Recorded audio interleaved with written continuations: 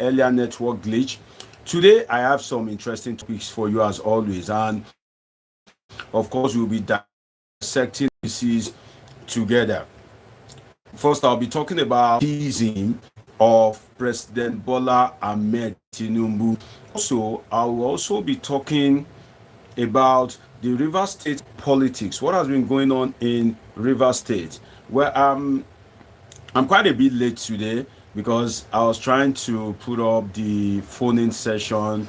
Unfortunately, despite all my efforts, I was unable to come up with that. But God willing, by the special grace of God, tomorrow definitely we can make the phone-in session happen. And I'm working assiduously on it, and I hope to bring results unfailingly by tomorrow. But today, of course, we are here and we will make it happen as much as we can, talking about the absence of Bola Ahmed Tinubu as president of the Federal Republic of Nigeria. I think it was Punch that raised that issue. Punch queried the absence of the president, and they were able to rule out situations whereby he has been absent in the past, and they were questioning the role of the citizen, the role of the office of the president to the citizen in a democracy. You will recall that this is not the first time that Punch is coming up with such an advocacy. Punch has always advocated somehow. It's just that they are not much in the public.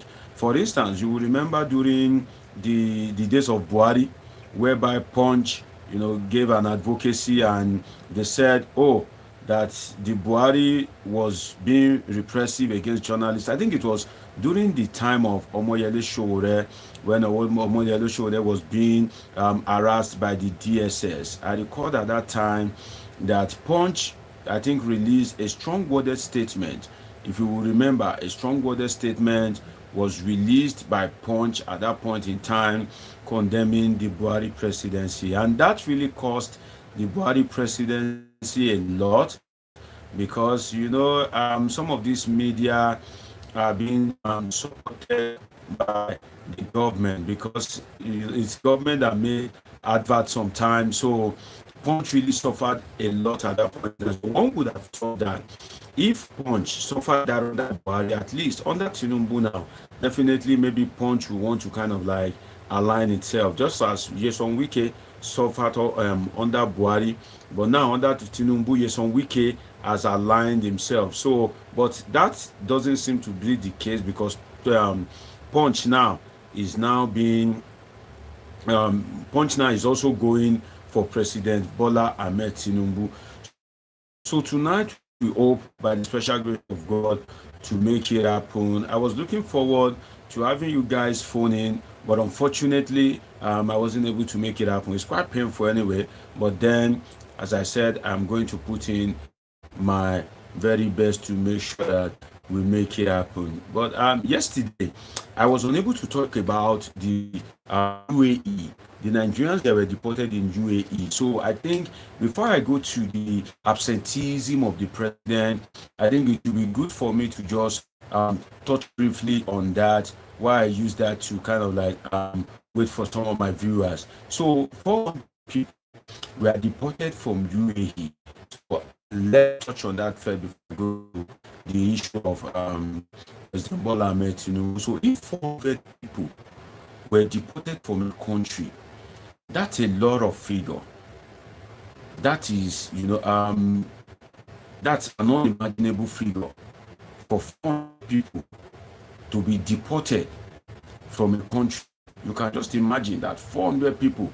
So if 400 people are deported from a country, what that simplifies is either a diplomatic breakdown between Nigeria and UAE, or what you can call, if not a diplomatic breakdown, what you can call not abiding by the laws of UAE by Nigerians. And it seems to appear that Nigeria have a very good relationship with United Arab Emirates. You would recall that I think Tinubu visited there not too long ago, whereby they said the UAE has removed the visa ban.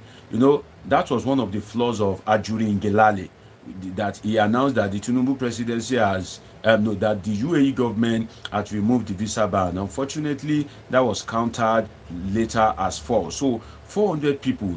Now, let me tell you some of the things that happens between Nigerians in UAE. You know, when your country is not okay, when your country is bad, this is what I experienced when I spent 2 weeks in UAE. You know that UAE visa at that point in time was very easy to obtain.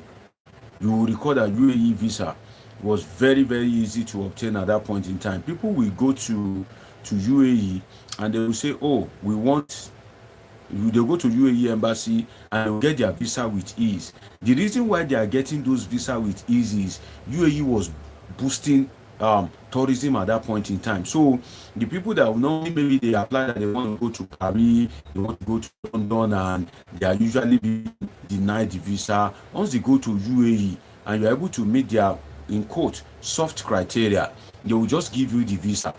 So UAE was just giving Nigerians the visa. In fact, you don't need to go for interview. Then you don't go. I remember when you went, I think you just pay some money to all this agent, they submit it, and instantly your visa is approved. So Nigerians exploited that opportunity, and you know that Nigerians most time they believe abroad is anywhere apart from Nigeria and Africa. Anywhere that is apart from Africa, Nigeria believe that it is abroad, and that's why you will see that if you go to a country like Benin Republic, they don't believe that you've traveled abroad. You will recall that if you go to Benin Republic, they don't accept that you've traveled abroad. Willie, my brother, I see you. Good evening, my brother. God bless you. Willie says, good evening, Dr. Deji. Good to be here tonight. God bless you, Willie. Help me like this video. God bless you. You know, I'm talking about the deportation of 400 Nigerians from UAE. Before I come back to talk about the absenteeism of President Bola Ahmed Tinubu, then I'll go straight to Rivers State to talk about the handover of the party to Nyesom Wike instead of the elected governor. Willie, if you are still hearing me, I actually tried today. You know the reason why I'm late? I scheduled this analysis for 9 p.m. Nigerian time, but I was struggling with the phone-in session. You know, I was quite struggling with it. I've put the modalities in place, but I'm here to get it perfectly. So, and I don't want any kind of fuck up, you know, as they say. So, if not, maybe I would have been able to hear your voice tonight. You guys have been hearing me all along to an extent, and I can't wait to hear from you guys. Things will change by tomorrow. I can try this evening, but I would like a situation whereby I would have been expecting to hear your voice. I would have been expecting to hear you guys back, and it will just kind of like mess me up. So that's why I gave up that. Okay, tomorrow is another day. Definitely, I will make it happen. So working seriously on it, and hopefully everything will go quite well. So in UAE, yes, I'm sharing my experience with when Nigerians be deported, and I've given you the first point that it will either be a diplomatic breakdown, like let me example. You realize that Singapore does not have an embassy in Nigeria. Yes, Singapore does not have an embassy in Nigeria. What is the reason? I think it was during Obasanjo's time, maybe it was during the military. One head of state in Nigeria, I stand to be corrected. I can't recall the particular head of state that it is. During that time, you know, Singapore was to execute in Nigeria. The Singapore government had planned to execute in Nigeria. So I think it was during Obasanjo's time. I think maybe during the military. I think so. You know, Singapore government had planned to execute in Nigeria. That Nigerian that Singapore government planned to execute, Nigerian government tried to relate with the government of Singapore. They pleaded, they begged, they said that, oh, please, when would you be able to they said, please, Singapore government, don't execute this Nigerian. So there was this back and forth then between Singapore government and Nigerian government. So that back and forth went on for a while. But you know what? The Singapore government at that point eventually went ahead to execute that Nigerian. I think it was during the presidency of Obasanjo.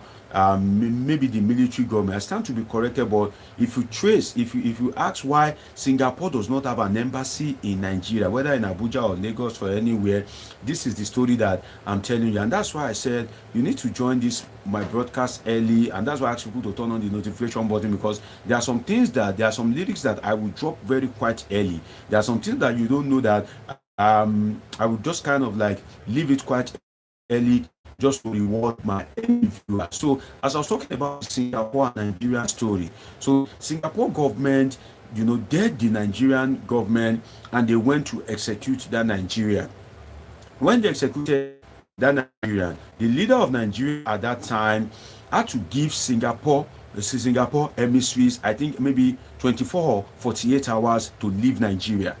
So when that ultimatum was given, due to the diplomatic breakdown, Singapore missions have to hurriedly leave Nigeria at that point in time, because if you are in a country and the president of that country have told you that he can't guarantee your safety, if the president of that country have told you that he doesn't want you, that means definitely you are in that country at your own risk, because they will withdraw the police from you, they will withdraw the military from you, they will withdraw all communications from you. So even if anything happens at that point in time, since the presidency have announced, even if you go to the police station, they may not be able to help you. Even if you kind of like go to any government agencies, they won't be able to help you. So the Singapore government at that point in time had that breakdown with Nigerian government, and they only have to leave Nigeria. I can imagine what Singapore went through at that time after that diplomatic breakdown. Maybe I can imagine, maybe they brought an aeroplane, and they are packing all their laptops, all their systems, all their camera, all their couch. You can just imagine, like when they give you 20, Nigeria got angry and sacked Singapore. Ever since then, Singapore has not returned to Nigeria. That's why today Singapore does not have an embassy here in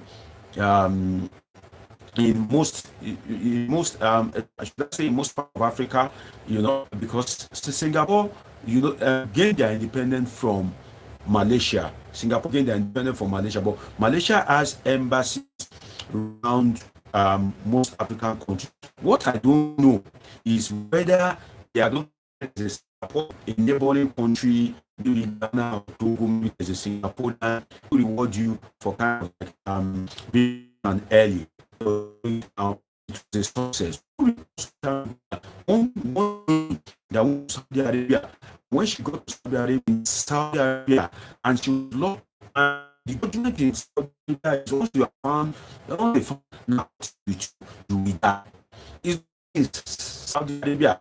In Malaysia, if it is stated there that don't carry drugs. If you do, it is death sentence. It is imagine that you collect a visa now, and there is something written at that page of the visa, written very clearly.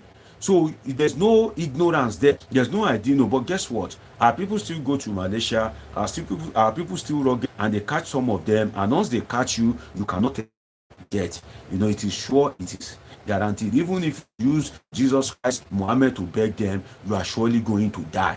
That is just the truth. So what happened then was Nigeria stepped in. The Nigerian government. Why do I say so? You will really see Nigeria government step you. Even if you are suffering abroad, Nigerian embassy is always nowhere to be found, except you are the son of a governor, a senator, or man in Nigeria, maybe in the presidency or in the state house of assembly or state house, that have called one person in the Ministry of Foreign Affairs, and that one used electric shock to shock the embassy of that country. Then they will be running etasketa because of you. But on a normal day, you won't see the Nigerian embassy, you won't see them responding to you. But what happened is, that time Nigerian government stepped in, and that particular lady, the thing was investigated, and they discovered that there was a cartel at the Nigerian airport that used to hide drugs in people's luggage, and when they get there, they already have another cartel that will kind of like make sure that they get the luggage out of people's, and they get the drugs out of people's luggage. So it's a very strong cartel. So investigation went on at that point in time, and the Nigerian government was able to unravel it. And guess what? Despite the fact that Saudi Arabian government has this strict sanction, despite this fact that Saudi Arabian government is the home of Islam, something unique happened. The Saudi Arabian government backed down. They didn't execute that particular lady.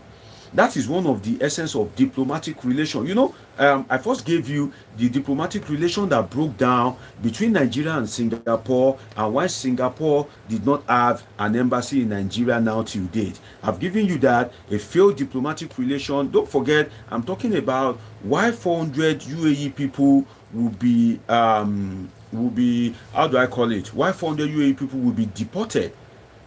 Why 400 Nigerians, rather, apologies, will be deported from UAE? That's what I'm talking about. I missed the topic yesterday for want of time, so I just want to touch on it briefly before I talk about the absenteeism of President Bola Ahmed Tinubu. There's been different queries as regards this absenteeism. Then after that, I will go to Rivers State to kind of like talk about PDP's handing over of the party structure in the state to Wike that has been giving the party problem. So you want to stay with me on this channel to make sure that you catch all the analysis of these issues of politics and happenings in the politics. Now back to the Dubai case. Now I've given you why Singapore no longer operates in Nigeria. I've talked about the execution of the Nigerian and how the Nigerian head of state at that time gave Singapore, I think, 24 or 48 hours to leave the country. Until date, Singapore has not returned. That's one. On the other hand, I've now told you where diplomatic relations have helped, whereby the Nigerian government told Saudi government that there's something fishy, we are going to investigate. And Saudi Arabia, despite having a strict sanction on narcotics, they didn't end up killing the lady that year. So the thing, but I point out a caveat that the Saudi Arabian government, the Nigerian government was only able to fight for that lady just because one thing, I think, to my knowledge as a Nigerian, was because she has connection. If it were to be maybe you and I, if our connection is not as strong as her, that lady would have died in vain. You know, Nigeria, it depends on who you know, because so many Nigerians are dying abroad daily. So many Nigerians are suffering abroad daily. So many Nigerians are being in prison abroad every day. But there's nobody to fight for them. And that was one of the things where that I queried Abike Dabiri for. That, okay, if you say Amaka Sombega has done something wrong, okay, maybe we can agree with you that she made that statement, but first let us investigate what could have prompted Amaka to make such an outburst. You see, if you blame Amaka, if you crucify Amaka, that lady in Canada, if you kill Amaka, you have not done justice to the case and Amaka herself, because there are still so many Amaka. There are people that have things that Amaka is bearing in mind. There are people that have it in mind. So if you don't address the injustice and you kill Amaka, you have only killed one out of about 1 million people, because that idea that Amaka shares, that injustice that Amaka is harboring, that pain that made Amaka to make that outburst in Canada, a lot of people still have that particular pain in them. So if you have only killed Amaka, you have only even deepened the pain in the minds of maybe the 999,000 people that is remaining. So the thing is, I kind of like knocked Abike Dabiri at that time that no, what you did, as long as you crucified Amaka, where were you when Obakiolu was perpetrating injustice against Igbo? Where were you when Remi Tinubu was making inflammatory statement? Where were you when MC Oluomo was making inflammatory statement? And that was what some of our Nigerian people, or let me say our Yoruba people, do not want to hear, that some of them that are still being blindfolded, by the veil of the politicians. Some of them even went as far as calling me bastard, but I don't care. I speak not minding ox is God.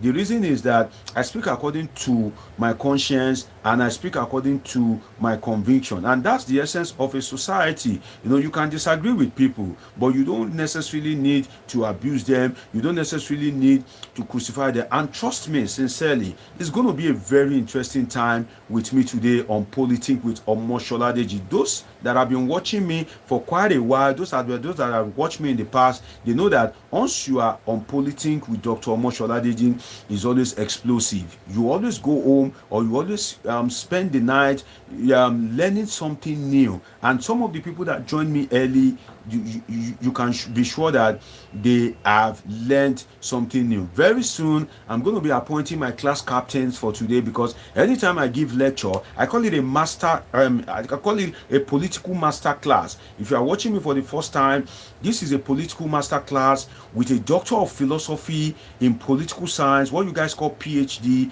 in political science, Dr. Omosholadeji. I'm happy to have you. Now, let me tell you guys what happened today, and it's very painful, right? I tried, I've been promising you guys that I'm working on the phone-in session.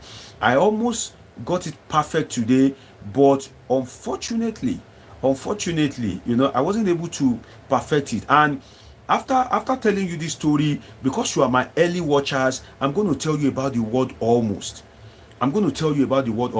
You see, sometime, maybe, I think last night or early morning in Nigerian time, I got a comment from someone that said, "Oh, Dr. DG, I missed your program yesterday, but I'm loving it. I've watched your program before. I think I need to get an exercise book, because each time I watch your program, I gain a whole lot. That I think I need to get an exercise book to be jotting down some point."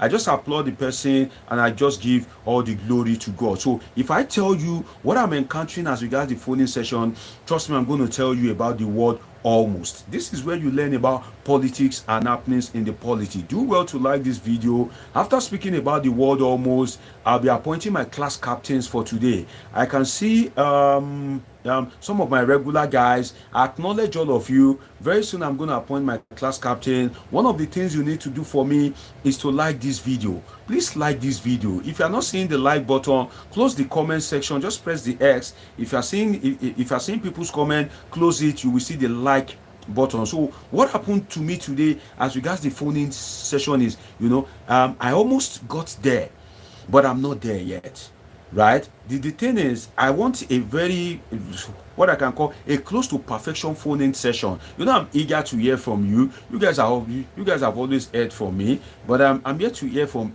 any one of you, and I'm working very seriously on it to make sure that you guys can also hear from me as much as I am hearing from you, so that it can be more interactive. But pending when I'm able to make that happen, I will always attend to your comment. And like I say on this platform, don't be shy. Drop your comment. Don't think your comment doesn't make sense. Yes, Dr. Omosholadeji likes to read comment that doesn't make sense. As much as I like to read comment that makes sense. Do you know why I like to read comment that doesn't make sense? It's because Rome wasn't built in a day. I didn't get to this stage in one day. It took a gradual process. So what you don't know doesn't matter. What really matters is your interest to know. And that's why we are here on this platform, where we don't abuse, where we don't curse people, where we don't intimidate people, where we spend every time, every minute, every hour on this platform to learn from each other. Do well to like this video. So hopefully, by the special and mighty grace of God, by tomorrow I'll be able to activate the calling session. Trust me, I'm almost there. By now, maybe I should be receiving calls from some of you,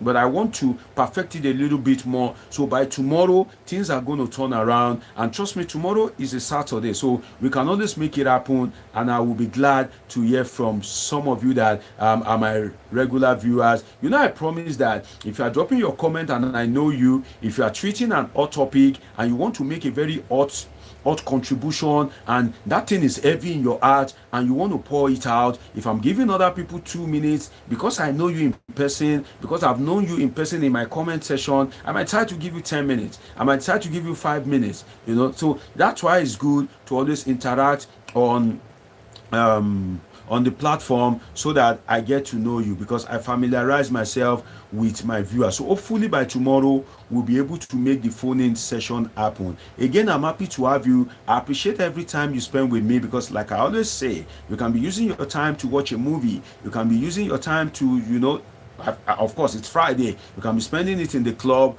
but you choose to bring your time to the altar of knowledge and learn from Dr. Omosholadeji. And trust me, you are not going to leave the way you come. You are not going to be disappointed. Before I appoint my class captains for today, I'm going to be appointing 3 people as my class captain.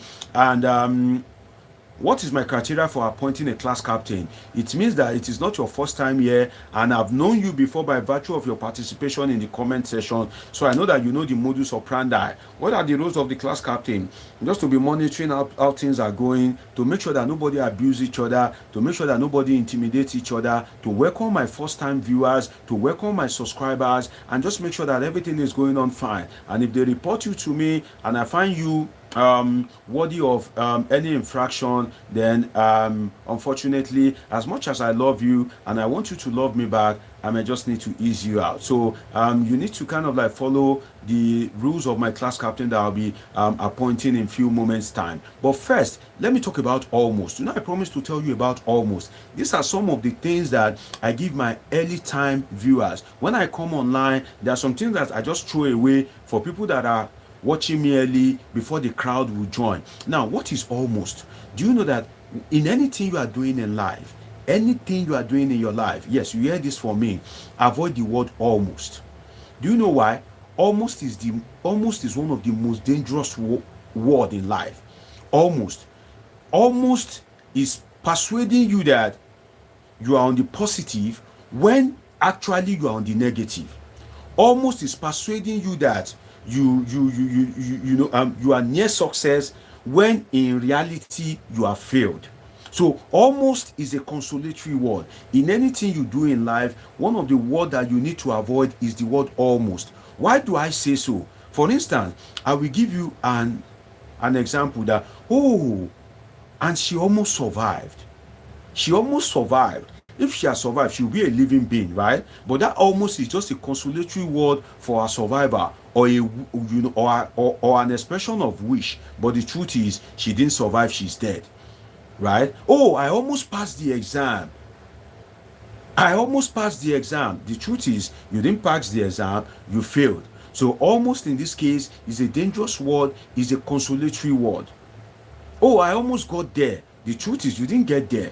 Right? So anything you do in life, always try to avoid the word almost. Because why? Almost is a dangerous word. Almost is a word of setback. Almost is a word of negativity. Almost is a word of consolation when in the actual fact you didn't achieve what you were supposed to achieve. So almost is a word that you need to be very careful of, because it is a dangerous consolatory word. Oh, I almost I almost caught the chicken when it was about to escape. But the truth is, in the true sense of it, you said you almost caught the chicken, but in the true sense of it, you didn't actually catch the chicken. The chicken actually escaped. So the thing is, instead of you to say, oh, I failed to catch the chicken and it escaped, or if I was a second faster, I would have caught the chicken. But because you want to console yourself, what you said is, oh, I almost caught the chicken, which is almost is a very dangerous word. So in anything you do in life, try to avoid the word almost. And that's why I pray for you that the word almost may never be your portion. Oh, I almost passed.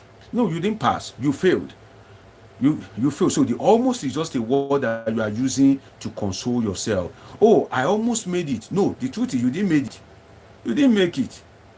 So that almost is just a consolatory word and a very dangerous word. Now, as I've promised, I hope you've learned one or two things from me as regards the word almost. And I didn't talk about the UAE something yesterday. Immediately I come online, I don't play music, I don't have much time to wait. I just begin my analysis. So the earlier viewers, the people that watched me early, have gained from my analysis of diplomatic relations, and I gave them the instance of failed relationship between Nigeria and Singapore. I gave them the instance of positive relationship between Nigeria and Saudi Arabia. So the thing is, apart from failed diplomatic relation, what could have also caused the deportation of 400 Nigerians from UAE is if they have failed to abide by the laws of the country. It can be the constitution of the country, it can be the law, it can even be the traditional laws like social relations. For instance, if in UAE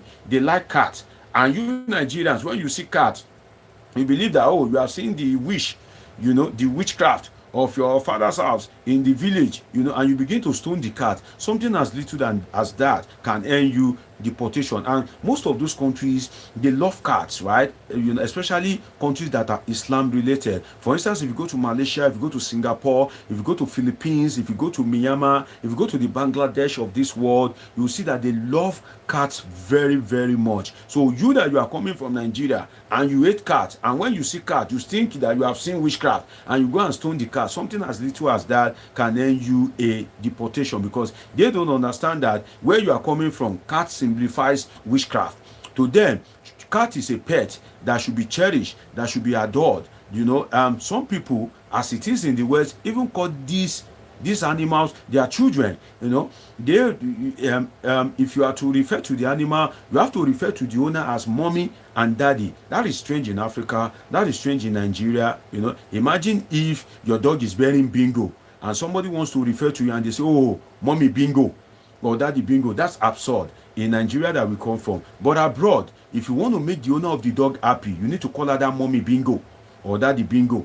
You understand? And they'll be quite happy that you are using the name of that dog to call them. So the thing is, different places, different culture.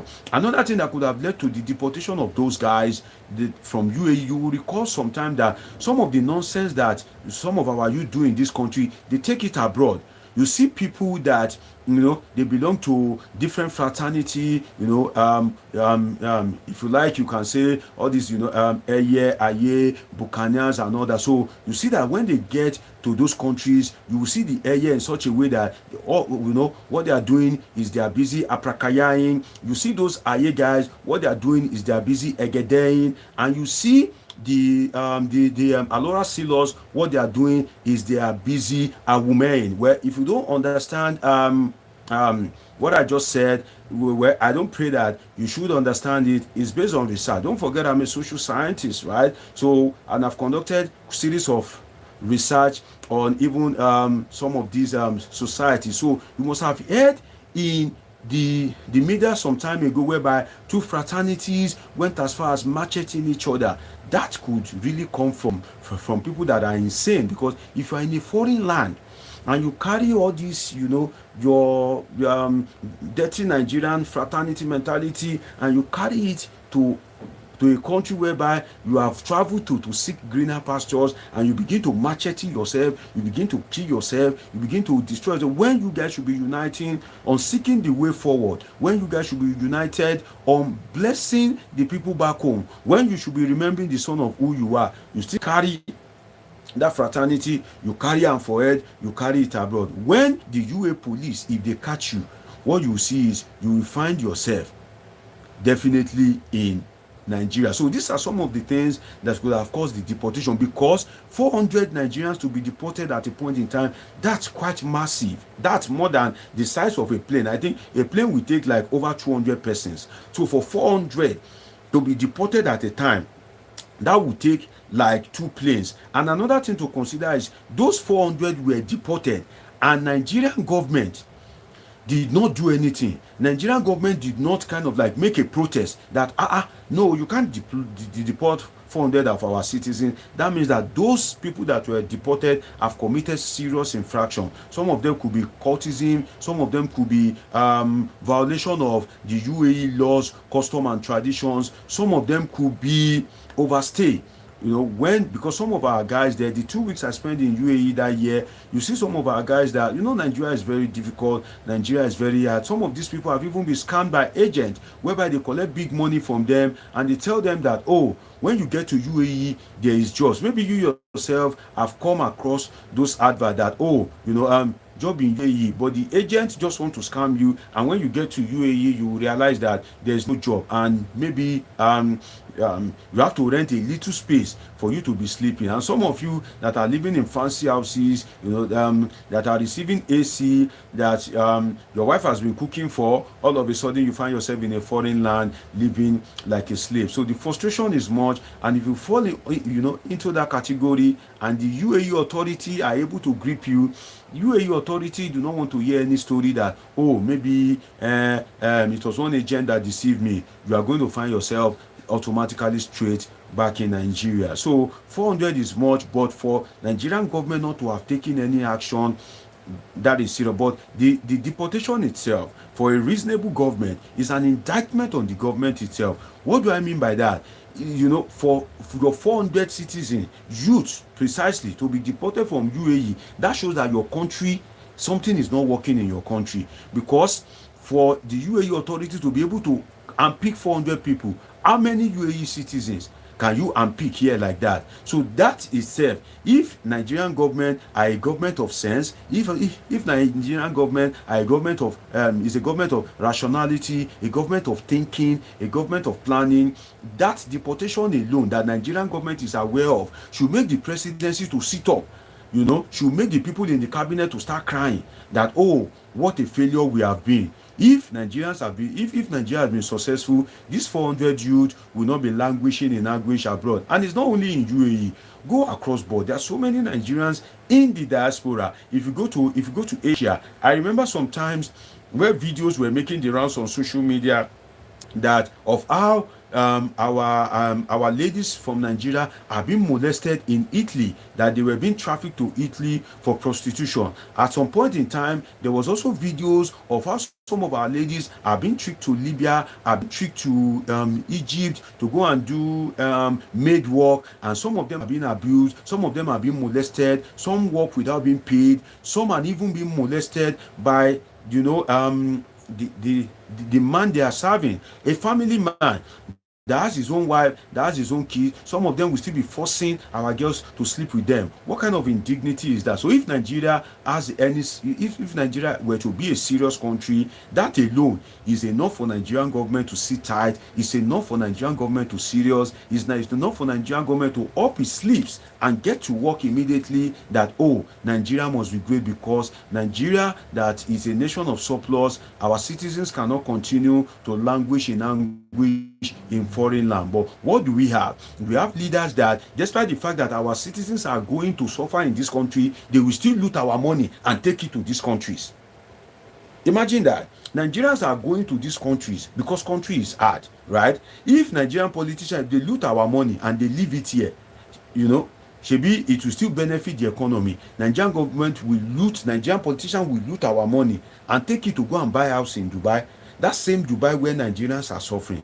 Is that not double wahala? If I can use the word of, I think, is it Fela or Femi Kuti that said double wahala for the body? So if your country is not good, if poverty is prevalent in your country and the little money in your country, your leaders are still taking it to that foreign land that you are slaving in. Some of you now, that you are watching me, you are in US, you are in UK, you are in Canada, you are in Australia, you are in Europe, the Schengen zone. Some of you are in Asia, some of you are watching me from Africa.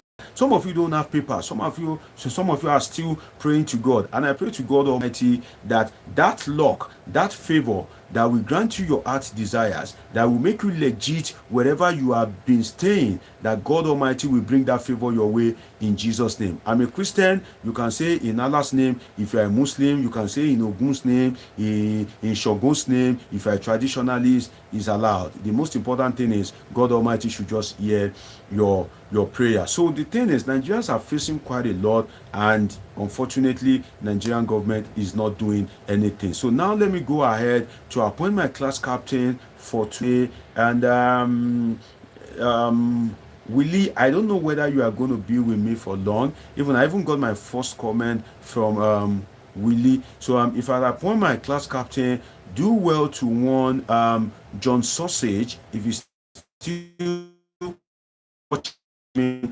Well, maybe he's watching. Do you remember what age you were? Well, John Sausage, I welcome you. That shows what have been happening in other platforms that you have been watching. But here on Politics with Dr. Omosholadeji is an educative platform. We don't say things like that. We learn from each other. We don't abuse. We don't insult. We don't talk about explicit content on this platform. So maybe you are not aware of the modus operandi on this platform, but if you commit such infraction again, I'm sorry, you may not be able to watch this platform forever and ever. I don't know if somebody will say amen. So Willie, do want to give me a comment if you're going to be with me on this broadcast long enough. Stanley, I see you. Stanley, are you available to be one of my class captains today? You've been a wonderful guy. You've been a phenomenal guy. Emmanuel Black Shehu, are you going to be with me for long? And you see, let me try and appoint a lady today. Virtual creative collaborations. This is not the first time you are watching me. I'm quite familiar with your name. And are you a male or a female? I'm looking for a female. If you're a lady, say I. Tracy is not here. One of my regular viewers. She could have made it to be one of my class captain for today before I start my lecture on the absenteeism of President Bola Ahmed Tinubu. The ones I've been doing earlier was the topic I missed yesterday. You know, the UAE topic. So, and I know that some expectant. So I had to kind of like first treat the topic before I go into my topic of today. So if you're a female, do well to say you are a female. If I know you based on your participation in the comment section, I may just appoint you as one of my class captain. Okay, Willie says I'm here for the next hour. And Willie, I would like to have your service as my class captain. You've been my class captain before. You're one of my class captain yesterday, so you know how we operate on this platform. And Stanley, I'm waiting to hear from you. And if you are a female, please do well to let me know. Virtual creative collaborations, I ask you whether you are a male or female. I know you are not watching me for the first time, so you can also be one of my class captain. But pending when I appoint more people as my class captain, Stanley, do well to Ola Adewale is also a returning viewer. I acknowledge you, my brother. Willie, pending when I appoint more people, do well to oversee the comment section as my class captain. And I know you very well based on your participation on this platform that you always do a good job. Now, welcome to today's episode. I think it's safe to welcome you because I want to go to today's topic right now, which is the absenteeism of President Muhammadu Buhari. You know, Punch newspaper. You know, Punch newspaper is the one leading the advocacy. Punch asks that why is President Bola Ahmed Tinubu, why is he always absent these days? What is happening to Bola Ahmed Tinubu? Why is it that we are not seeing it and nobody is saying anything? I will tell you, about the case of Yaradua. I'll refresh your memory about the case of Buhari. Then I'll talk about why African leaders are always absent and why some of these people are not accountable. Then what could the leader of a country be hiding in terms of accountability, and should leaders really be accountable to the people? And is it right for a president to be ruling a country from abroad, and to what extent can he do that? Those are some of the analysis that I'll be bringing forth to you. Also, I'll be going to Rivers State. Nyesom Wike was on TV today, whereby he was still making those bold statements. And guess what? You know that when you are a governor in a state, the party structure is always given to you as the leader of the party in that state. Unfortunately, to the surprise of many Nigerians, PDP has given the structure to who? To Nyesom Wike, who is not the governor of. What will that happen? What is the implications of that? What are the politics going on behind the scene? Why is that happening at this point in time? Those are the analyses that I'll be bringing forth your way. And if there is time, but if there's no time, I'll move that to tomorrow. UK police, the Metropolitan Police in the United Kingdom, has warned Nigerian women that stop reporting your husband, stop ejecting your husband. Whenever there's a little argument, whenever there's a quarrel, why are you ejecting your husband? You know that in the UK, it's a feminine-based society that if anything happens, a woman can send a man out of the house and nothing will happen. So the UK police have said, oh, why is it that when we get report, why is it always coming from Nigerians? When people are seeking child support from government, why is it always coming from Nigerians? So I think the UK police are getting tired and they're saying, Nigerian ladies, you have been coping with this man in Nigeria before you left to our country. Stop reporting your husband. We are tired. Stop coming here to report your husband. And you know that some of our Nigerian ladies could be very funny. I'll be sharing some experience with you of some of the things that I've encountered abroad, and how some Nigerian ladies behave, why some of these Nigerian ladies behave that way, some of the wrongs in Nigerian men, I'll be bringing that for you. So it's going to be a very interesting time today on Politics with Dr. Omosholadeji. It's been a very long day for me. I'll do the one that I can do. And when I feel overtired, then we make it happen tomorrow. And trust me, by the special grace of God, like I said earlier, the calling section will be active from tomorrow. Yeah, I can see somebody being excited. Yes, the calling section will be happy. Will be active from tomorrow, whereby I can't wait to hear from each and every one of you as regards politics and happenings in the polity. Do you know that Donald Trump has said no to any other kind of debate in the United States because he feels that he performed greatly, but he has been receiving backlash. And Kamala Harris have been able to save the day for the Democrats. Kamala Harris have been able to save the day. People are applauding her that okay, her performance is still a success compared to the failure of her principal Joe Biden. So that is what is currently going on in the United States at this present point in time. Maybe Trump will back down, maybe the media will prevail on him, maybe if an issue that relates to policy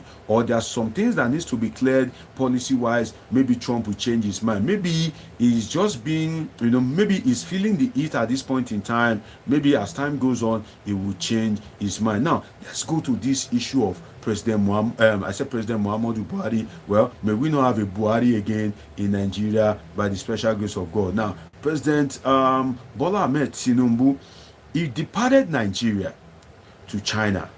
Do you realize that in terms of accountability, now we are going deep into the analysis, in terms of accountability, Nigerian leaders are always absent. I'll give you an example. When they want to contest, they will come to you. You see that your village, some of you can testify to that your village, that when you want to go there, you need to first of all enter motor. When you enter motor, you will enter Okada. When you enter Okada, you will enter Keno. You will have to throw whether biscuit or drink or coins inside that river to appease the gods of the river so that your boat will not capsize. Before you now drop, when you drop, you still carry another Okada to get to your family house. When there's no election, in fact, those kind of family house, they lack government presence. Do you know that there are some places, if you have not gone to some places in Nigeria, if you only stay around Lagos, Abuja, Port Harcourt, you think that is how everywhere in Nigeria is, But some of you that are watching me, maybe you can do well to tell me your village. Please, where are you? Which village are you from? I know Willie is from Cross River. Which village in Cross River are you from, Willie? I can see White Lion. I can see Ola Adewale. I can see Happy Richard. I can see Stanley. I can see Chandler Singh or something. I can see Ahmed Nuruddin, Virtual Creative Collection. Where is Emmanuel Black Shehu?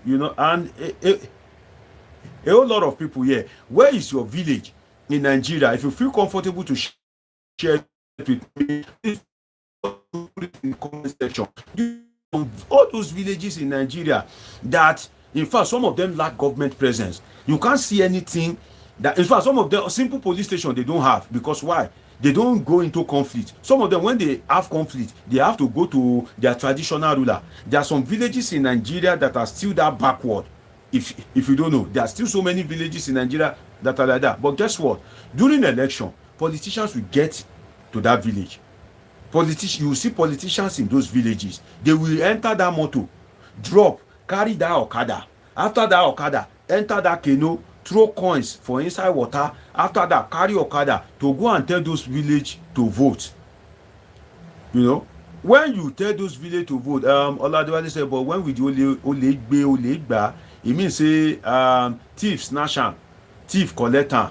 That's what it means. Congruency end in Nigeria. Oladele, where is your village in Nigeria?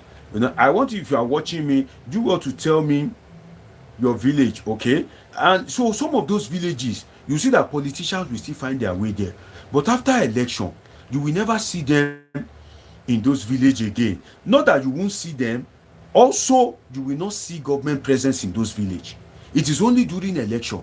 And you tend to think that if politicians can get, if ballot box can get to this village, Why is it that development cannot get to my village?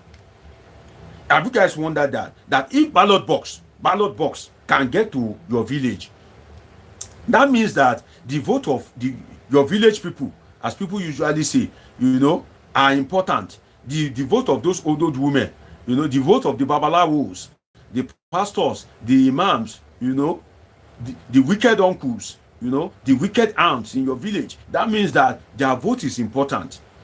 But why is it that development does not get to those villages? But that is not where I'm going. I'm just using it to talk about how politicians tend to be persuasive during election, but when immediately after the election, they will just lock up. The politician that has been eating agbado, that has been eating amala at the book, that you will see, that you will hug, immediately after the election, you won't see that politician again. Even if you see that politician, you cannot hear that politician again, because that politician will be surrounded by mopo that are ready to slap you. And you know that there are some factory reset slapping. There are some slap that if they give you, your brain will naturally go to default setting.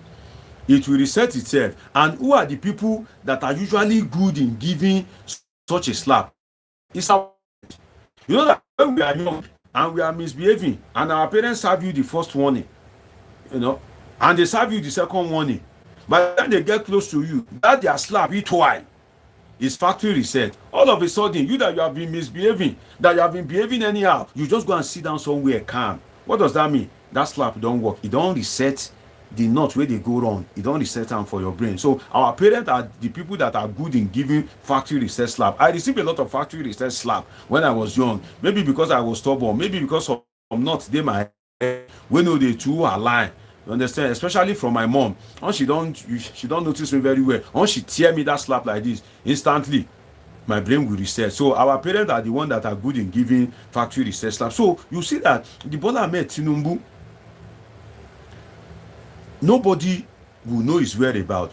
They will tell you that your president is going to China, but he will have a brief stop in Dubai. What is he doing in Dubai? They won't say it. They won't say the date he will leave. They won't say the date he will come back. Should that be the case for a presidency of a country? Let me first explain something to you. If you are president in a country, maybe some of you don't know these things. If you are president in a country, you are public property. That's why you don't need to come to public office if you don't want to be accountable to the public. Again, you should stay away from public office if you don't want to be accountable to the public. But in Nigeria, you want to spend time, you want to live in the house that is using taxpayers' money. You want to use people's tax to buy car. You are using people's tax to buy jet, to buy airbus, but you don't want to be accountable to the people. What does that mean? It's like you employ somebody to work in your company, but that person choose the day he will come to work.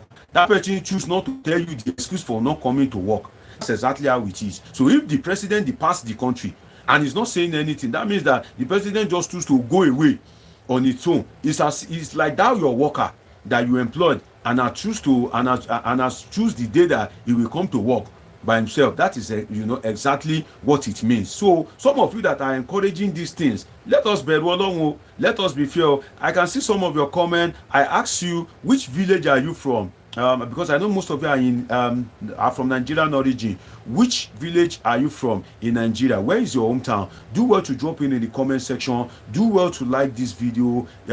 It helps significantly. So you will see that some of you that you will want to crucify your worker. If you say resumption time is 8 o'clock, if that your worker comes to work 8:15, you will scream, you will shout, you will threaten them that, oh, I will deduct your salary, I will give you query. You are doing that to your worker. Maybe your worker was held up in traffic, but to the president, we don't want to say anything. You don't want anybody to say anything. That is hypocrisy. That means you are double-sided. Some of you, if your wife promised you that, my darling, my honey, by the time you get back from work, I would have made semo for you. But maybe something happened. Maybe your wife just had a little headache. Maybe the kids were being stubborn and she was not able to make that semo. And your mind has been on that semo, just as the president promised you renewed hope. And your mind has been on the renewed hope. If your wife promised you, semo, but maybe something happened and she wasn't able to make the semo. When you get home, you go up in anger. You say that, can't you see that I've gone to work in the morning? You can see that I'm hungry. What kind of wife are you? You are criticizing that woman, despite the fact that she is at her best. It's just unforeseeable circumstances. But that president that has promised you something, the Buhari that promised you shanji, they call it shanji, the Buhari that promised you change and didn't give you change, you didn't criticize him, you were okay. If other people want to say, Mr. Buhari, where is the change you promised us? You want to abuse such people, you want to kill, you want to destroy. But your wife that is trying her best, you are criticizing her. If you pay school fees for your children, and maybe because the mental capacity of that child cannot carry first, maybe there are 50 people in a class and that child managed to carry 10 or 15, you will crucify that child. You say, oh, you are wasting my money. Why would you score D in mathematics? You are wasting my money. I will go and dump you where you will learn trade, or maybe you want to become a conductor. You are threatening that child, you are intimidating that child, you are harassing that child. But that politician that has promised you renewed hope and they are giving you hopelessness, you are okay with it. You don't want to talk. And not that you don't want to talk, nobody also must talk. Are you being fair to that child? Let's be sincere with us. Are you being fair to that your wife? Are you being fair to that your worker? Because if your worker comes late, you'll be threatening them. If your wife is not meeting up to expectation, if your husband is not meeting up to expectation, you will be threatening them. You will be angry. You will go up in flames. But the politician that has promised you good hope, you don't want to criticize them, and you don't want any other person to criticize. So if you fall into that category, do well to change your ways. Do well to be fair to people around you, because you are not being fair to them if you leave politicians. For instance, the politician that have made rice to be more expensive, that have made fuel to be more expensive, you are not criticizing them. You are still a supporter of the Tinubu presidency. But your wife that will go to market and will be racking her brain, and she will come to you, dear, please, this is what I was able to buy. You will go up in flame that I've tried my best, so that's the only thing I have. Oh, I don't have more money. Oh, are you being fair to that woman? But immediately you take your shirt and you go out and you see somebody criticizing Bola Ahmed Tinubu, despite the fact that Bola Ahmed Tinubu was the one that made some of these things to be expensive based on some of the obnoxious policies that he kind of like implemented. You want to off your shirt and start fighting people. Are you being fair to that your wife at home? So if you fall into that category, maybe some of these things that I've said will make you to have a rethink, and will make you to channel that your energy from that your innocent child, from that your vulnerable worker, from that your harmless wife, to the right people that you are supposed to channel the energy to. So you find a situation whereby the president, you really can't say this is where the presidency. Do you know one of the mistake in that? The president is one of the symbol of Nigerian sovereignty. Yes, the president is one of the symbol of Nigeria being an independent nation. So if you cannot say where the president is, that means that this one of the symbol of Nigeria's sovereignty maybe in jeopardy, and you won't know. If the president, you don't know where it is, where the president is. If the president make his presence in another country secretive, if anything is happening, how would the country that is in be able to render assistance? So the thing is, some of this secretiveness that we do in Africa, it has its own advantage, it has its own disadvantage. Let me take some of your comments. Some of you have been telling me your village in Nigeria.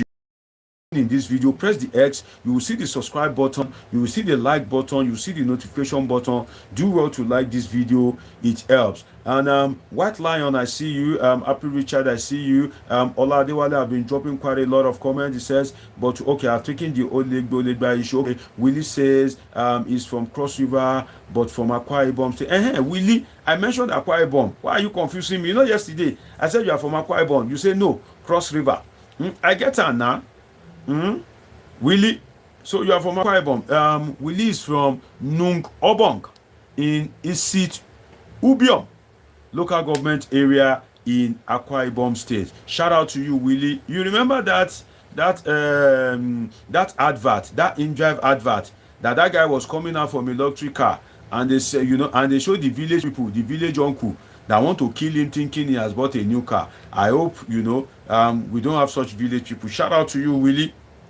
Nwajide Kene says you are doing well, God bless you. Ola Adewale says it's typically Omo Mushin, and I think Mushin is that Abeokuta. Joshua Elao, I see you. Joshua Elao is saying, hi Deji, God bless you, my brother. You were with me yesterday. You're becoming a regular viewer on this platform. I appreciate your time, absolutely. Jonathan Olutunde says, renewed scope. I think that's what people are saying now. They are saying that this renewed hope is renewed scope. I think I've heard this renewed scope from somewhere. I think that is what is reigning among Nigerians. Now they are saying this is not renewed hope. This is renewed shege or renewed scope. Jonathan Olutunde, I see you. Do well to drop your comment. If you're just watching me for the first time, do well to subscribe. Ola Adewale also says, renew Shege Bansa Eku Orire. What kind of Orire is that? Orire means congratulations. So if people are suffering, is there any congratulations in that? Willie says, please do well to indicate if this is your first time here. Please indicate. Let my class captain welcome you today. Ola says, do Nigerians really have the power they have?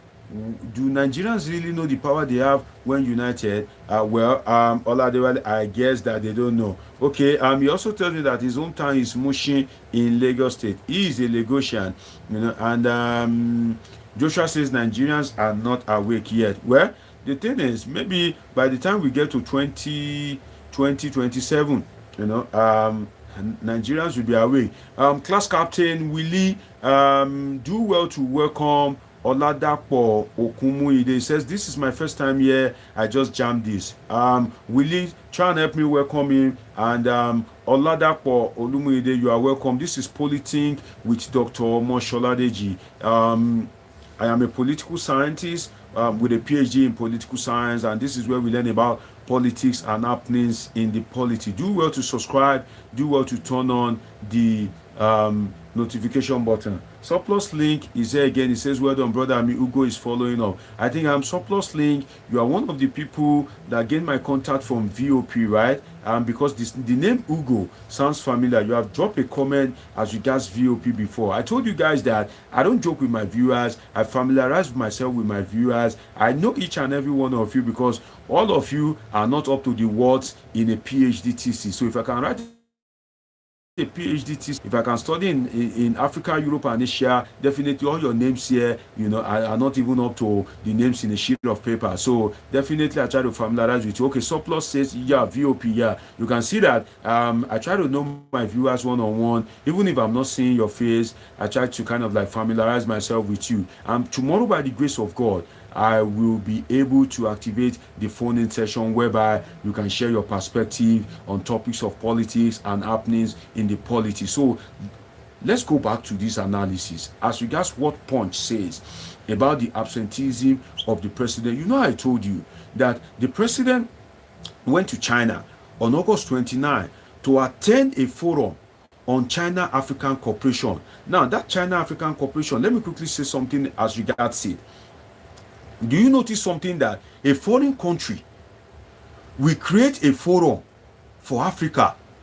That country that created the forum will not come to Africa. One country will not come to Africa.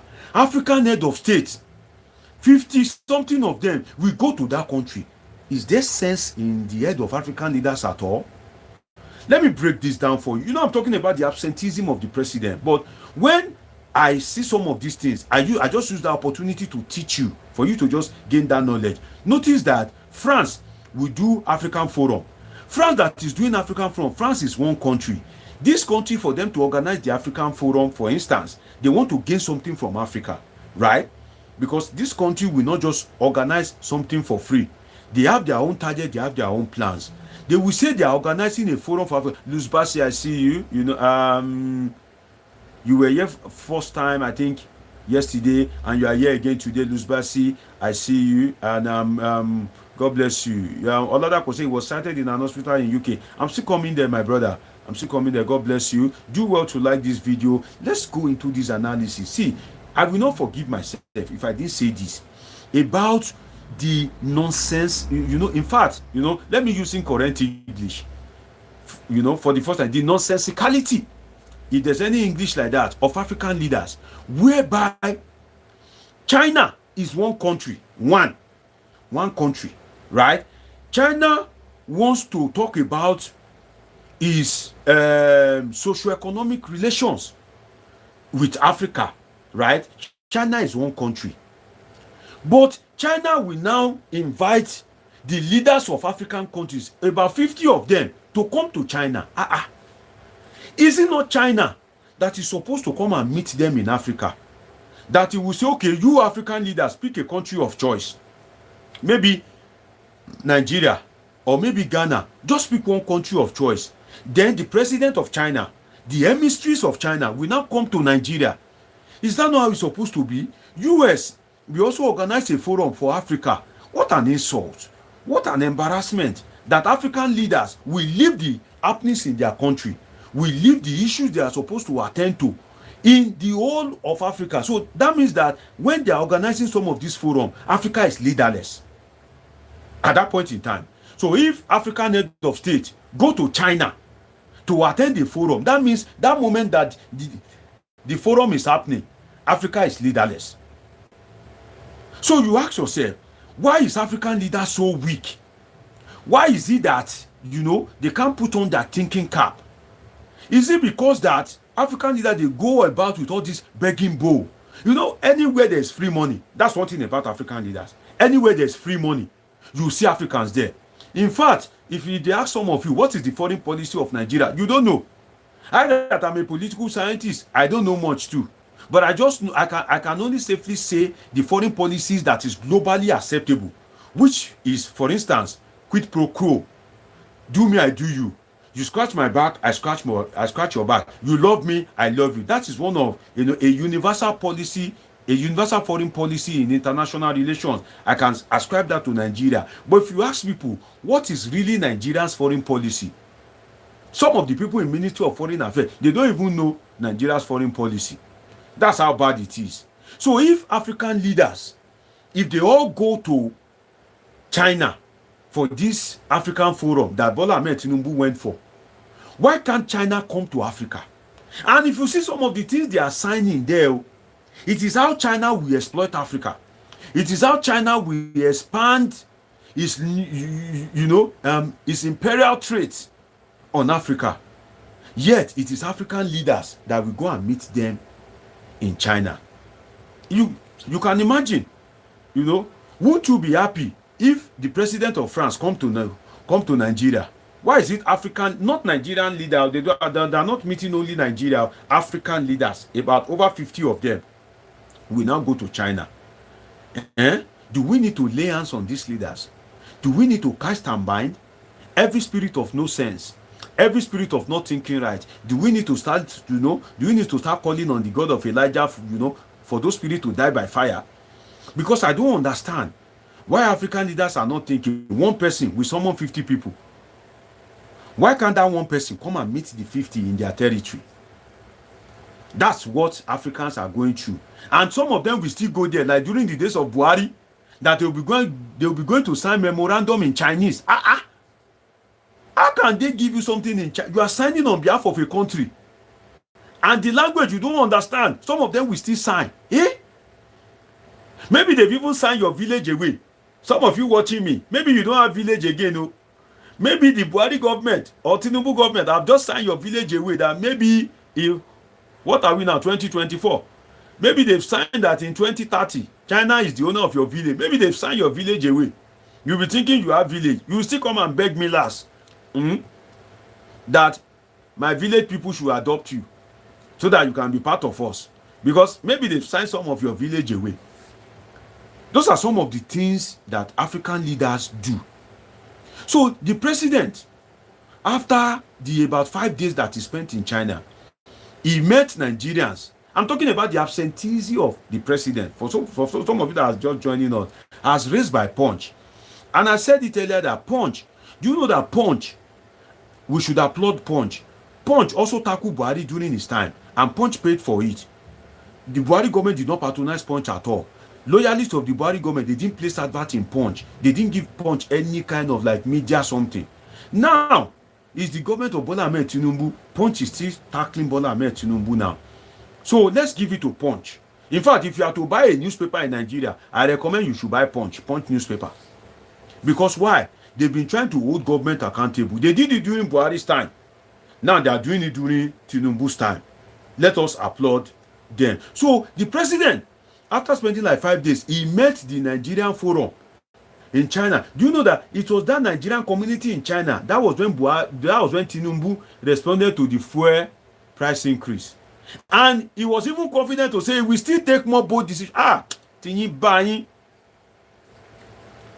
Nigerians. In fact, is the new shege. In fact, now it is NYSC. Now your suffering continues because the president said in China with confidence that increase in fuel price, it is a necessary change that Nigeria needs, and there's no ways he won't still take some bold decisions. Where people are hungry, where people are dying, where people cannot pay school fees, where people are screaming having power, where people are not even thinking about how to build us, how to buy car. They are not even thinking of how to buy clothes. Some of you that are watching me from Nigeria, which day you buy new clothes last? They are thinking of how to feed. In fact, people cannot minister to their wives again because the consequence will be brutal. Do you know how much they sell food now? So people are thinking very well before they minister to their wife. And women are complaining that our husbands are not ministering to us. You see what Tinubu, of course. Especially women that like ministration. And some of you that are ministers, that every day you like to minister. That was during Jonathan's time. If you minister anyhow, if you go and minister anyhow, those of you that like ministration, if you minister anyhow during this Tinubu time, the one where you minister, where the product they grant, you know what they happen? You see they look for rice, they look for garri where you they feed them. You go minister anyhow. So now men know they feel minister again. They comport, they behave themselves. Even side chicks they complain. The ministry of side chicks is now suffering. You know that when the economy is buoyant, the ministry of prostitution, the ministry of side chicks will be buoyant. But now the ministry of side chicks is suffering because it is when your pocket beuke. You know what they call beuke? It is when your pocket, when it bera. If it's when your pocket is proud, it is when your pocket is forming square shape, the shape of money that you fold. That is when the ministry of side chick will be prospering.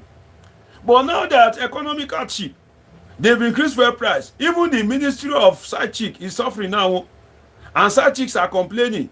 In fact, the ministry of second wife, prospective second wife, they are complaining, because men that have promised that don't worry, I'll make you my second wife. When that ship they flog, Tinubu, na koboko they use. When they don't flog there, they are thinking, I never feed the one where I get to. I go take second wife.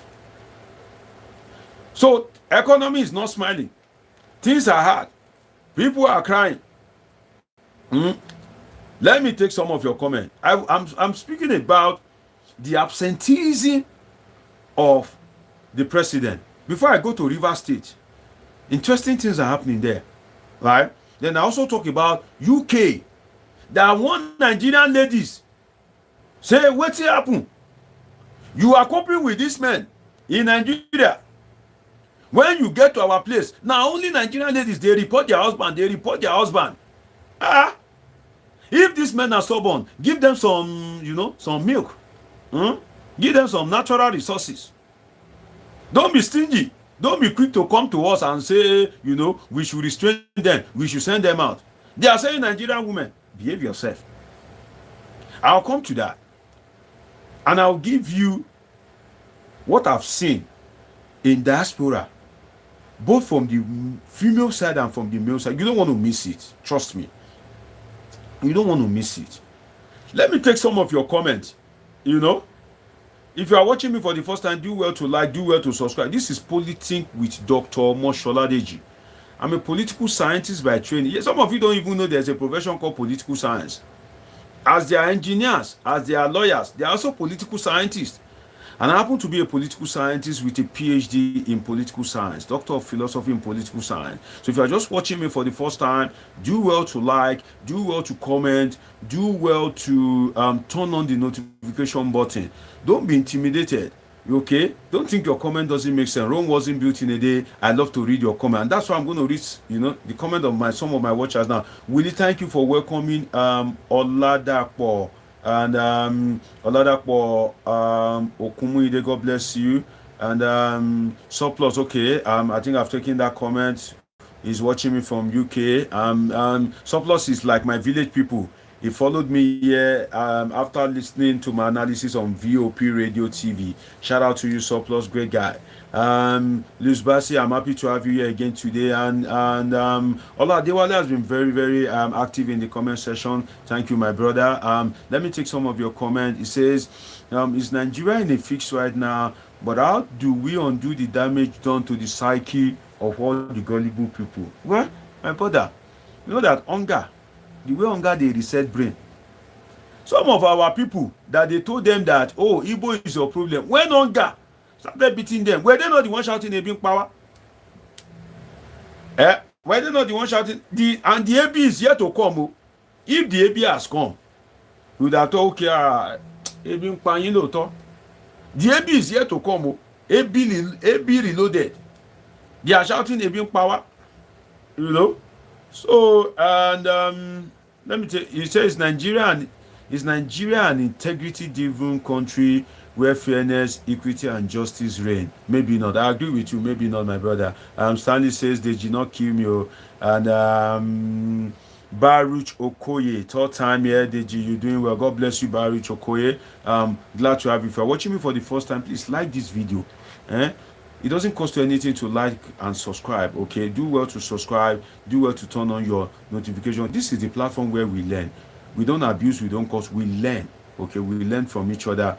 God bless you. So the president gave that statement that he will remove or he remove fuel subsidy, and he's still going to take some bold decisions.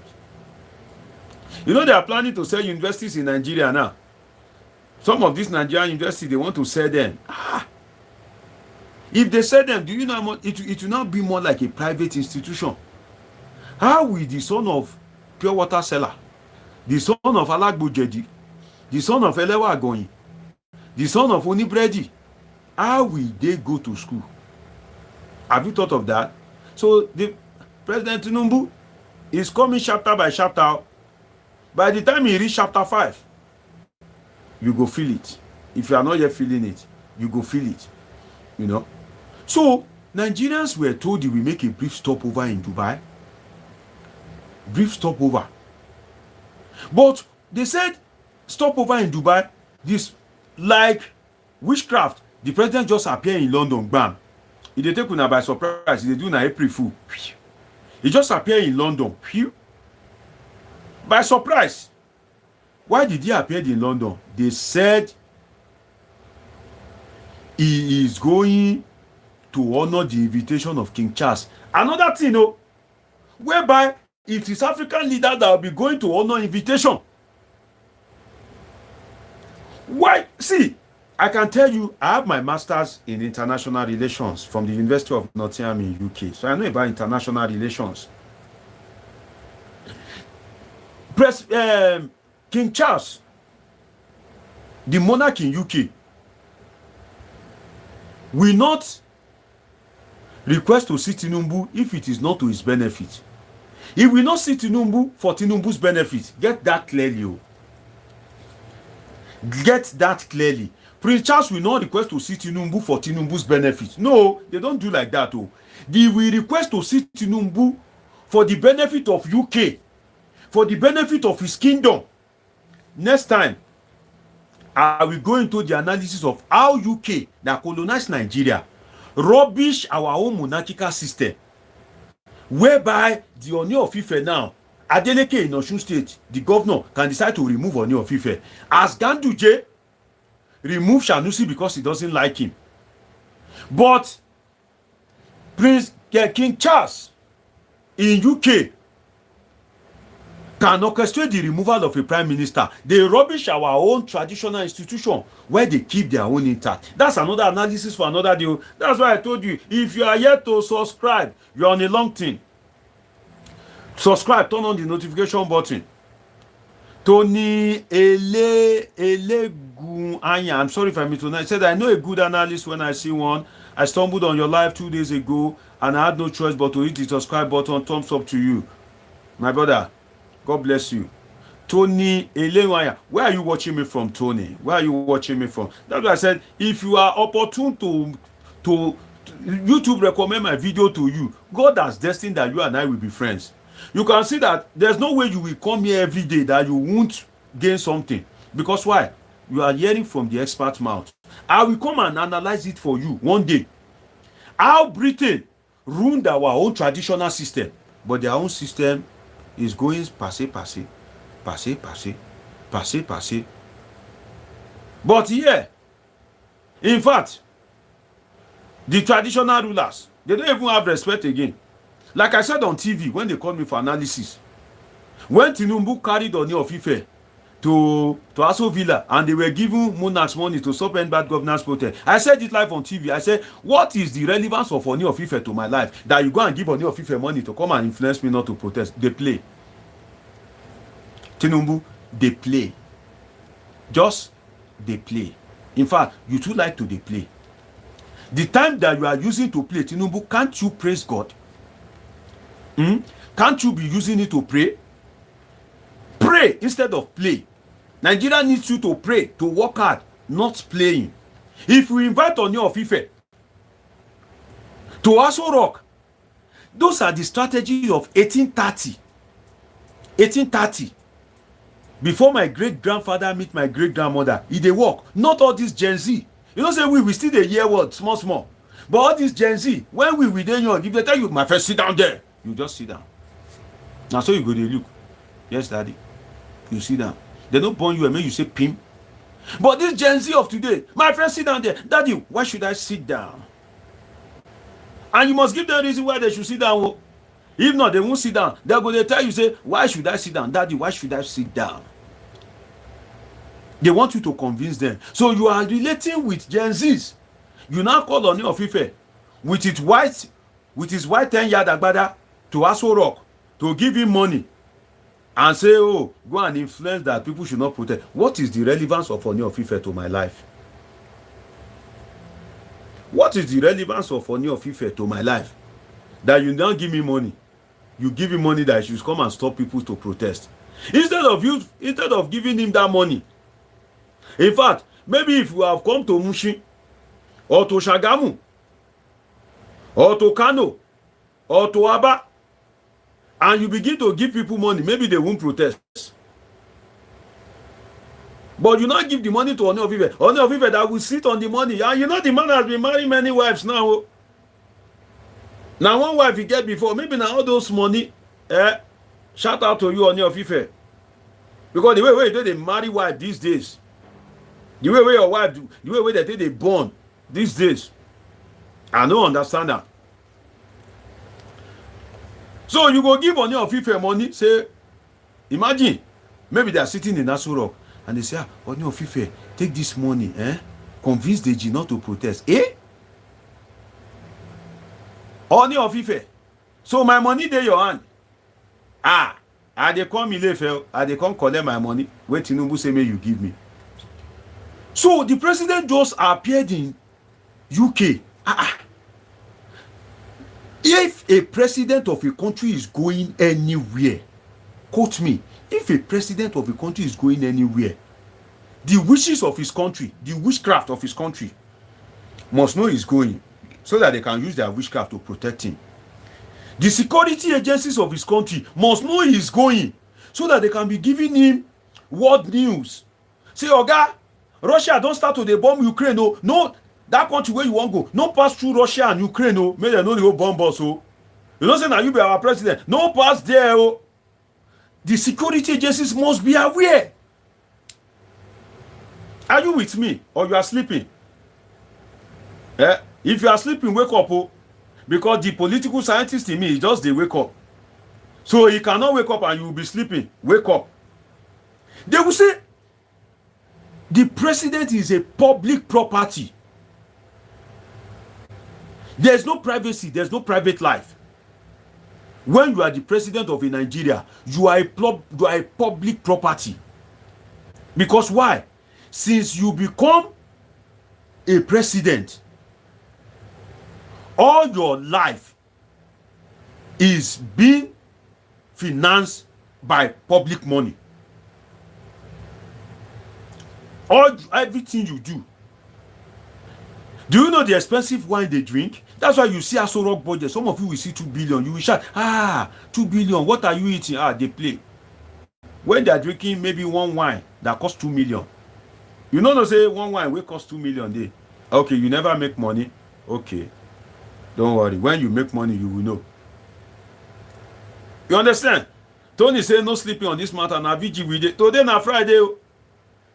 People they go club. You did the politique. Imagine say rapture take place now. You know say na heaven all of us they go.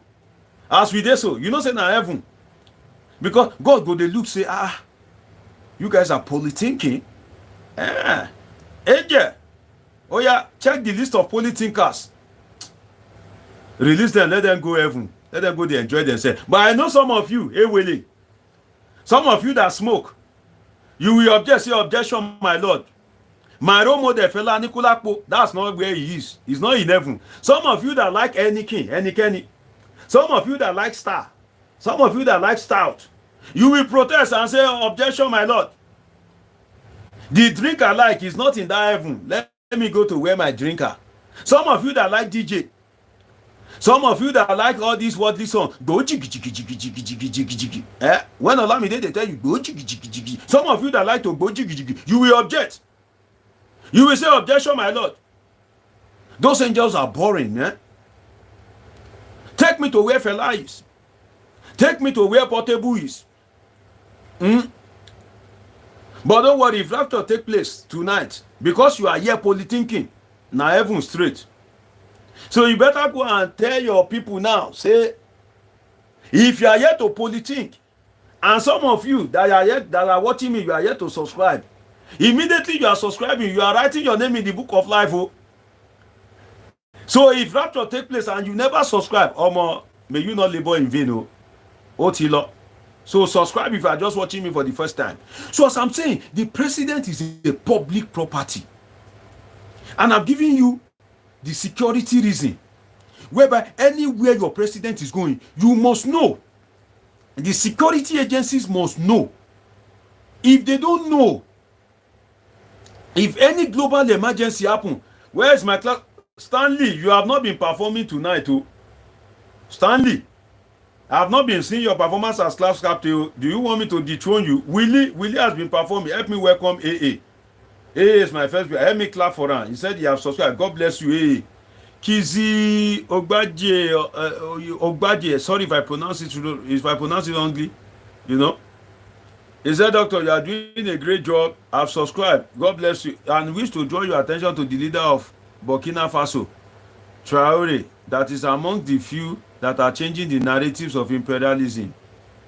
Now, so I go sit down, JJ. You see, now they drag me go West African politics of power and Kubo. If I leave my topic, go there now. And I go say, they don't start to. And you know that I'm very resourceful.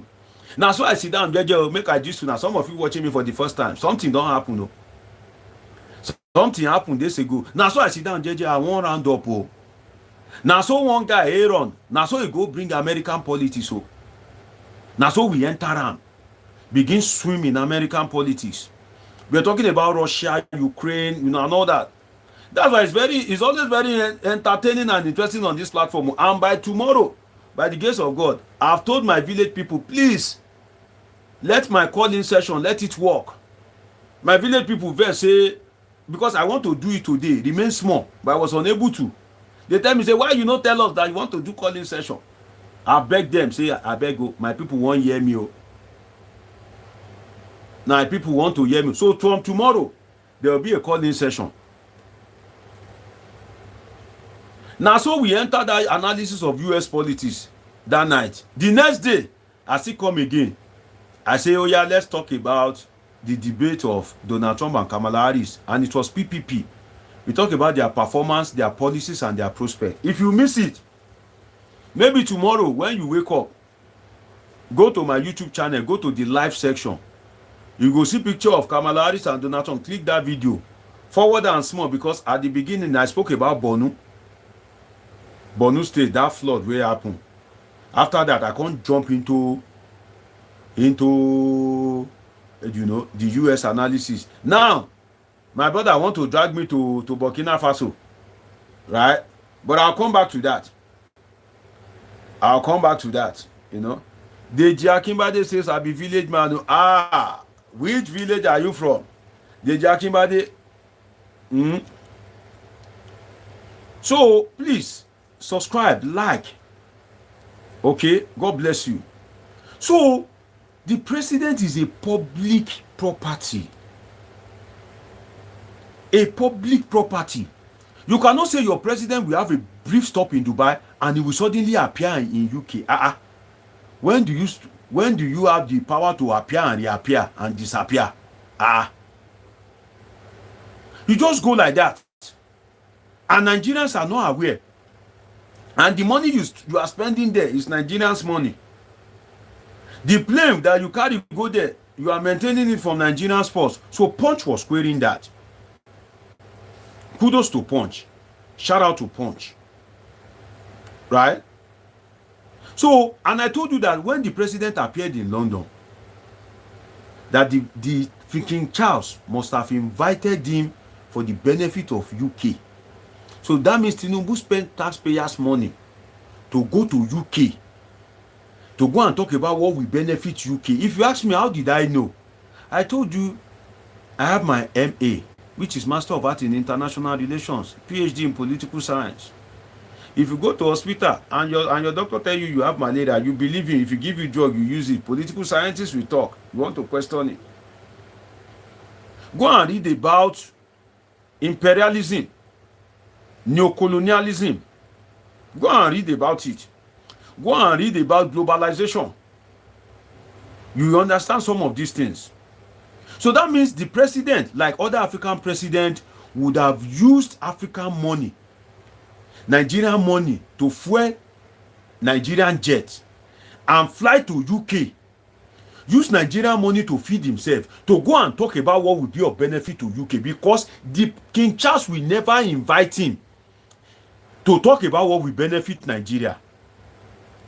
No. He will not invite him. That thing may appear as if it will benefit Nigeria, but go and look at it very well. You see all these Western countries, they are like devil. They have no free gift. You don't know. These Western countries, they are like devil. They don't have any. If you think that maybe America is just giving you something free, you're on a long thing. They have no free gift at all. Kizzy Ogbaje, tell me more. You say you are based in Paris, but presently you are in the country and in Abuja, and you are privy to have info of governance. Oh yeah, tell us the info.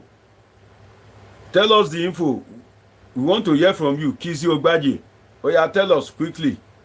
What is the info you have? Tell us. We are waiting to hear that info, my brother. Tell us that info. If you are yet to subscribe, take a moment to subscribe, turn on the notification button. God bless you. While I wait for that info, Kizzy, you must tell us that info. Let us hear from you. So, the president would have used Nigerians' money when people were saying they being power. They use their money to go and see King Charles. Whereby, if we check what they discuss, is to the benefit of UK. That's how wicked some of these Western countries are.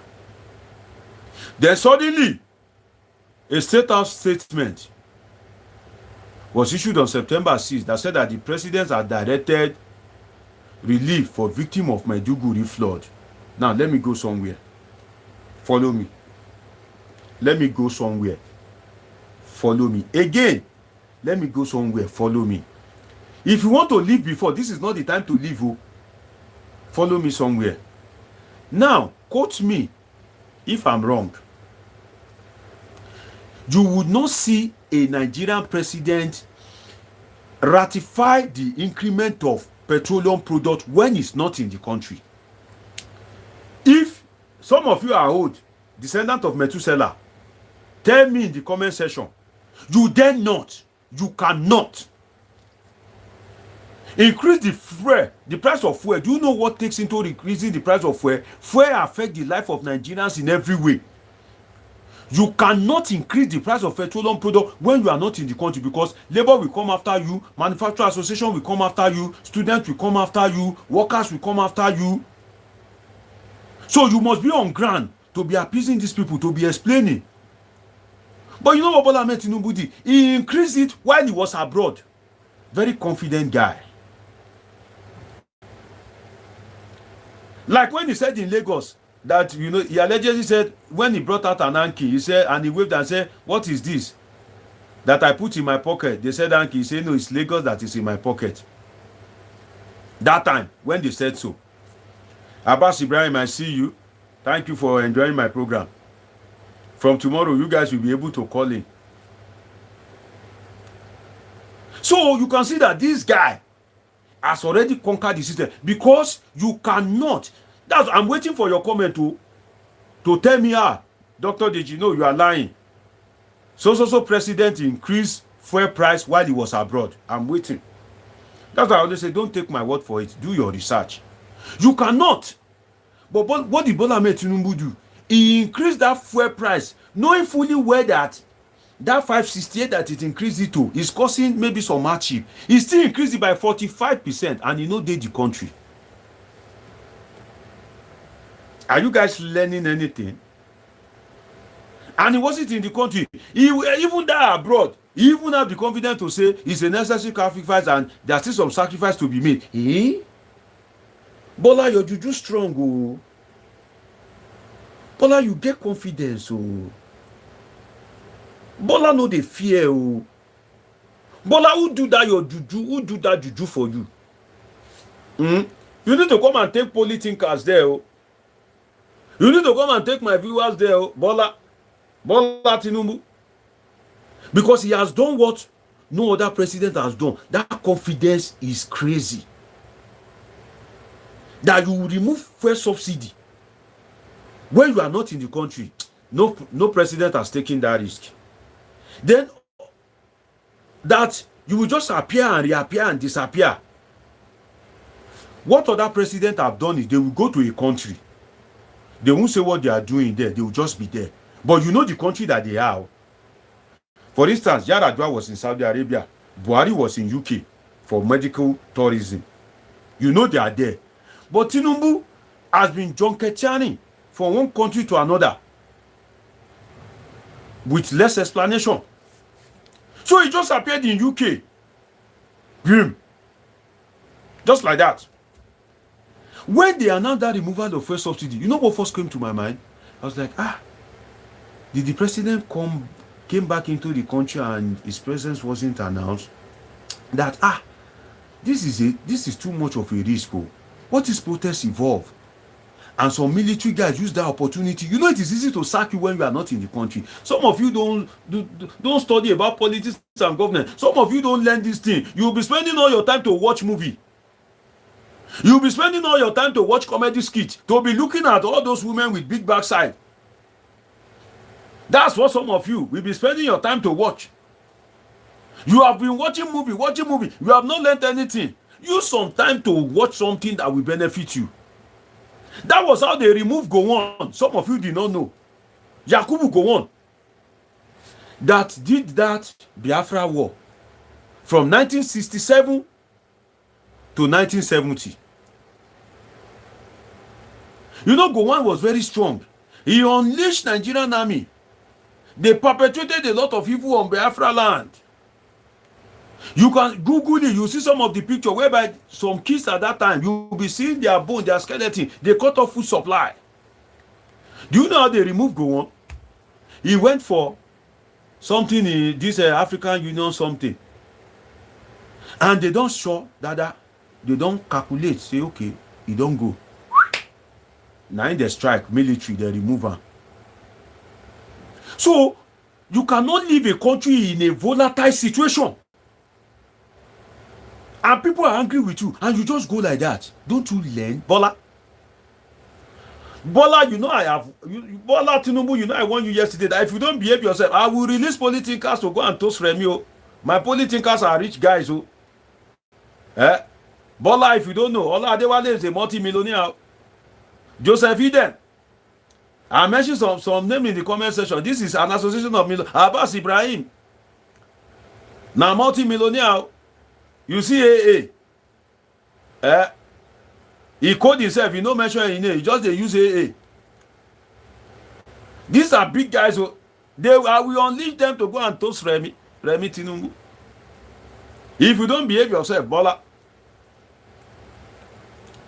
You know, if you are just watching me for the first time, my class captains will welcome you. This is Dr. Omoshola Deji, political scientist, public affairs analyst. Some of you don't know that there is political scientist. I'm a political scientist by training with a PhD in political science. You are in the right channel. Do well to subscribe, turn on the notification button. This is where we politics. We don't abuse here. We enjoy ourselves. We learn. You know, I break it down for you. That was how they removed Yakubu Gowon. If you are here to like this video, you are wicked. If you are not seeing the like button, close that comment section that you are seeing. You will see the like button, you will see the subscribe button. If you are here to subscribe, turn on the notification button and like this video. I think I should be having like 80 likes by now. This is only 16 likes. Like this video. Aaron, you see, as I said, you guys should subscribe. You think I'm playing? I said I familiarize myself with my viewers. See Aaron, come here. You cause trouble, you can't run away. Politicians have, you know, you are the one that dragged me to US politics when we were talking about Russia. Yeah, you are laughing, Aaron. Aaron, you are laughing. You were the one that I was about rounding up. Now Aaron just come with missile question. Now God save me, say I did or day. She say I don't they cooked 3 degrees from 3 continents. It's not a joke, man. I heard it. I didn't buy my PhD. I heard it. Now Aaron fired that missile. He boga. Now he hits me. And I say, or day she. Aaron, what do you bring on US politics? Now I follow and there. Some of you should go back and watch that video. That was the night they were doing the presidential debate. After that night, I come back the next day. Aaron, you were not around that day. I spoke about the presidential debate. You can see that I familiarized myself with my viewers. How did I know? Immediately Aaron dropped comment. I know now this Aaron guy be this. So that's why I told you, always comment. Always like. Always subscribe. That YouTube recommend my video today doesn't mean they will recommend it tomorrow. So the opportunity, no be say tomorrow you come this work, what be that doctor name? And I go like hear him again. By that time you go down they fall in love. Maybe you don't they use some of my lyrics, they go with your friends. You don't they do like political superstar. But you know come subscribe. How you want to see my video again? So next week later, if they involve you for political talk, you don't know anything again. You know? And I say you guys should be engaging yourself. See now, Stanley don't they respond to it and say Kamala can't win. Men are the fight on ourselves they go. Make una the debate they go. But no abuse each other. Make una no abuse. Make we just enjoy ourselves they go. It's Friday night. If God catch you, rapture take place this Friday night, you they go heaven. Because why? Rather than make you dey club, they grab booty. You are here politicking with Dr. Omoshola Deji. So if you are here to subscribe, as you dey subscribe, you dey write your name for Book of Life. Oh. So subscribe, turn on the notification button. So as I dey talk, the president is a public asset. If you doubt me, why is it that when a president dies or a former president dies, why do they give them state burial? If you say they are not public assets, why do they give state burial? You know what state burial means? It means say now people money you go to do the burial. Now people money your money, my money. Now they go to buy the casket, they buy the clothes, they buy the rice, they buy the maggi, they buy the drink. Where they go to bury that person. So if you are not public property, why would they give you state burial? So long as you occupy public office and you are spending public money, you are public property. That's why you see that abroad, if Bola Ahmed Tinubu is sick, he will not say why he's sick, but abroad they no born you well. You cannot be using our money to treat yourself without telling us what you are treating. But see Buhari that left Nigeria looking old. Buhari should tell us that hospital and he should give us our own money. Because I'm sure the hospital that handled Buhari, if they handle me, I go look like 5-year-old. You will say, Nigerian president, make I tell you something, Nigerian president, when they come, when they leave, they look a bit old than when they come. Because Nigeria, wahala, many. Now only Buhari, he come, he's slender. Aisha Buhari slender. He look very old.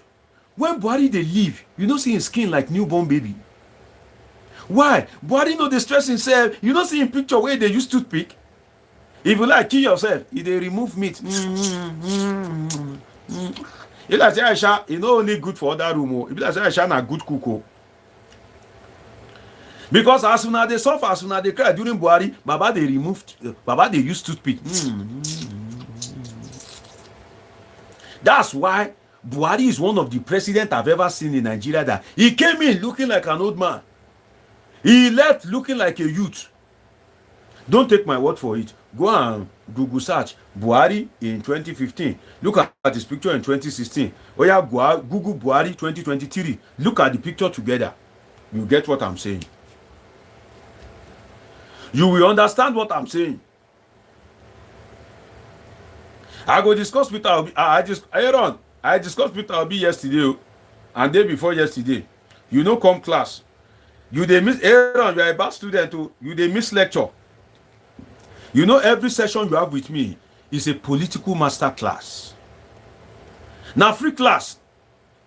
If you want to come to any class that I'm lecturing abroad, do you know how much? Do you know how many dollars you pay the university?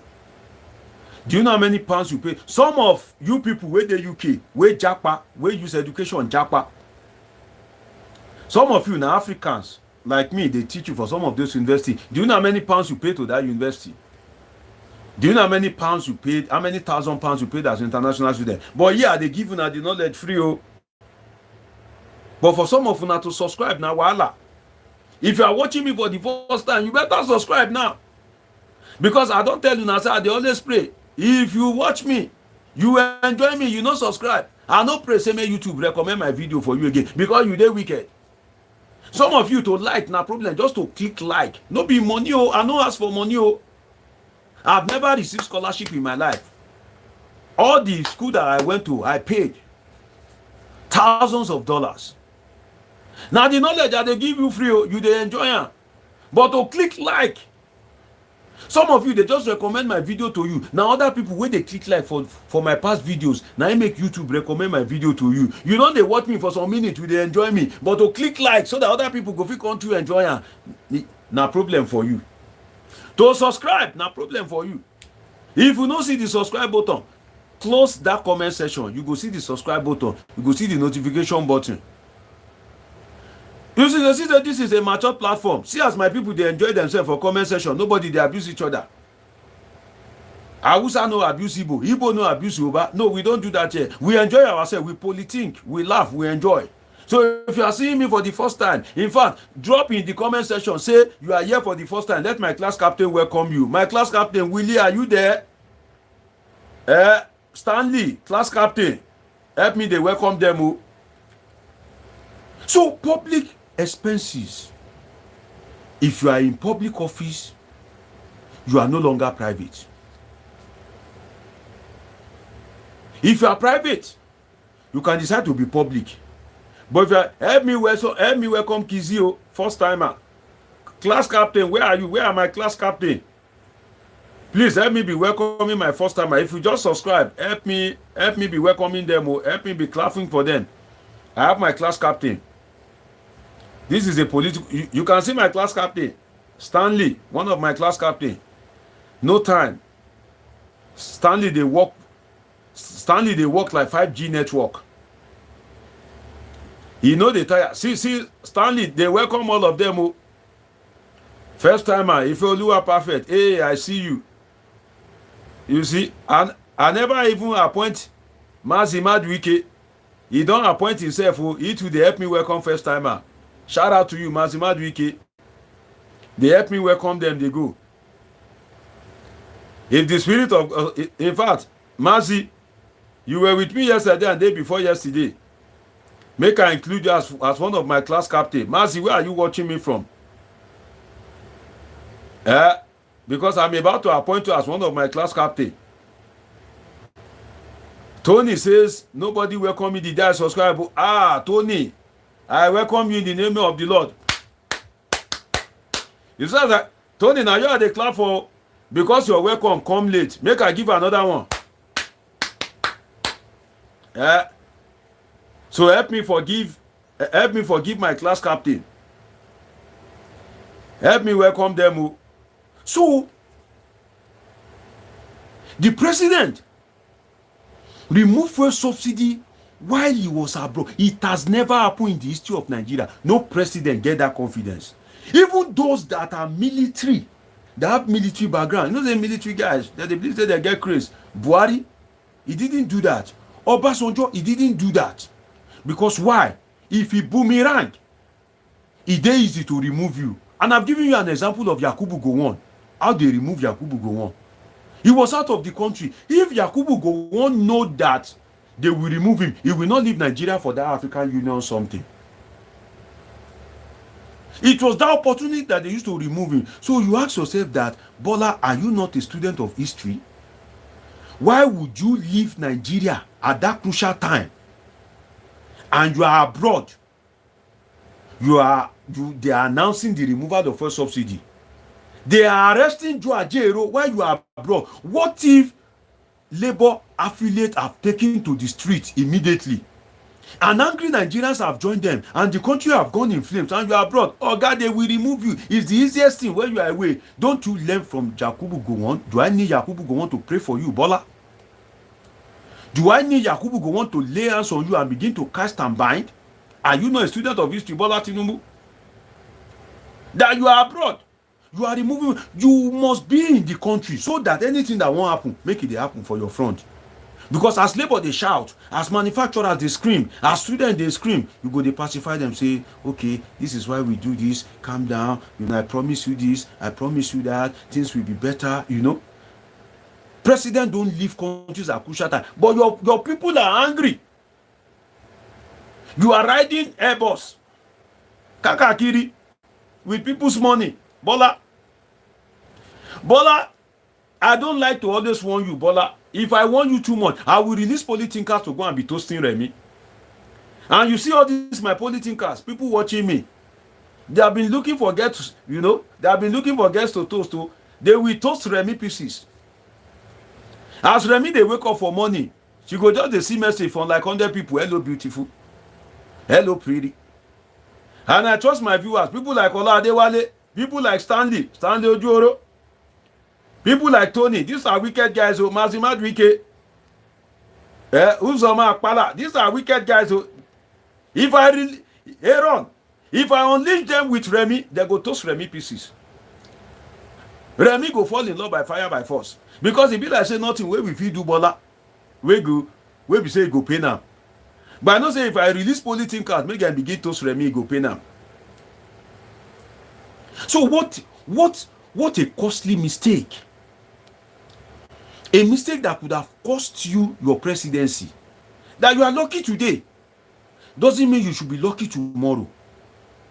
So on a more serious note, if we dey joke, maybe they serious. That you are lucky today doesn't mean you will be lucky tomorrow. Experience is always the best teacher, only when you are alive to learn from it. Let me tell you that. If you see a man that is smoking cigarette, and you are smoking, and the man comes to tell you that don't smoke, it's dangerous to your health. Don't tell the man, shut up, are you not smoking? You don't know whether that man has been diagnosed with lung cancer yesterday, and he's seeing you so that you too will not be diagnosed with lung cancer, and he's telling you don't smoke. Experience is only the best teacher when you are alive to it. If you see slow down, bump ahead, and you are driving and you refuse to slow down, and you rush into that bump, and you die, experience is not the best teacher. But if you rush into that bump, and as you rush into one, they take you go hospital, your spinal cord break, you dey wheelchair, experience is the best teacher. If you see person wey dey run, you go tell am say, don't run o, na that thing put my enemy for wheelchair. Experience is the best teacher. So for Bola's case to not be like that, he needs to learn. Maybe he has forgotten what happened to Yakubu Gowon. When you want to take hard decisions, you must be present in the country. You must be present in, because now they issued a statement and says, okay, they should go and help the people in Borno. Don't forget that the Borno thing, you know what happened? Shetima, who happened to be the immediate past governor, somebody that failed to end flood in Borno, now you now still send. He can't they work for dirty water. The water can't soak, but the water no reach in blockhouse. The water can't, reach over his knee. If they work for dirty water, now either the camera, the video, and they can't release that one for media. I would have loved if he had sent another person, because Pashetima was one of the people that failed to have managed flood in Borno, and the people are paying for it. But that one is for another day. That one is for another day. If you are yet to like this video, like. If you are watching me for the first time, do well to comment and subscribe now. You are politicking with Dr. Omosholadeji, political scientist. Some of you don't know there's an occupation called political science. I am a political scientist. That's what I have my PhD in. PhD political science. It's not easy. Let me tell you, as I tell you now. They say, go and end this flood something in Borno, as if say Shetima na God's PA. In fact, if God vex, the water wey him go release on that Borno, just that I pity the poor people, it go be like the days of Noah. You know your brother Noah. If you are watching me for the first time, this is Dr. Omosholadeji, political scientist, public affairs analyst. Do well to subscribe and turn on your notification button. This is where we politik about politics and happenings in the polity. If you are watching me for the first time, like I used to say, God has destined that you and I will be friends. If you are matured, if you are a professional, this is the platform for you. We don't abuse here. We don't curse here. We politik. We learn from each other. So if you are yet to subscribe, take a moment to subscribe. If you are not seeing the subscribe button, you see that comment section where they did on your phone, just close down for a moment. You go see the subscribe button, you go see the notification button, subscribe, turn on notification, and like this video. Press like. Please, great guys. So where did the president issue the order from? That's one of the things Punch is querying. That where did you issue the order from?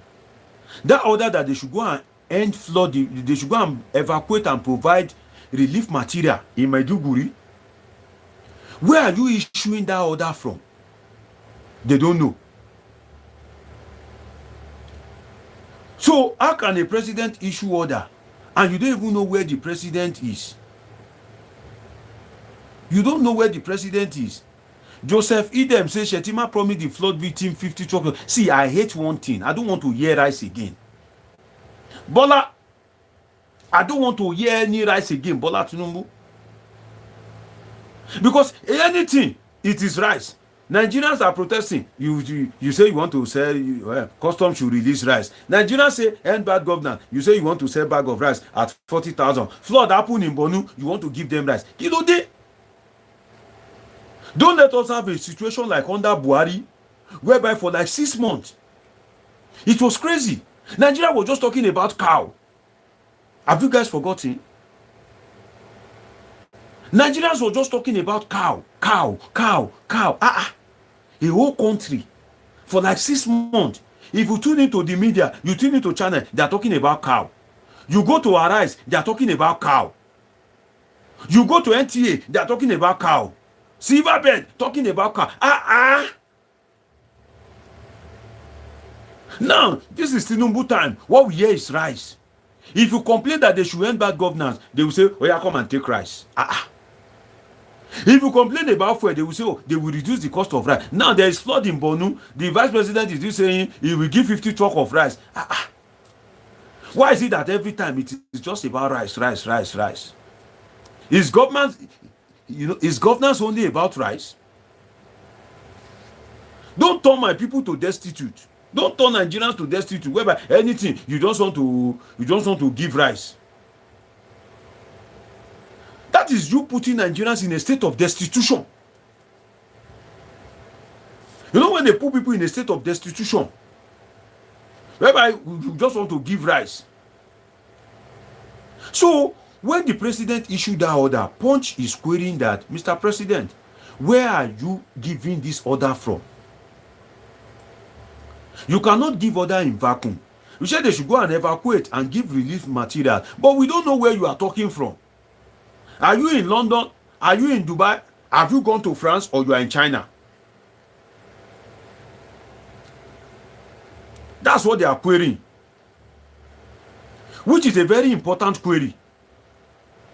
You cannot rule out the fact that you cannot spend public money and the public will not know where you are. Public money. See, let me tell you how serious they take public money. Let me tell you an example. When I was doing my PhD, my supervisor, Professor Nora Fida, you know this white, she was now talking to me one day. I was not telling her about my challenges, about money and all that as a student, self-sponsor, how difficult things are. She now said, that is there no credit facility in my country? I said, no, Nigeria is not like that. Oh. She now said, that when she was studying, that she got credit facility, that even she's still paying the money till now, that she has to pay, that is public money. Imagine, she said that she has to pay back the money she used in doing her PhD. She has become a professor, but she's still paying that money, because while she was doing the PhD, the government was paying her school fees, the government was giving her stipends, the government was giving her everything she wants. Now that she has graduated and she has been working for years, she's paying the money back. Public money, accountability. But in Nigeria, you spend public money, there's no accountability. That was why Punch newspaper was querying that, where are you issuing the order from? Which is a credible query. If you are watching me for the first time, this is Dr. Omoshola, the political scientist. Do well to subscribe and turn on your notification. If you are watching me for the first time, let my class captain, let them welcome you. Say it in the comment section. If you just subscribe, let my class captain, let them clap for you. My class captains are on ground. So, as I was saying, they say, Mr. President, sir, where are you issuing this order from? And it's not today. It's not today. So, they are now beginning to query.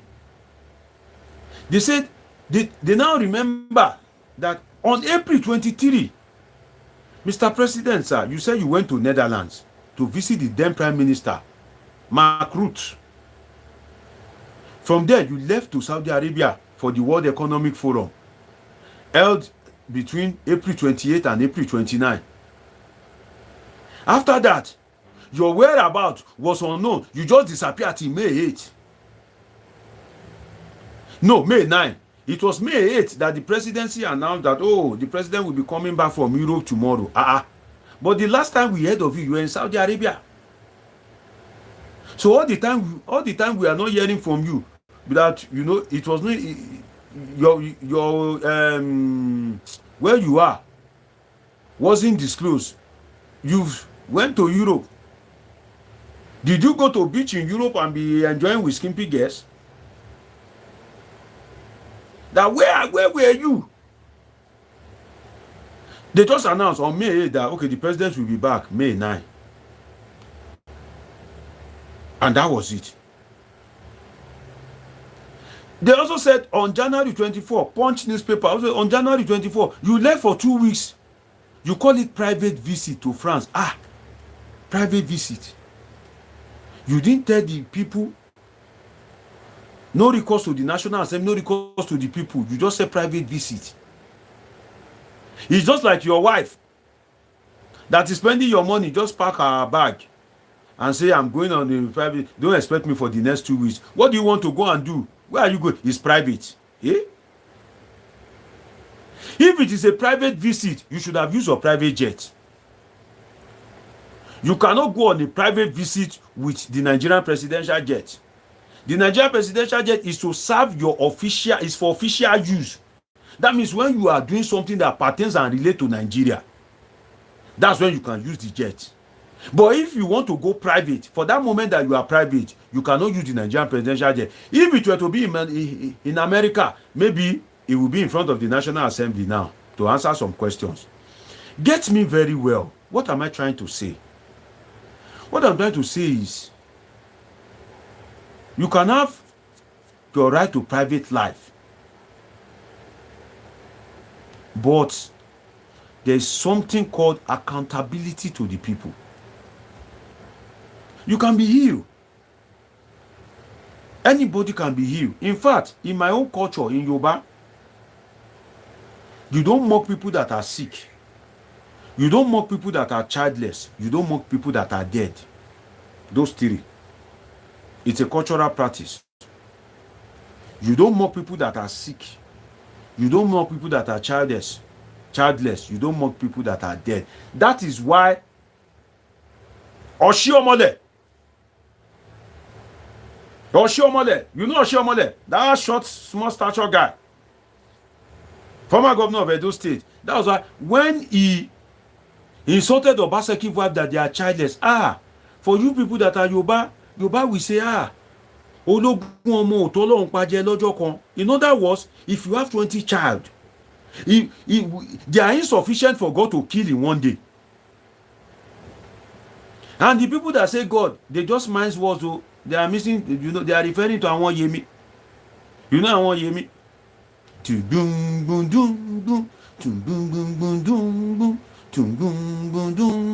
That's the people they are really referring to. That even if you have 50 child, if you are not careful, if you don't meet the grace of God, it is not enough for them to eat up in one day. And they'll be doing their toothpick like Buhari. That's why in African culture, particularly Nigerian, specifically Yoruba culture, and you know, those are stylishly related to Yoruba, you don't mock people that are childless. You don't mock people that are sick. You don't mock people that are dead. Because if you mock the dead, now turn by turn. If you mock the sick, you can be sick tomorrow. But if you are in public office, there's something we call accountability. And that is what Punch is trying to say. That is what Punch is trying to say, that, no, sir, Mr. President,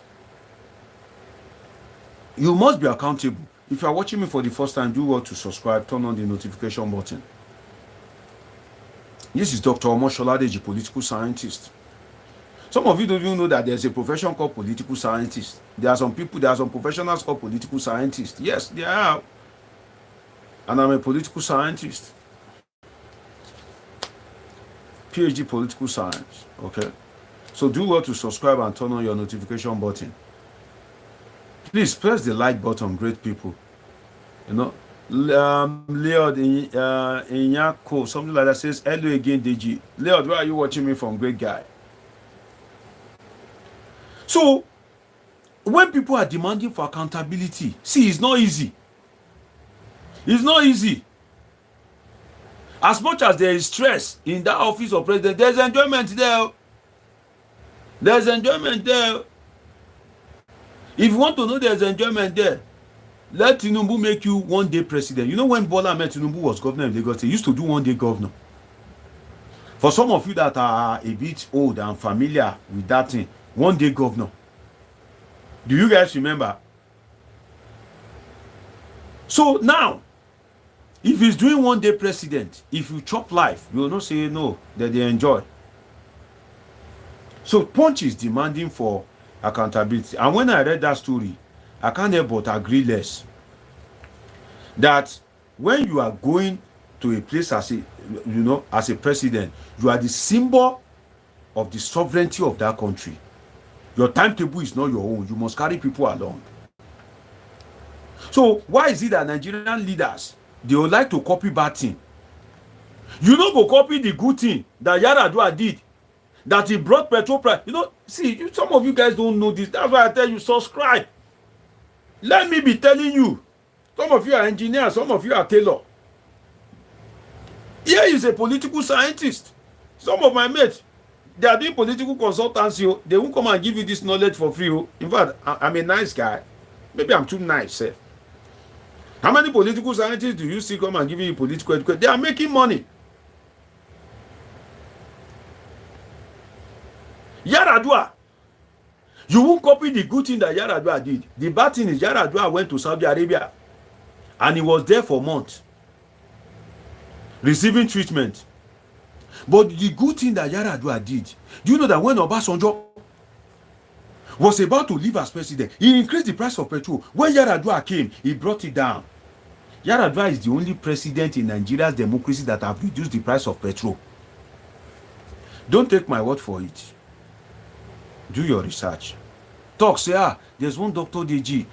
That doctor, he give me one lie. You go and ask some elderly people if you are gentle, say, but the Yaradua decrease the price of petrol, they will tell you yes. He is the only president that has reduced the price of petrol. He is the only president that acknowledged that his election is flawed and declared electoral reform. You didn't see that one to declare that they say IRF will work. IRF did not work. You didn't copy the good of Yaradua to declare electoral reform. You didn't copy the good of Yaradua to reduce the price of petroleum products. But when Yaradua went to Saudi and people did not know, now you are almost copying him too. You can even stay in whichever country you are, but help us copy the good as well. Reduce the price of petrol. Agree that your election is flawed. Declare electoral reform. At least Nigeria go enjoy small. No be so. Make it balance. So that Yaradua did it. That Buhari did it. Do you know that Buhari spent 225 days abroad? And should that shock you? Should that shock you? You see that 225 days that Buhari spent abroad, Nigerian presidential jet was at the airport on standby. Do you know what that means? You are paying money for hangar. They call it hangar, where those planes will park abroad. Nigeria is paying money every day in dollars and pounds. For the plane to be there, there is a standby pilot. That is salary, extra quotes, benefit is going passe without doing any work. It's just the plane is just there sitting on his own. He is close to the airport, just living fine on Nigeria's money during Buhari's time. 225 days abroad. 225 days. I'm telling you the implication. Wait, do you know that they are on standby because the president can have an emergency outing?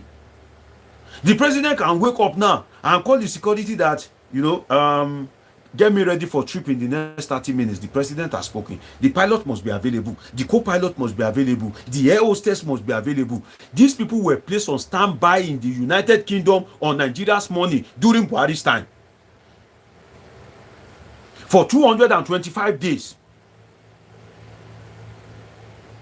for 225 days. And you know that Buhari is there. So some of you guys, you don't know this thing. Subscribe, turn on notification button if you are here to subscribe. Some of you guys don't know that the president cannot be alone. The president cannot walk alone. The president can never stand alone. There are a routine of aides, press secretary, depending on what he's doing at that time, special advisors, maybe some ministers, his families, all these people. When Buhari was abroad, they are on Nigeria's money. There's something we call Esther code. If you are an appointee of the president and you are working within the territory of Nigeria, it's salary that you receive. But once the president is outside the country and he tell you to leave your family, to leave your business and follow him, like Jesus Christ says, I will make you fishers of men if you follow me. If you follow the president abroad, there's something we call Esther code that will be paid in dollars. I think maybe it's 2,000 or 3,000 or something like that. Do you know how many people will be with Buhari at that time? 225 days they are receiving Esther code on Nigeria's money. So that's why, I used to tell you, some of you that don't know anything, and when they are talking about accountability, they are receiving Esther code. You don't even have Gary to drink. That person that you owe gbese is coming to knock your door tomorrow. During Buhari's time, during the time of Buhari, that was how Nigeria's money was wasted for 225 days. How many months is that? That's like 8 months or 9 months.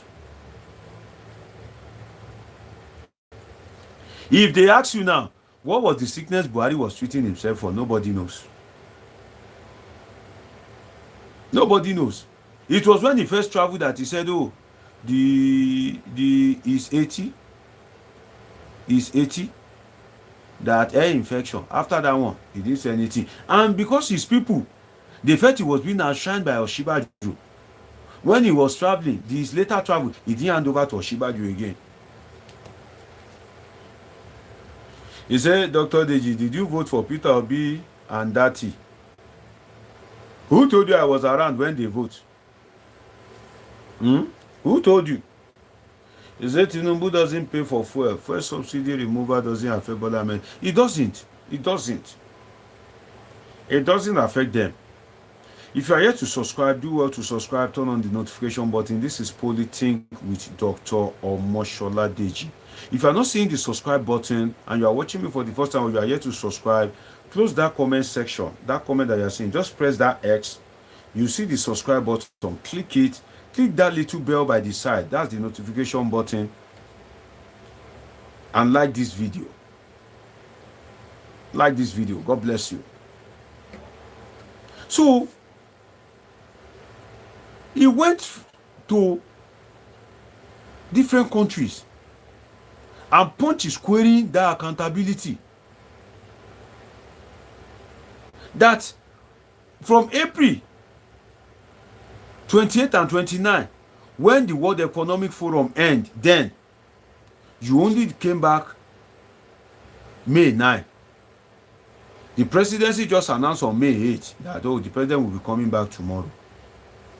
They also said January 24 that the president left for private visit in France with taxpayers' money, with Nigeria's official jet. It's just as if you want to go to your village, your personal village, you go and carry company official car.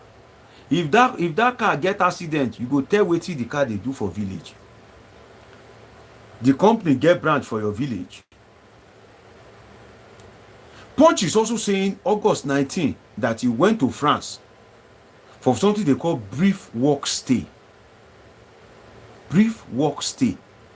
What is brief work stay? What is that work? For 3 days. But you know that was when they want to swear in Justice Kudirat Kekereekun. You know Kudirat Kekereekun? that they said that the UF gave visa ban due to the judgment of Opus-Dima, where number 4 was made number 1. You know, she was part of the judge. The president just came in room after that, before he now went to this China.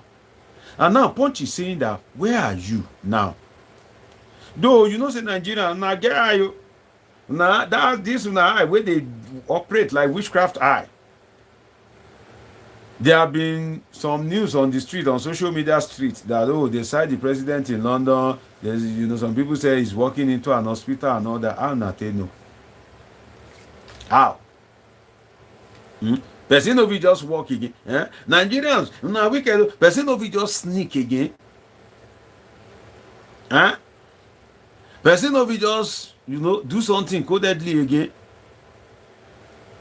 Before you know it, person go down the social media. Which kind of pattern be that? If you are watching me for the first time, do well to subscribe and turn on the notification button. This is Politics with Dr. Omoshola Deji, political scientist. You see, let's go to Rivers State, topic number 2. The one of UK, that they are saying, Nigerian women, stop reporting your husband, stop sending them out. Maybe now tomorrow we go talk that one. I would like you to now call in that tomorrow. Let's go to Rivers State. You know, say when there is fire on the mountain, they say there is fire on the mountain. Run, run, run. Now lie you. Fire there on the mountain. Now that time wicked. Now he stand gidigba. Say no. I know they go anywhere. Now he wicked. The PDP next say I go nowhere. We die here. Now so wicked they do. Now so they do PDP say PDP we die here. And PDP no see anything do. You know when governors. Let's dive a bit into this analysis. If you are yet to subscribe, turn on the notification button. If you are watching me, like I always say, God has destined that you and I will be friends.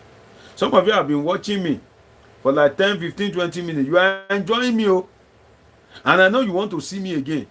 Because YouTube just recommend my video to you. You don't want to subscribe. That YouTube recommend it today doesn't mean they will recommend it tomorrow.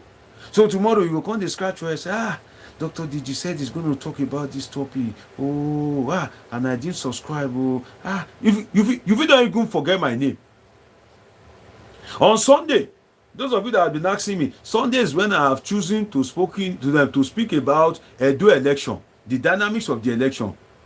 You know that I said I will do it on either, the election is on the 21st, that I will do it on either on the 20th or on the 19th. But I've changed my mind because that Edo election, it go there very sweet, oh. Or should I say go there very tough. So many things go there happen. I want treat them when I go get chance.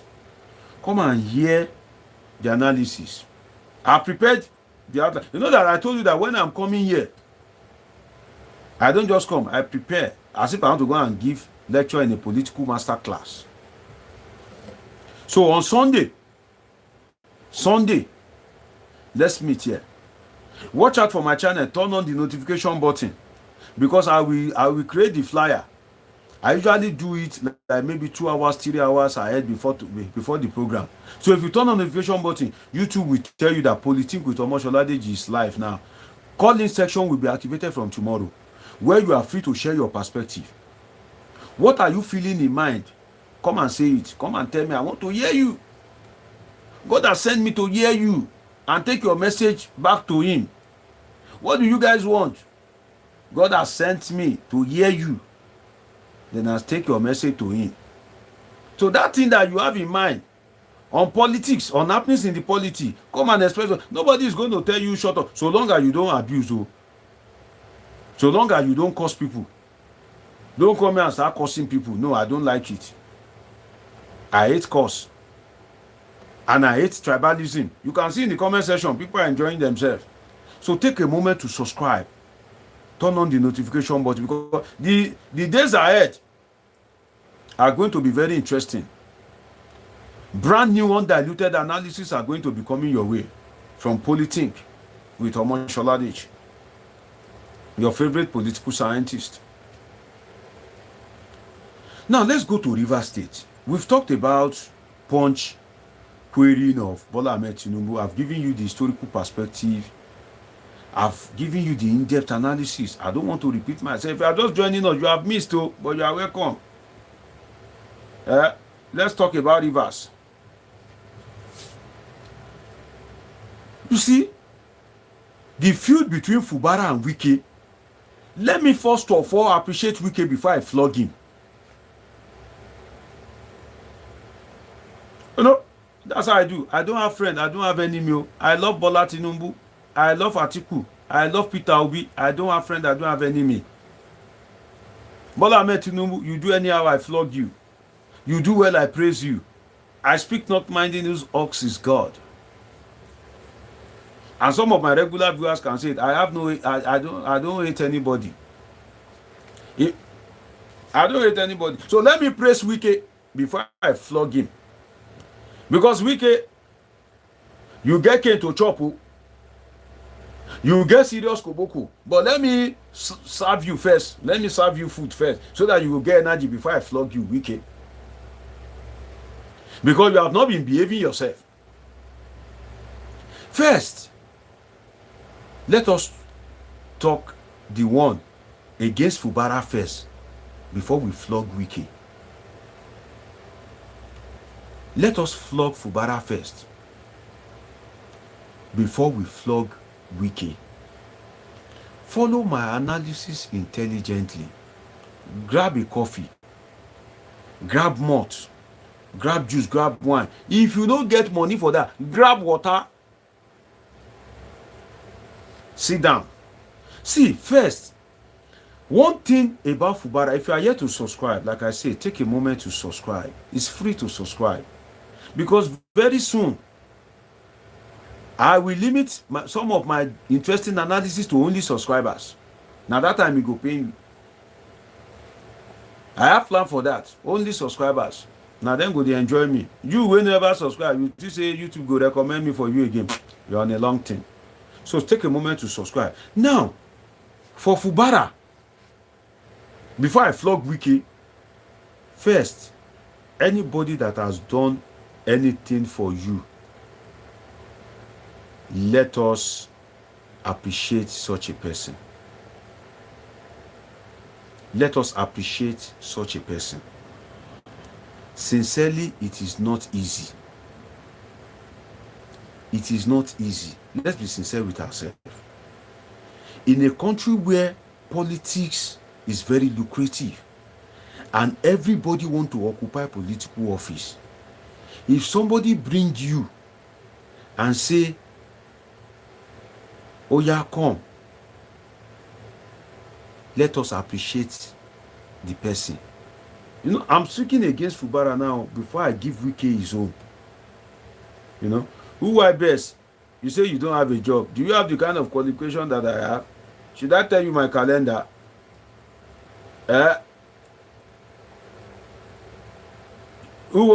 You are best. Sorry, you are gone. My class captain has recommended you that I should remove you.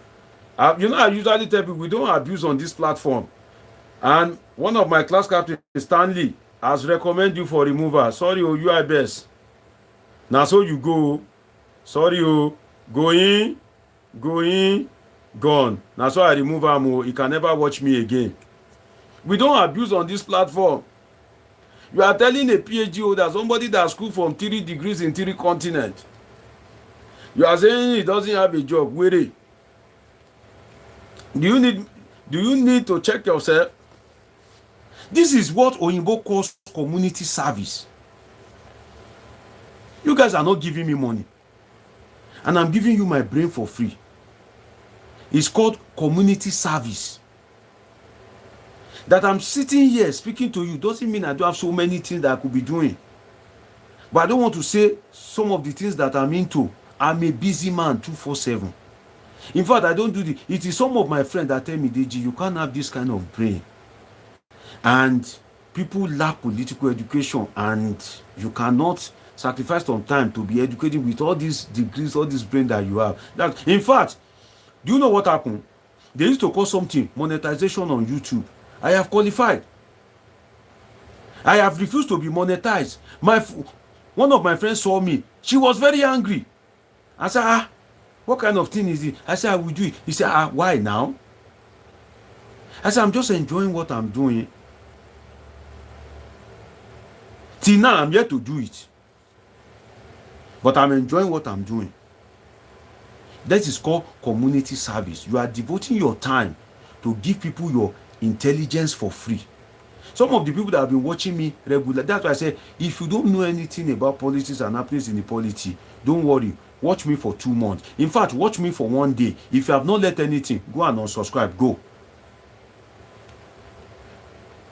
Go and unsubscribe. Go. Whether it is empirical, whether it is philosophical, there's no way you won't learn something. So on this platform, if you're opportune to be watching me right now, and you are enjoying me, we don't abuse. You don't come and abuse Igbo, abuse Yoruba, abuse Hausa. No, maybe some of you are used to such platform. This is a professional platform.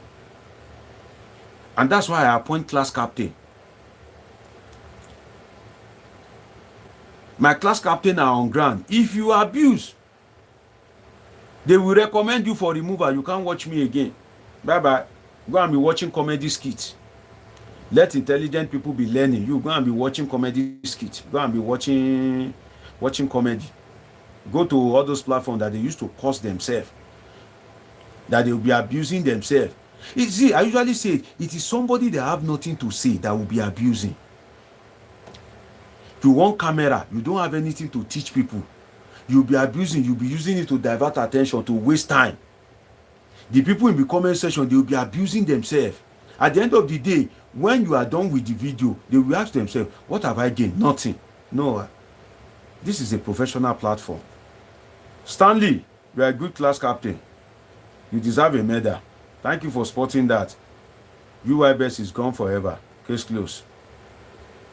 So let us praise Wike first before we flog him. Because both Wike and Fubara, they are our friends. We are not family to any one of them. You see, in Nigeria, to become a councillor is not easy. Talk less of a governor of a state like Rivers State, whereby every month you are sitting on about 5 to 10 billion naira. So, whether for the reason best known to the person, if somebody brings you and they are lobbying Wike, if Wike now say, Fubara, come and be governor. Let us be truthful to ourselves. Let us be truthful. No matter how bad that person is, there's something we call interpersonal relation. You have worked with Wike before now. In his cabinet, you were able to manage your relationship with him. Now that you are now the number one, you cannot manage that same relationship that you've been managing for years. If Wike is a monster, you have worked with that monster for years.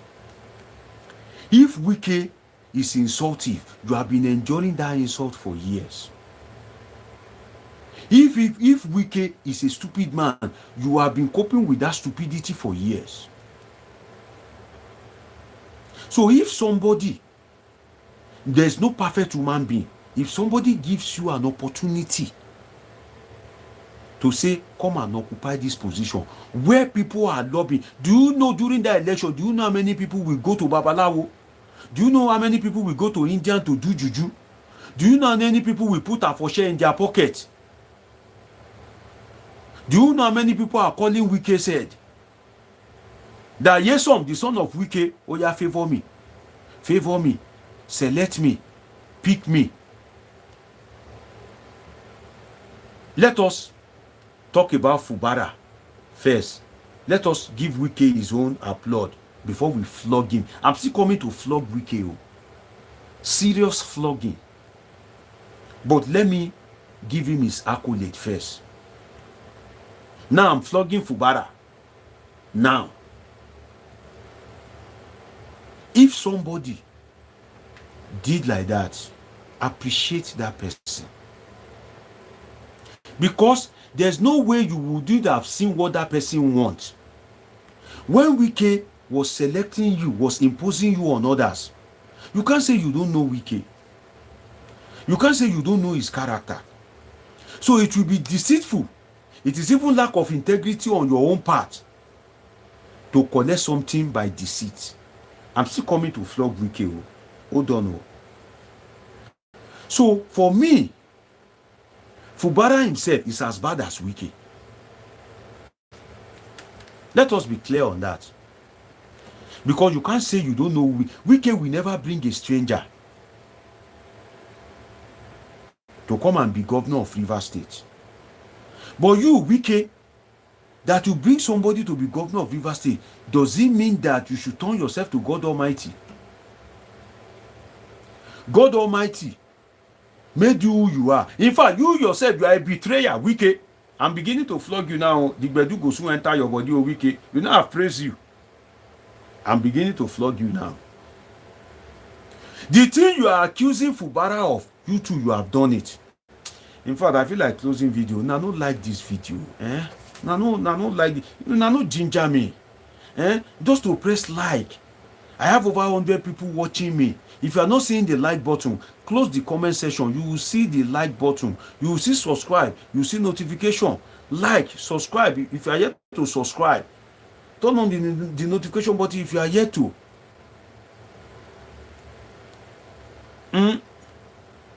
In fact, if I don't see like up to 50 subscribers in like 3 minutes, now when the analysis is sweet, as you sit down, they watch me say the thing is sweet, I'll just say, guys, good night, let's call it a day. Now, no inspire me, that's why I go. The knowledge is with me. I already have a PhD in political science. This is my thing. Now they gain the knowledge for free. To just like, to subscribe is a problem to some people. In fact, where's my resource? Let me check time. Maybe I'll go end this in 10 minutes. Okay, I don't check time. Now they enjoy video, but to like, no problem. Why? Wike is also a betrayer. Let me give you. Wike helped Fubara. He's accusing Fubara of being an ingrate. He's calling Fubara a betrayer. As Wike checked himself, let's go back to memory lane. You remember Peter Odili? Peter Odili. Wike was one of the political descendants of Peter Odili. They are all from the political family of Peter Odili. Peter Odili. Amechi was a boy to Peter Odili. That was why Peter Odili fought for him to be Speaker of Rivers State House of Assembly. Amechi eventually betrayed Peter Odili because their choice was Celestino Mayor. I'm going somewhere. You will learn some life lessons. Beyond the talk of politics, I give you this analysis and I bring great life lessons for you. Listen, Wike is not loyal to Peter Odili. Peter Odili, Amechi was the one that made Wike, Rotimi Amechi was one of the people that made Wike a superstar. Today, Wike is a political enemy to Rotimi Amechi. Wike was a former chief of staff to Amechi. When Wike was becoming powerful, Amechi recommended him to the federal level. Stanley, my class captain, don't tell them again, they watch time, they enjoy analysis, they don't want like. Say, this is my thing. I know when the analysis go sweet. When you go down the express, say, okay, did you don't they carry me reach there? Now, so I go just off life, go.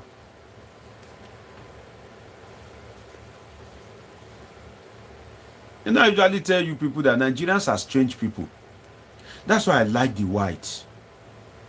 I love Europeans, the Americans, the Asians. They have something that is different from Africans. If it is Americans, Europeans, Asians that are watching me, they go take like, they go take love button, they go take key your video. But Africans, You know, I told you yesterday, when I used to write media article, we write media article, send it to the media. Some of the media will publish it and refuse to acknowledge me as the writer. You publish my article, you read it, you saw that, oh, this is a great piece of work. You publish it, but you cannot put by Omosholadeji, and you are publishing Omosholadeji. That's how wicked Africans are. Some of you that are saying Tinubu is wicked, Tinubu is wicked, Tinubu is wicked, you are wicked than Tinubu. Because if I'm loyal to Tinubu the way I'm loyal to you, that you are watching me, if I'm giving Tinubu the way I'm giving him my knowledge, the way I'm giving you my knowledge, Tinubu go show love. You no get love to show, now just to like, now just to subscribe, turn on notification, but it's still dey difficult for you. God bless you, Lillian Abilo. You said continue, I just like. God bless you, Lillian. I guess you are a female. Lillian, where are you watching me from? Where are you watching me from, Lillian? And is this your first time that you are just watching this video? And Sam Onyekwere. Okay, Lillian watching me from France. Shout out to you, Lillian. Great to have. Is this your first time watching me, Lillian? Have you subscribed? Have you turned on the notification button? We're happy to have you here, Lillian. And since how many minutes ago have you been watching me, Lillian? Since like how many minutes ago? Sam says, Dr. Deji, I tend to disagree with you a bit. Fubara managed the situation because Nyesom Wike was his boss. Wike should allow Fubara to be in. I'm coming now. You know, I said it's going to be in twofold. I told you, let us first of all praise Wike, let us flog Fubara. Then after that, we now flog Wike. I have praised Wike, I have flogged Fubara. Now I want to flog Wike. Wait, let me flog him finish. In fact, some things that you have not thought of, I'm going there. But it is fair to first of all appreciate anybody. See, in Nigeria, see now, Wike make Fubara governor. Ordinary like, I have over 100 people watching me. Ordinary like, some of you cannot like. Ordinary to click like. That's what we are saying. Ordinary like. Some of you find it difficult to like. Some of you have not yet subscribed. You find it difficult to subscribe. And you are enjoying my brain. And you are watching me. You are enjoying my video. That's why I said, if you that you are watching me, you find it difficult to like, and you are gaining my brain for free, let us thank Wike that made Fubara governor. Let us thank Wike that made Fubara governor. Let's be sincere with ourselves. If it is that easy,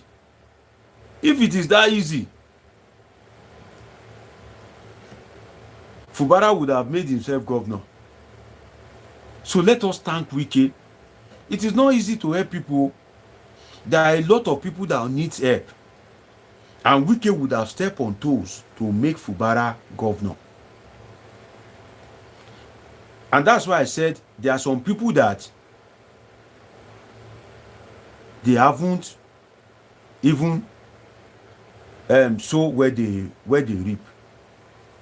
Now, Wike is doing what he is accusing Fubara of. When Wike was under Amechi and Wike want to express his freedom and Amechi was not comfortable, he fell out with Amechi just as Fubara fell out with him. I'm going somewhere. Follow me. Just as Fubara fell out with him, Wike is one of the political boys of Odili, Peter Odili.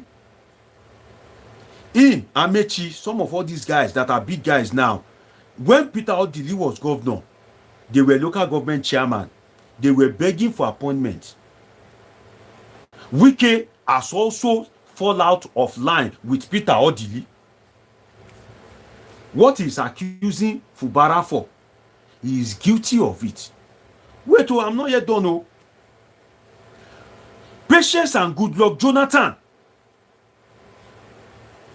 Patience and Goodluck Jonathan were the one that made Wike governor to spite Amechi. You know Amechi, they know Amechi and Wike are enemies. And because they are enemies, Amechi had pitched the tent with Buhari. Amechi was one of the NPDP, if you remember, the new PDP, that walked out during convention. That walked out during the PDP convention. Wilson Amadi, I think you are just joining me. Don't worry, just calm down. Just leave. Don't go anywhere. Don't go anywhere. You will hear something. So, when it was time for governorship election, they want to spite Amechi. They want to ridicule Amechi. They now brought Wike, and they know Wike is a very rugged guy. You will see in that next election, the person that Wike will use will be another rugged guy. If he use Barry Piggy, the senator representing the Ogoni side in Rivers State, very rugged guy. Barry Piggy is a senator now. Maybe now he go bring out against Fubara. So when they want to wicked Amechi, they brought Wike. They prevail on other contestants to give the ticket to Wike. So in other words, Goodluck Jonathan, you know President Jonathan is from Rivers State. President Jonathan is from Rivers State. Goodluck Jonathan is from Bayelsa State. Before they made Wike governor to spite Amechi, Wike usually go there. He will prostrate. He will be acting loyal. He will behave well. When he became governor, is Wike in good terms with President Jonathan today? Do you recall that recently Jonathan was in Rivers State? When did you last see Jonathan with Wike? Jonathan now is aligning with Fubara. Goodluck Jonathan, the former president, is aligning with who? Fubara. So, whatever Wike is accusing Fubara of, as Wike first of all checked himself, first, to see that, oh, I'm saying Fubara is an ingrate. I'm saying Fubara is wicked. I'm saying Fubara destroyed structure. Am I also not guilty of that? I've given you 3 instances. You can only talk of one, Fubara to Wike, if you want to call Fubara an ingrate. Abi? You call him an ingrate for falling out with Wike, but Wike has done it to 3 people. I gave you the instance of Peter Odili. I gave you the instance of Amechi, who appointed him as chief of staff. I now gave you the instance of Patience and Goodluck Jonathan. 3. You do something 3 times to 3 different people, they do unto you only once. You they cry, you they scream. You have done this thing to 3 different people. They just did it to you once. Just once. Fubara did it to you once. You are screaming. Another thing, let us look at. I told you now, I want to flog Wike. When you were governor of Rivers State, you were fully in charge of your government, 100%. Nobody can dictate to Wike. When he was governor, Wike is not like Sanwo-Olu. He's not like former governor Gbeyege Oyetola of Osun State. He's not like the Eleyi of Ogun State, Dapo Abiodun. You know Eleyi means common you. When Tinubu, during the 2020, you remember that Eleyi Dapo, this common Dapo. You cannot treat Wike like that. So when you were governor, you enjoy the office, the privilege, the right, the respect of a governor for 8 years. Fubara worked under you. You didn't allow anybody to be influential in your government. You enjoy the full privilege. Don't you know Fubara is learning from you? Don't you know that Fubara was learning from you? The way you were restricting people, the way you didn't align with your own political godfathers, the way you were misbehaving to the people that created the platform for you to become governor. Fubara was working under you. Don't you think Fubara was learning? So if you were an independent governor that enjoyed the full right and privilege of a governor, do you think Fubara will now be a governor and he will not want to enjoy the right and privilege that you enjoyed having trained under you? Don't you think so? So why are you now blaming Fubara? Because he is acting the script that he learned from you, Wike. Nobody can dictate to you when you were governor. Everybody was giving you your full respect. But in this case, your appointee will be ridiculing Fubara and you expect Fubara to take it. Did you take it during your own time? And Fubara was a major guy in your cabinet. Don't you know Fubara was learning from you?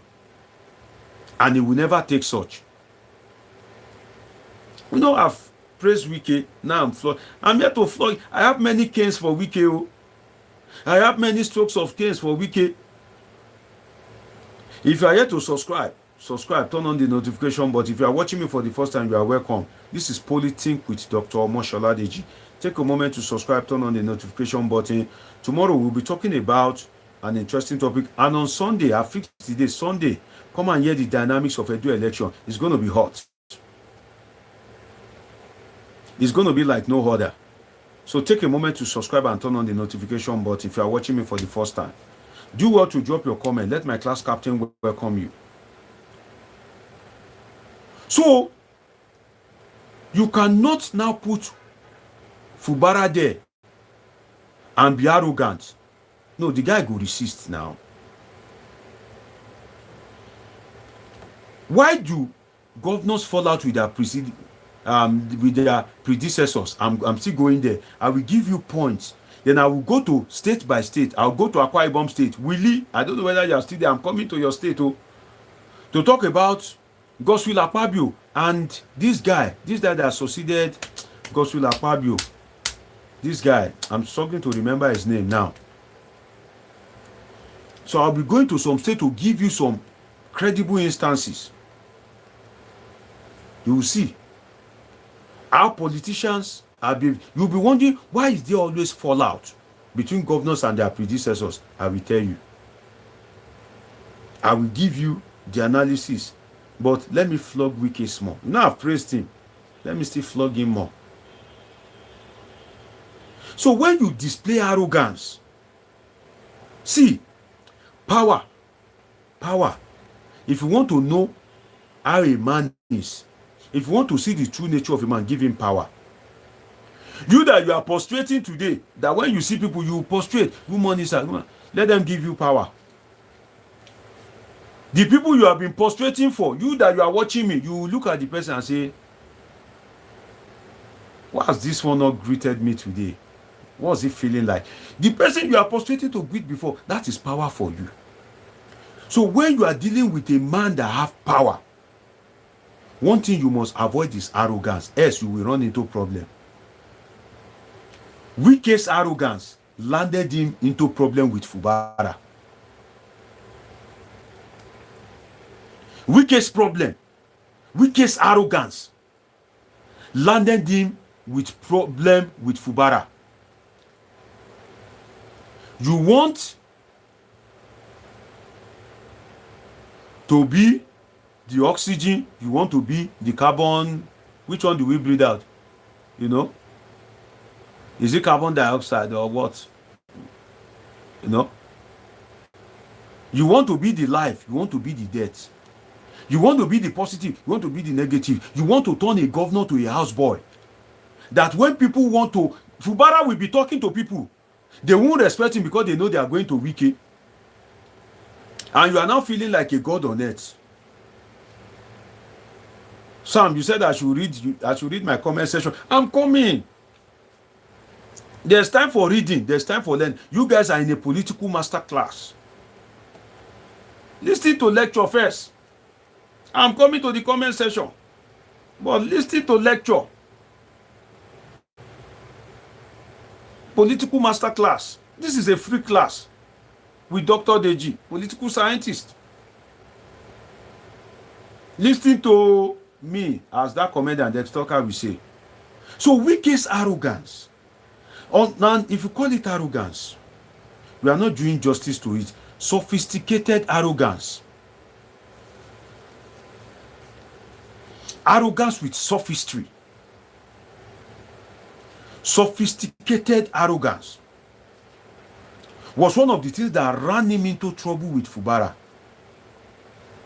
You know that Fubara usually call Wike my oga, my oga. Have you guys forgotten? Don't you remember? Or you don't know? My oga, my oga. That's what Wike, that's what Fubara calls Wike, my oga. Even when they were still fighting, then he was still respecting him, my oga, my oga. But Wike wants to turn himself to God.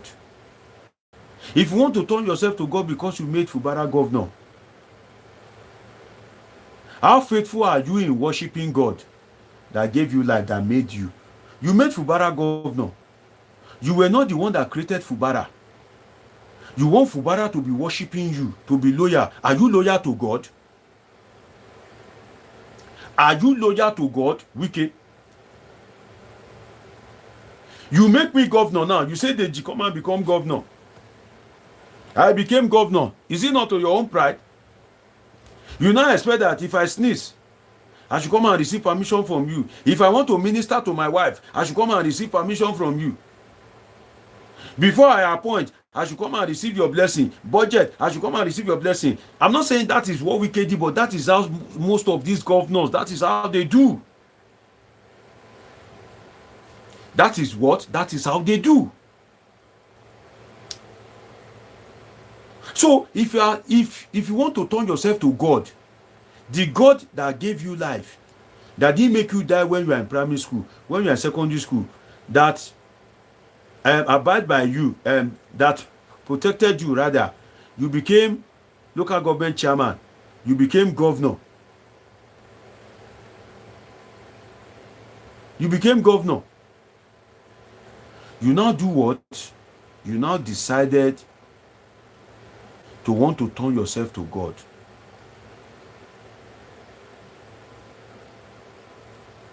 You know? Ibikunle Laniyo says, you talk a lot, people like you too will be extremely arrogant too when you become governor. You are a woman too. You see, that is why Nigeria is where it is. They are saying the truth. Are you my father or my mother? So because you feel I will be arrogant when I become a governor, we should be encouraging Godfatherism. You see now, my class captain is recommending you for removal. But I will pardon you. We don't abuse here. You see that my active class captain has recommended you for removal. Don't abuse people. Don't abuse. Here we learn. Maybe you are just joining. You were not there when I was praising Wike. If you hear when I was praising Wike, you won't say this thing that you are saying. I have flogged Fubara. Let me flog Wike. Because everybody get your own side. In fairness. Right? You cannot turn yourself to God when you have failed, Wike, to worship Odili. When you have failed to worship Amechi, you fought tooth and nail to get your political freedom from Amechi. Amechi was your boss. He appointed you as chief of staff. Did you not fight Amechi tooth and nail today? It was that fighting that you fought Amechi that make you a superstar. So maybe this fighting that Fubara is fighting you now will make Fubara a superstar. Maybe Fubara is destined to be president of Nigeria like Goodluck Jonathan, that eventually rose beyond Alamesia, who was his boss. So if you overdo, and Fubara is your political descendant, he saw what you did to Amechi when Amechi was becoming a problem. You are now becoming a problem. What do you think Fubara will do to you? He graduated from your political class. He is using your formula. He has all your techniques. He has all your play script. What you thought Fubara is, if your godfather is becoming too much, detach yourself from him. And that's the script he's playing. You did it with Amechi. He saw you. You did it with Odili. He saw you. You did it with Patience and Goodluck Jonathan that made you the governor. He saw you. So, what has Fubara done that is now special? You have done it to 3 people. Fubara only did it to you. You've been crying. You've been screaming. Let's be sincere with ourselves. For me, if you ask me, personally, I think political godfatherism is nonsense. Why? I'll just give you one reason. Out of like 20 that I have, let me give you one. Because why? Whoever has a godfather is tied to the apron of what I call debt of gratitude. You see, debt of gratitude, they know they pay and finish. In fact, Sanwo-Olu's performance in Lagos, Sanwo-Olu would have performed way more if he doesn't have a godfather. There's probability. If Sanwo-Olu is his own man, he doesn't have to receive command and control from anybody, he would have performed way more. But why? Sanwo-Olu, before he take any decision, he will think of the godfather, the godfather's wife, the godfather's girlfriend, the party people. Debt of gratitude. Debt of gratitude in politics is like, if they say you should come and run, look at me. If they say come and run, and they say on your mat, get set, go, and you are running, if you are not carrying anything, any baggage, your speed, you will feel like superstar. But if they not say come and run, and they put one bag of cement here, they put another one here, they now said on your mat, get set, go. No matter how you are, you cannot run fast like when you are not carrying anything. You see that 2 bags of cement? If you are a politician and you have a godfather, that bag of cement is debt of gratitude. I can give you like 20 points, but let me just give you one so I don't divert. That's why I say if you are yet to subscribe, you can't learn everything in one day. This is an informative platform. You can't learn everything in one day. If you are yet to subscribe, turn on the notification button. You learn some today, you learn some tomorrow. You know, maybe they enjoy ourselves, they go. This is Dr. Omosholadej, political scientist, with a doctor of philosophy in political science. Doctor of philosophy is what you guys know as PhD. So, let's get back into this analysis. Let me flog Wike small. So you cannot expect Fubara to come and die because you made him governor. When you, the people that made you governor, you didn't die. Some of them, you have rubbished them. You cannot see Amechi eye to eye. So what do you expect from Fubara that graduated from your political school? You were in charge of the government house 100%. One of your features as a human being, you know that each human being has his own characteristics. Some are hot-tempered, some are peaceful, some are, extremely loyal, some are very cunning, some can lie, some are promiscuous. Different human beings have their own features.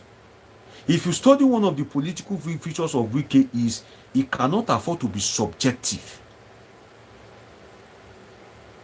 He cannot afford to be subjective.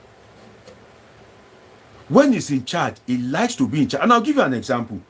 Other ministers, the money of the Ministry of FCT is always with the federal government, or this federal something. When Wike got there, one of the first moves he made as FCT Minister is to make sure that FCT is controlling its own money.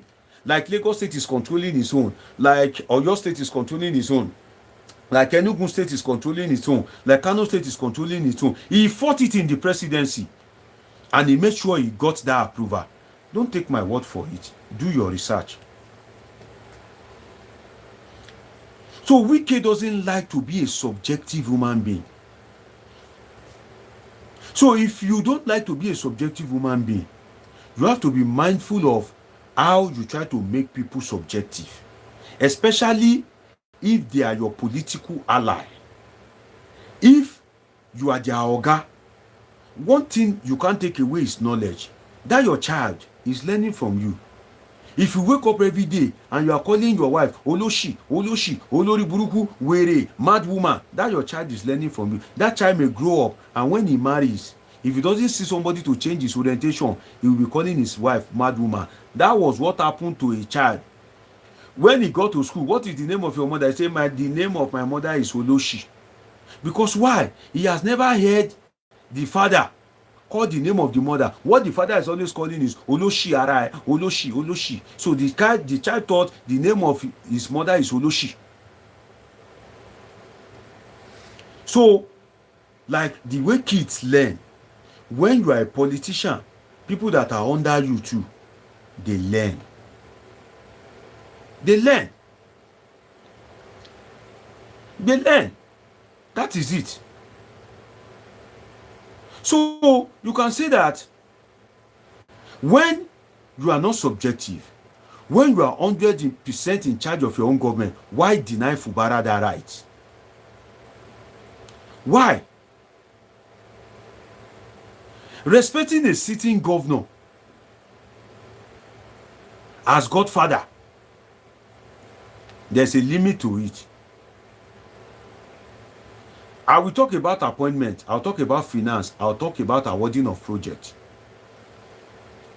That is the three things that usually cause problem between a godfather and his political godson. Three major things. I will talk on it. I want to go to comment.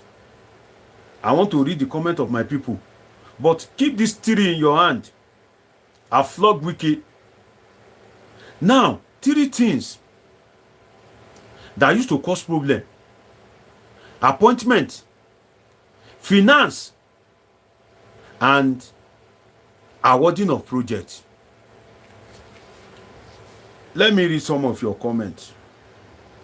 I can't wait till tomorrow for the phone-in session to be activated, because I like to hear from you. But tomorrow, by the special and mighty grace of God, I almost made it happen today, but I want to just try and perfect things a bit more, okay, so that doesn't fuck up in between. Let me take your comments.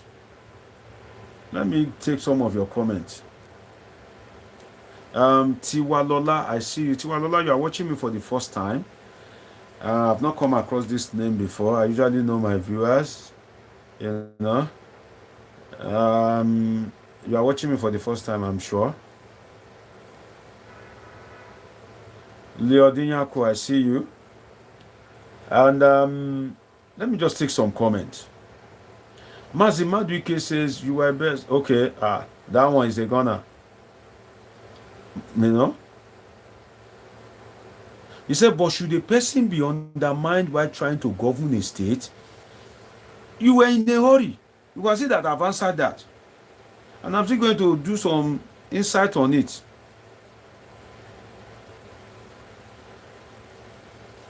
Power is a power. See, power itself, he dey fear himself.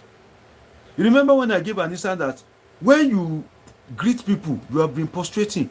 When power reach your hand, that person wey you dey prostrate for, you go just wake up one day, dey lose. Why is this one looking at me? How dare you? You know, why you never greet me? That's power.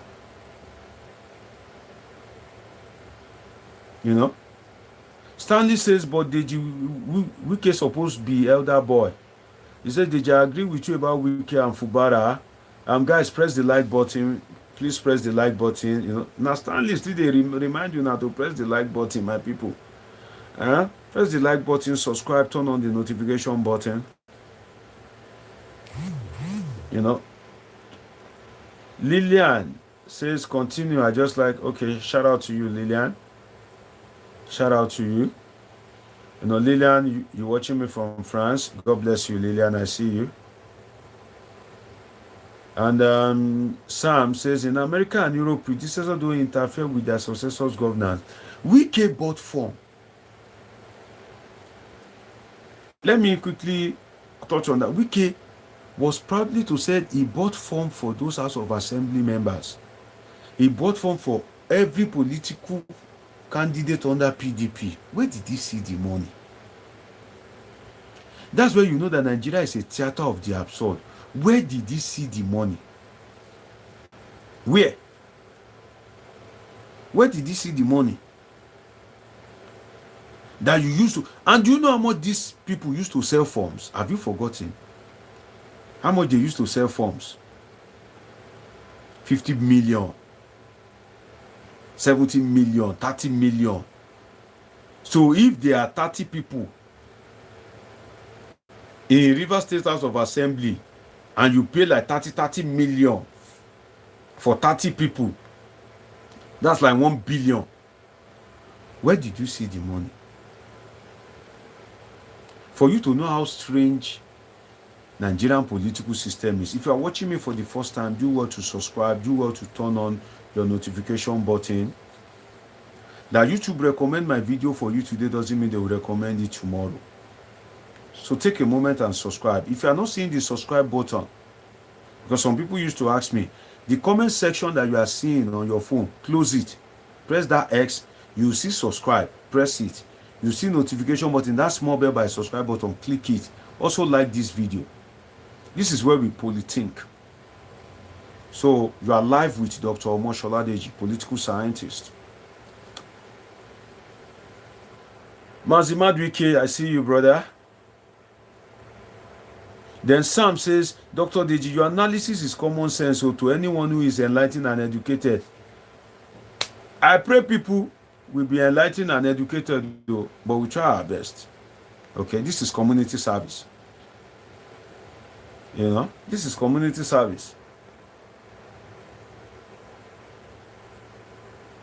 And Ibikunlelani, okay, Ibikunlelani, you are the one that was recommended for removal. I just graciously, you are a child of grace.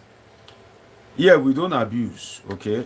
It's very important. I don't like when people, the time that if all of us are abusing each other, our attention will be distracted. If you are anchoring a program, if you have a lot of things to say and you are resourceful, you won't be abusing. Because why? You want people to learn. You want people to go home with something. But when you don't have anything to say and you just want to jump on social media, you just be abusing. You are abusing this, be abusing that. People in your comment section, they are throwing fire and stone at each other. No, we don't do that here. You can discuss in the comment section. Discuss. Engage yourself. That's what I like. This is a professional platform handled by a professional. I'll be a disgrace to myself and my profession that with a PhD in political science, I will now do a platform and people will be cursing themselves, abusing themselves. Everywhere is just mad. No. And that's why as a personal philosophy, no matter your comment, you know, so far that you are trying to express yourself and you are not abusing, nobody will criticize you. If you think your comment doesn't make sense, I love to read comment that doesn't make sense. Life is a gradual process. So if you are watching me for the first time, this is the platform you've been waiting for. Do well to subscribe. Do well to turn on your notification button. Stanley says, Dr. Deji, your analysis so far is like post science 101. I need to break it down because, see, I can come here and be addressing all of you as if I'm speaking in a PhD class. You won't even understand what I'm saying. I know this thing, 3 degrees from 3 continents, studying in Africa, Europe, Asia. I'm exposed to different academic culture. That's why when Aaron came and he dragged me to America and Russia, you guys will remember that day, the way I followed him there. I still come back the next day and talk about America politics. And in fact, that whole day, I just took a little time to talk about Borno flood. The rest, it was on American politics. If you want to see that video, go to my live video. Maybe tomorrow when you wake up. Go, you see the poster of Donald Trump and Kamala Harris. Check my live section, you see it there. So this is my thing. I'm very resourceful in it. God bless you, Sam. I see you. You know? Emmanuel Majekodumi says, this is the type of interrogation Nigerians should be involving in. Many need to come and get enlightened. I pray they come. Many, see, I told my aunt, let me, let's relax a little bit. Let me tell you something. When my aunt, right, the first time she watched my video, she's not too educated. She's the type that watch some of all this about something, all this Mobad, something, And there's something they call Adala Gabriel, something like that. That he helps someone, all these kind of issues. She now said, Adeji, if you are talking about Mobad, that you have many viewers who, that, why don't you talk about Mobad? I laughed. I said, Auntie, Mobad is not my specialist. I pity for that guy. Nigeria has happened to him. That's why in Nigeria, don't let them kill you. If they kill you, you think you will get justice. Now lie, you just die in vain. That's one lesson to learn from this Mobad issue. Don't let them kill you. If you are to fight, fight. Don't let them kill you. If they kill you, there's no justice for you. You are gone. I will law. I said, no. I know my kind of viewers. And there are some people that are always online. It's me they want to listen to. They've been searching for somebody like me. They've not seen. With time, the community will gather. The community will go big. That's what I told my aunt. Right?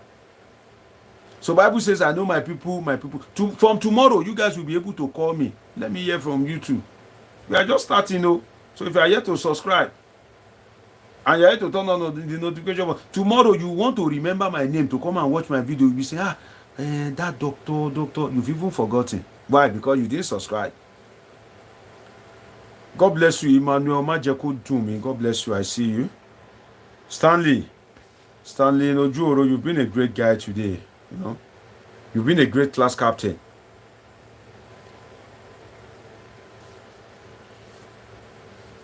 So, let's talk about this thing that cause problem. Have you ever, I'm back on analysis train. Have you ever heard that between Godfather and Godson, what created problem was because they are fighting about the people? Have you ever heard it? That their fight is they favor the people. Have you ever heard it? Have you ever heard of it? That the governor want to build 3 blocks of hospital, and the Godfather is fighting him that no, how you will build just 3 blocks? Are you not thinking of the future? Are you not supposed to build 20? Have you ever heard of that? No. You can never hear of it. What usually happens is the Godfathers are always overbearing. I'll give you an example. Udom Emmanuel, that's the name I was looking for. The former governor of Akwa Ibom State that Akpabio handed over to. When Udom Emmanuel was governor, there's something we call protocol. What is protocol? If you're attending an official function, if the president is coming there, before the president comes, everybody must be seated.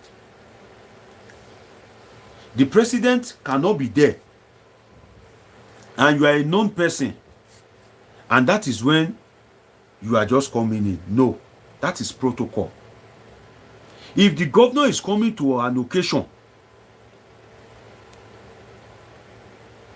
what will happen? You must be seated. You are on your seat before the governor comes. It happened like 3, 4, 5 times.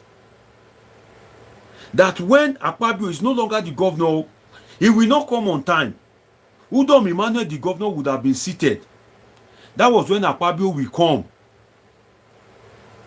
We enter the event and now be waving to the crowd, taking time, and the governor is seated.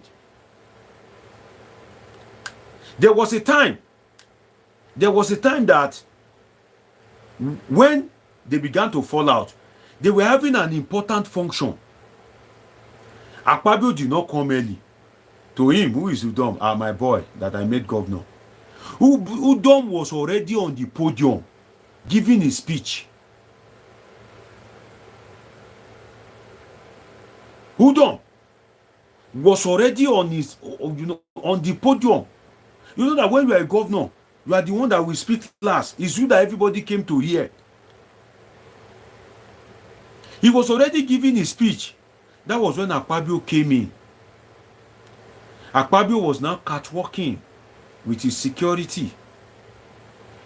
He was now greeting people at the high table. The governor was standing, he paused the speech. Emmanuel Majakodu, may God bless you.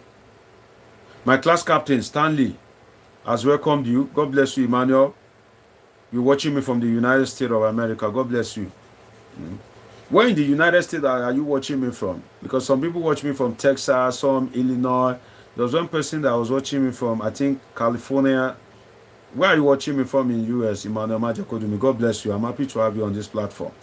And I think you've been listening to me for a while because I just read one of your comments some time ago. So I don't need to tell you about this platform anymore. You must have heard it. This is Politics with Dr. Omoshola Deji, political scientist. You are welcome, Emmanuel. Shout out to you. So imagine a sitting governor is giving his speech. He is standing. Everybody is quiet. That is when Akpabio will come in. He will now be greeting people on that table one by one. And the governor is on his feet. The symbol of authority in the state is on his feet. That's when you come in. And you're now greeting people. And you are now waving to the crowd. Okay, you are from Baltimore. God bless you, man. Omotayo Folusho says at Maryland. At Maryland. That's in the United States, right?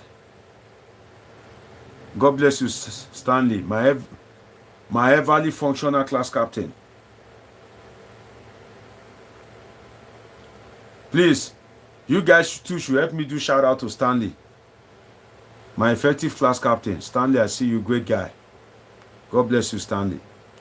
And Chimeze Ngoka says, a new student here enjoying this wonderful lecture. God bless you, sir, for this important lecture. You've missed, you are a new student.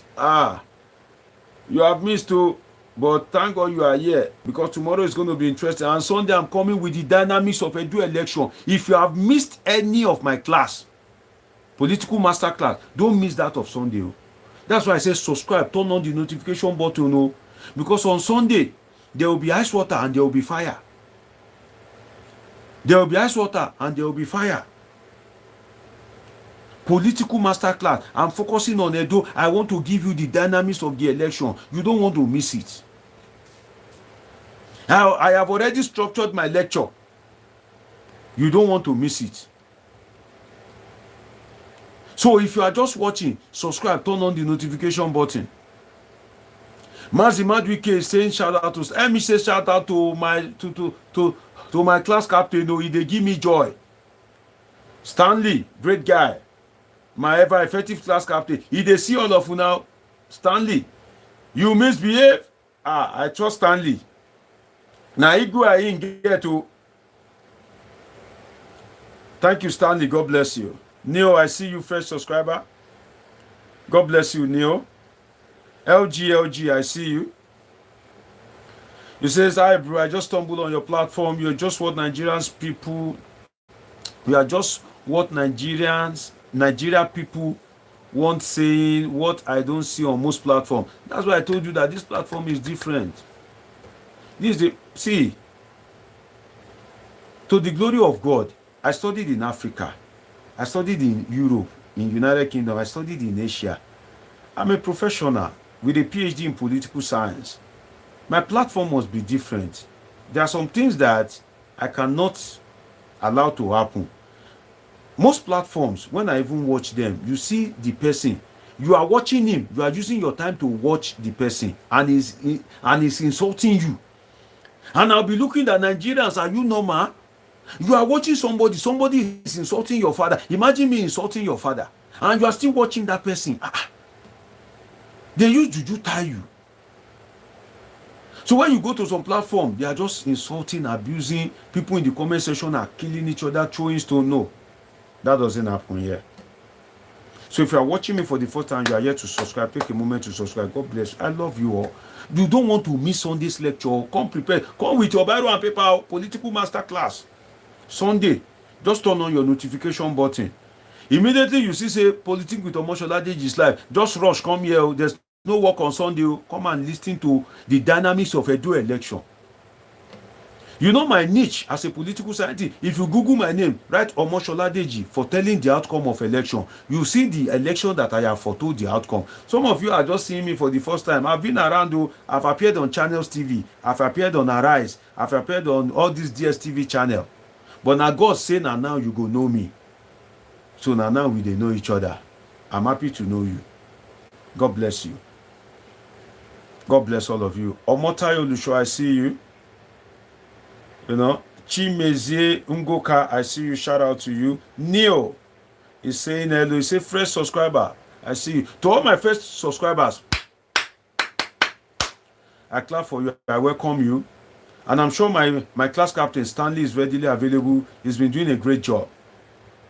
And Omotayo Lusho says, me too, new student. God bless you. You know, here, nobody is student. We don't use the word student here. No. You learn from me, I learn from you. Everybody is equal. Here, we are polythinkers. We are polythinkers. That's why the platform is called Polythink with Dr. Omosoladeji. We are polythinking. You understand? So, there's no student. And that's why I say don't be intimidated. You may not have a PhD. You may not even go to school. It's okay. Don't be everybody go to school. Just have an open mind. We'll learn. You know? LG is watching me from Canada. God bless you, bro. I see you. And a lot of he said, please like and subscribe. You won't regret it. Social Politics 101. God bless you, Mazi Madwike. I see you. You know? So you won't hear that what caused problem between Godfather and Godson is because of performance. What you will hear in Nigeria, don't take my word for it. Do a bit of research. It's three things. Number one, appointment. Number two, finance. Number three, avoiding of projects. That's the major thing. Except for like the case of Akpabio that I just mentioned, that you publicly be disrespecting the office of the governor. Who will tolerate it? Let's be sincere with ourselves. Let's be sincere with ourselves. Who will tolerate it? Who will tolerate it? So, on appointment, let me give you some brief explanation. On appointment, some of these godfathers are greedy. If you hear the analysis of Rivers election, some of the supporters of Fubara were saying it on the media that you are the one that appoint Attorney General for Fubara, Minister of Finance, Social Advisor, key appointment. That means that you are still 100% in charge because, see, there are some appointments. You know Adams Oshiomhole, when he was APC chairman, you remember he made a statement, he said juicy positions. Have you forgotten? Juicy position. There are some appointments that if they give you, you are integral to the success of that government. They call it juicy positions. Juicy positions.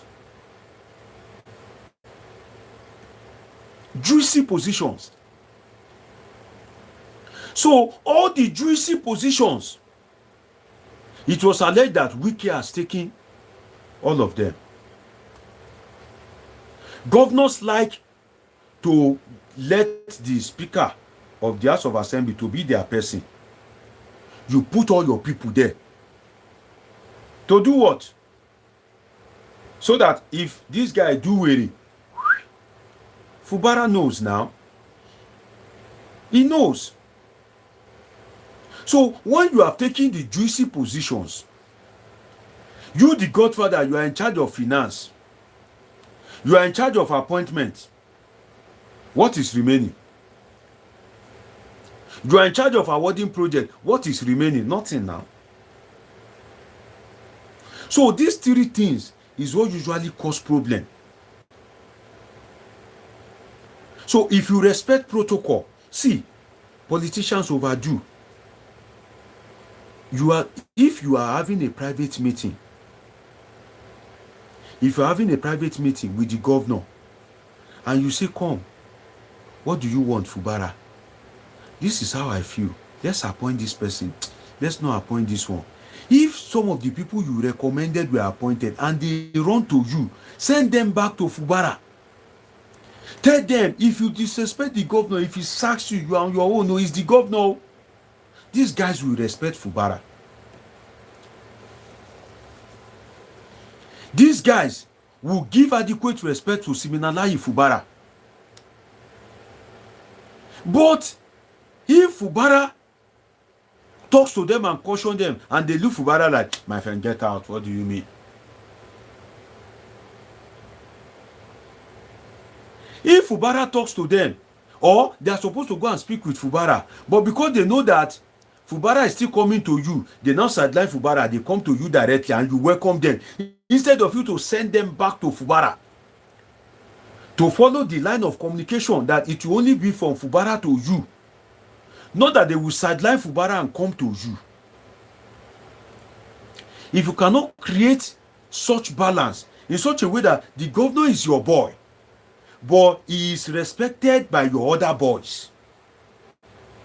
The governor is your boy, but your other boys knows he is their boss. Again, the governor is your boy, but he is respected by your other boys. The governor is your boy, but your other boys sees him as their boss. Recognize that he is their boss. Yoruba will say, kò ní jẹ́ tí baba tọ́mọ kó má làálàá. So if you are not able to carefully draw the line, and the governor is being disrespected, what do you think will happen? If you are in total control of finance of the state, and the governor doesn't have a free hand, that was one of the things that killed Ambode. Ambode, see, some of these godfathers can be terrible. You know, I've praised Wike, now I'm flogging him. Imagine you are a governor, you make a small appointment, and your godfather calls you, begin to blast you. It's like you don't want to do second term. Why will you make some godfather will even call you stupid. Some will want to use you to wash in front of other people, for the other people to know that they are in charge. Does that make sense? Ordinarily, godfatherism is nonsense. But if it can be eradicated in Nigeria, if it's one of the peculiarities of the Nigerian political system, should it not be managed in such a way that even despite godfatherism, there can still be some growth and development? Fubara, in December, if you have forgotten, he gave people of the state, the civil servant, 100,000 naira. If he's still in tune with Wike and Wike's boys, can he give the people, all the civil servants in the state, 100,000? He would have been using that money to pay debt of gratitude. Godfatherism kills. Godfatherism destroys. Godfatherism is a bait for underdevelopment. Like I said, if Sanwo-Olu were to be independent, he would perform better than that in Lagos State. Godfatherism is like, if you don't have a godfather, if they tell you run, you are not carrying anything, you run fast. Godfatherism is, let them put one bag of cement here. Let them put another bag of cement here. Let them tell you to run. How fast can you run? Because why? That cement will weigh you down. That's what Godfatherism is.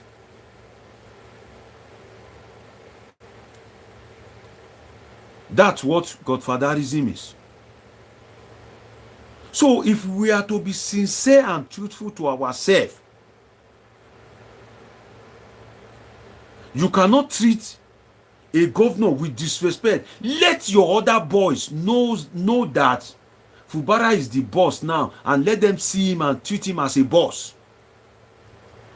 There will be no problem.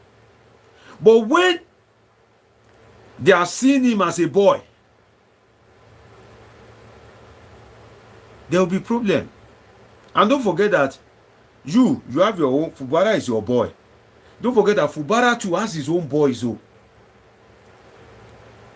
has his own boys. For instance, Goodluck Jonathan was Yar'Adua's boy as his deputy. But when Yar'Adua died, when Goodluck Jonathan became president, he has his own people, his own loyalists that took over with him. Goodluck Jonathan was a political son to Obasanjo. But when Obasanjo was doing too much, Jonathan's political boys rallied around him. And they put Obasanjo in his place. Have you forgotten? They put Obasanjo in his place.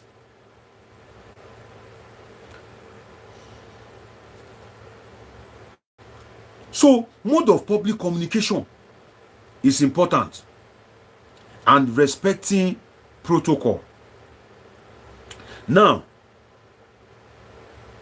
we are nearing the concluding part. I want to talk about why PDP cannot sanction Wike. You know, Wike has done a lot. He has caused a lot of problem for the party.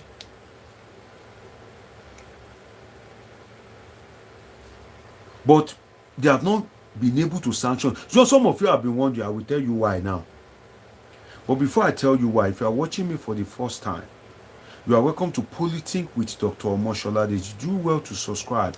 Do well to turn on your notification. But most of you are watching me from the United States, because now it's like evening there. In UK, it's midnight now. In Nigeria, it's midnight. In Asia, they are in the morning. So some of you will be watching me from those US, Canada. It is other people that have liked the video. That's why they are YouTube recommend it to you that you are able to watch me. So take a if you are not seeing the subscribe button, some people complain that they don't see it. That comment section that you are seeing after my image, close that comment section. When you close it, you will see subscribe button. Click it. You see the little bell by the side. Click it and like this video. Gallant cleaning and porter service, say watching from Europe. That reminds me, you know, I've told you people that there will be a time that I will give you time to come and talk about what you do. You are not going to only learn. That's why I said this is the people's platform. You come and talk about what you are doing. Like I said, if you are a building contractor, some of the people watching me may need a building contractor. There will be a day that I will release you. Oh yeah, come and tell what you do. You may be selling a car. Some of the people watching me may be interested in buying a car. You gain contract from there. You gain contact. You gain connection. That's why if you are yet to subscribe and you are watching me for the first time, you're on a long thing. That YouTube suggest my video to you today doesn't mean they will suggest it tomorrow. So if you miss the opportunity, support it, and don't miss the analysis of Sunday and also tomorrow.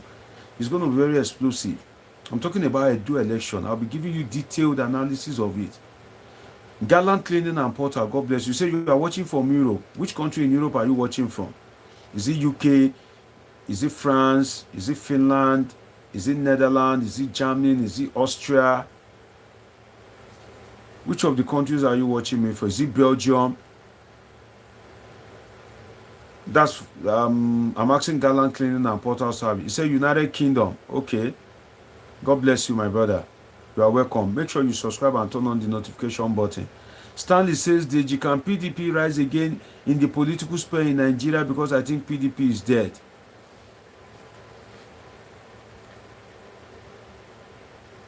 I spoke about that a little bit yesterday.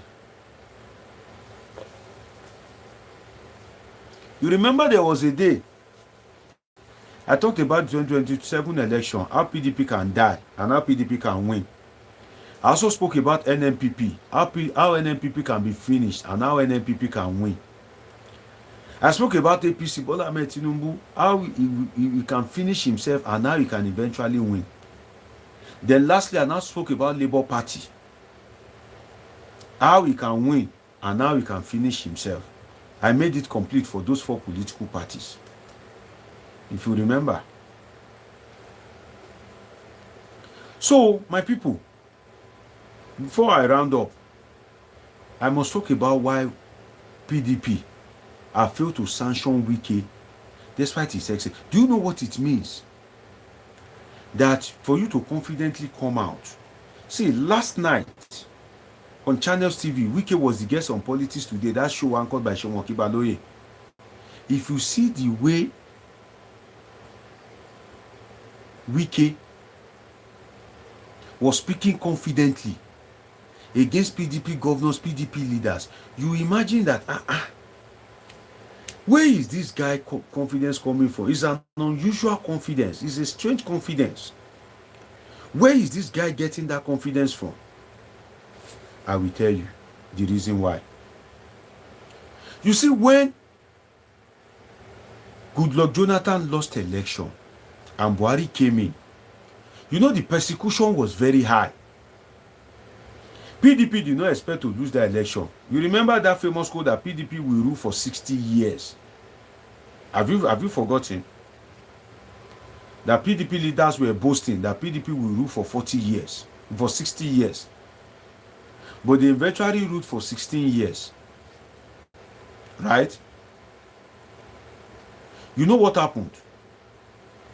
When PDP lost that election, everybody went cold. It was Wike that was hot. Orally and financially. All these governors, they were forming stingy. Some of them could not talk. You talk. During Buhari's time, you are finished. The way the Buhari boys will come for you, you are finished. So most of them could not talk. Yeah, and if you remember, before the election, it was Ayo Fayose that was speaking. That he said, oh, Buhari is old enough to be his grandfather. That Buhari is supposed to be in his village now wearing pampers.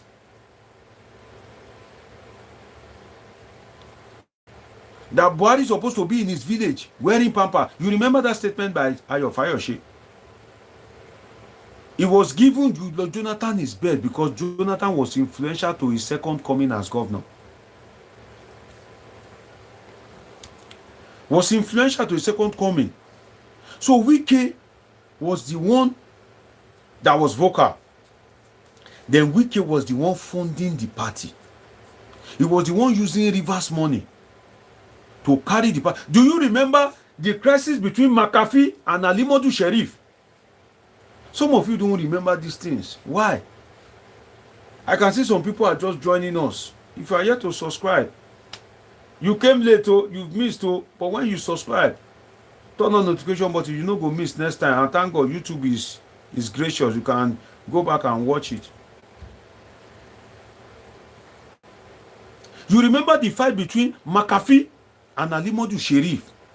When that happened, Wike was one of the people that stood his ground. So Wike was spending. Wike was carrying the party. When most of these guys now were sleeping and nowhere to be found, give it to Wike. When Obaseki was denied the ticket by Oshomole and it was running Etasketa, it was Wike that Obaseki fell out with now that helped Obaseki. I'm still coming there on Sunday. That's why you need to subscribe. Sunday analysis, political masterclass will be a different one. Subscribe and be punctual. You know?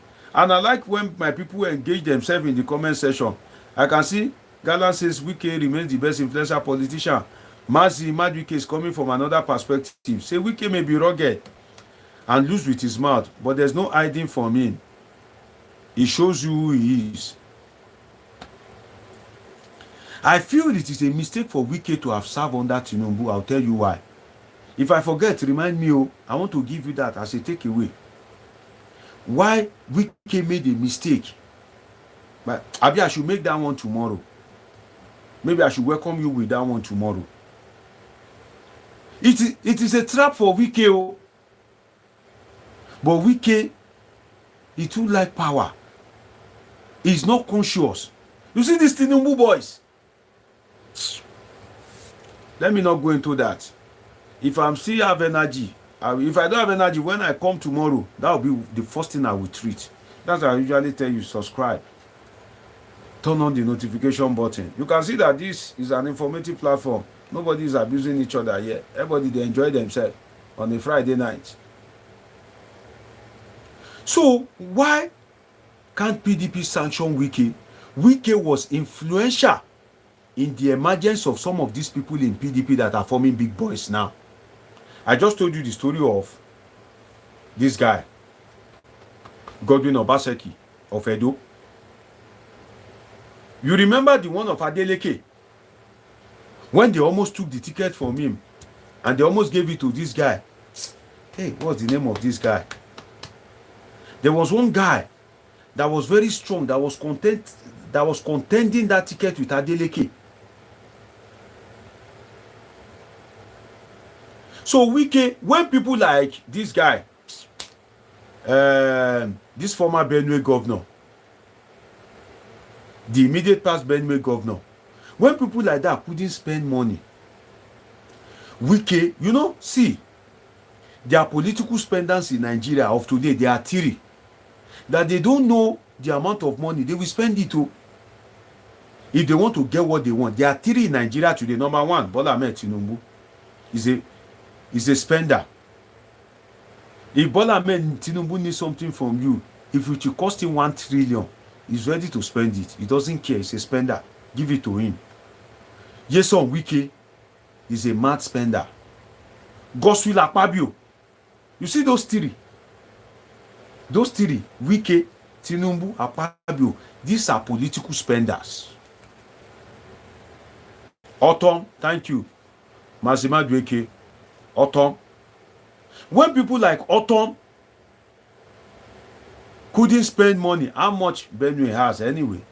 Rivers oil money. Do you know how many multinational corporations are in Rivers State? That's why when Wike was governor, you can see that he doesn't used to spend like before again. When Wike was governor of Rivers State, he used to dash people money anyhow. Wike can see you like this and just say, I give you 20 million. He doesn't know that he gives you anything. When he was governor of Rivers State. But look at him now. He's not spending like before. Have you guys noticed? He's a bit conservative in spending now. But Wike is a spender. Give it to him. Wike, Akpabio, Tinubu, those are spenders. They will spend you. They will spend on you till you change your mind. No matter how difficult you are. So Wike was funding PDP. As maybe it is his father that owns it. While other people were staying back. So Wike was the one that helped some of the people now that are forming big boy in PDP. That's why most of them, they can't talk. Another thing is, apart from funding the party, Wike knows their secret. See, there's a lot of secret in the political circle. For instance, some people are saying the president is sick, the president is sick. Now you don't know the sickness of the president. Oh. There are people that knows what is wrong with the president. During Buhari's time, now you don't know what Buhari is treating himself for. There are people that knows. There are people that knows what is wrong with Buhari. And they can tell you for free. So Wike knows their secrets. Wike has been with them. I agree with you. Gallant clean and part that APC government are the one protecting Wike. You are 100% right. Oh, do you know that? See, Fubara would have finished Wike as other governors have been finishing their predecessors, if not that Wike is the current minister of FCT. If Wike is just a river citizen, if you are watching me for the first time and you are yet to subscribe, please do well to subscribe and turn on your notification button. This is Politics with Dr. Omoshola, the geopolitical scientist. That's my occupation, political science. You guys don't know there's an occupation called political scientist. I have a PhD in political science. You are welcome. You are in the right channel, a mature channel, professional channel. We don't abuse, we don't insult. Everybody is equal here. Here, we politic. So, as I'm saying, if not that Wike was appointed by Tinubu, Fubara, in fact, some of the people that are following Wike now, you know, Nigerian politicians, they are very shameless. They would have easily aligned themselves with Fubara. You know, I said it yesterday. I said, God forbid if anything happens to Tinubu, instantly, people have started aligning with Shetima. And remember what happened to Jonathan when he lost the election? Aso Rock became a graveyard. Nobody was visiting anymore. They were already going to align with Buhari. Congratulatory message. Congratulations on winning the election. That's how people are. And that's why they say power is what? Power is transient. So Wike knows their secret. And I watched Politics Today last night where Wike was still boasting that he is challenging anybody. He is challenging anybody. That let them come out. The confidence, he weak me. Oh. The best, Wike's confidence, he tire me. Oh. He knows their secret. I'm giving you some salient points of why PDP cannot sanction Wike. They may end up doing it, oh, but they will do it calculatively. I agree with you, Sunday David. He says if Wike wasn't in the government, he wouldn't have been making noise. Of course, Fubara would have rubbished him, because the people with Wike now will not even be with him. They are political jobbers. But because Wike is at the federal level, so people believe that, federal is better than, let me align with the federal. There's a lot of juicy at the federal. Even, yes, they will compensate me.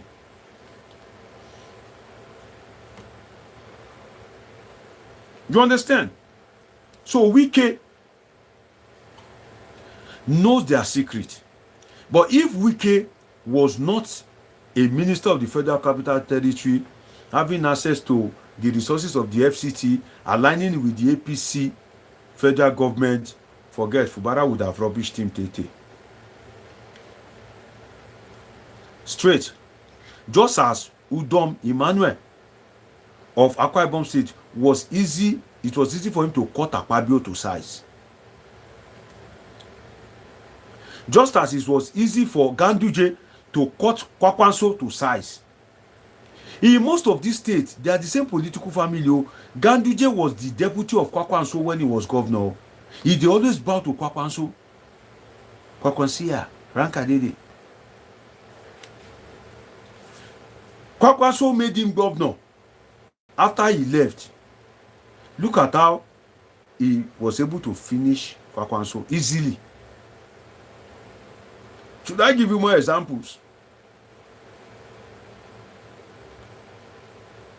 So, if you are no more in power and you are just an ordinary citizen, that governor will finish you instantly. That governor will finish you, and you won't even see anybody to align with you because most of the people are political jobbers. Are you in power? Yes, they worship you. You are no longer in power, it's another person. They've moved away. They are going to worship that other person. It is anybody in power. That's how political jobbers do. So I agree with you on that. I will still come and tell you why serving in Tinubu's government is a great disservice to Wike. He just doesn't know. But let me finish this one. Why PDP can't sanction Wike? That's where we are now. If you are watching me for the first time, this is Politics with Dr. Omosholadeji. Please do well to subscribe, do well to turn on your notification button, because on Sunday we'll be talking about the dynamics of the Edo election, and it's going to be very deep. I've prepared my lecture for Sunday. It's going to be very sound. That's why you need to subscribe, turn on your notification button, and come early. Come early. I'll create the flyer like 3-4 hours before I come online. Tomorrow, I have a very interesting topic for you, and the phone in session will be activated from tomorrow. So if you do not subscribe, YouTube may not recommend my video to you again, no? And you'll be trying to remember, who is that dog? Remind me, that doctor. You've forgotten. So take a moment. So if you are not seeing the subscribe button, close the comment section, that X on your phone, close it. You will see subscribe. That notification bell, click it. God bless you, Sunday David. He said, just subscribe now. I love responsible political analysis. God bless you, my brother.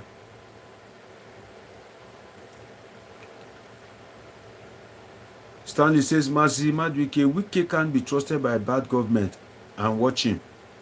You can see how my viewers, you can see how they are politicking. Nobody is abusing anybody. Nobody is cursing anybody. We don't tolerate that on this platform. We politic. See how they are discussing intelligently. Everywhere is peaceful. You are listening to me. You are learning. Political masterclass, free of charge. That's how we roll. Not other platforms that they will just be. Imagine you are using your time, your data to watch someone. Nigerians, I don't know. Nigerians are funny people. If you see some platform, you are using your data, your time to watch someone. That person will be cursing your father and mother. You will still stay there. And I will imagine that Nigerians can be funny people. Because the way they do in some platforms, I'll be like, wow, what kind of thing is this? So Wike knows their secrets. Nyesom Wike, he knows their secrets. Another reason, before I round up with why serving in Tinubu's government is a disservice for Wike. Wike, come closer. Come closer. Let me tell you this one. Wike is the FCT Minister, where most of them have property and business interests. You hear me well? Wike, don't tell anybody I told you. Come. You know why they cannot sanction Wike? If you sanction Wike, it doesn't affect his appointment at the federal level. And all these PDP guys, they have property and business interests in the FCT. Property and business interests running into millions and billions of naira. So if they suspend Wike and do anyhow, Wike is still the minister of FCT. He will demolish their house.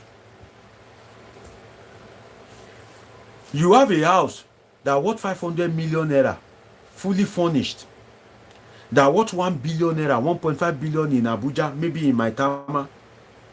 And you know Wike is a crazy guy. And you are in the opposition. You don't know when PDP will take over power. You want to go and criticize Wike. Wike will come and demolish the house. They know him. That's why, despite some of the things that he is doing, the people that are supposed to criticize him, they dare not. Because you will think twice before you criticize Wike. Are you ready to lose your house?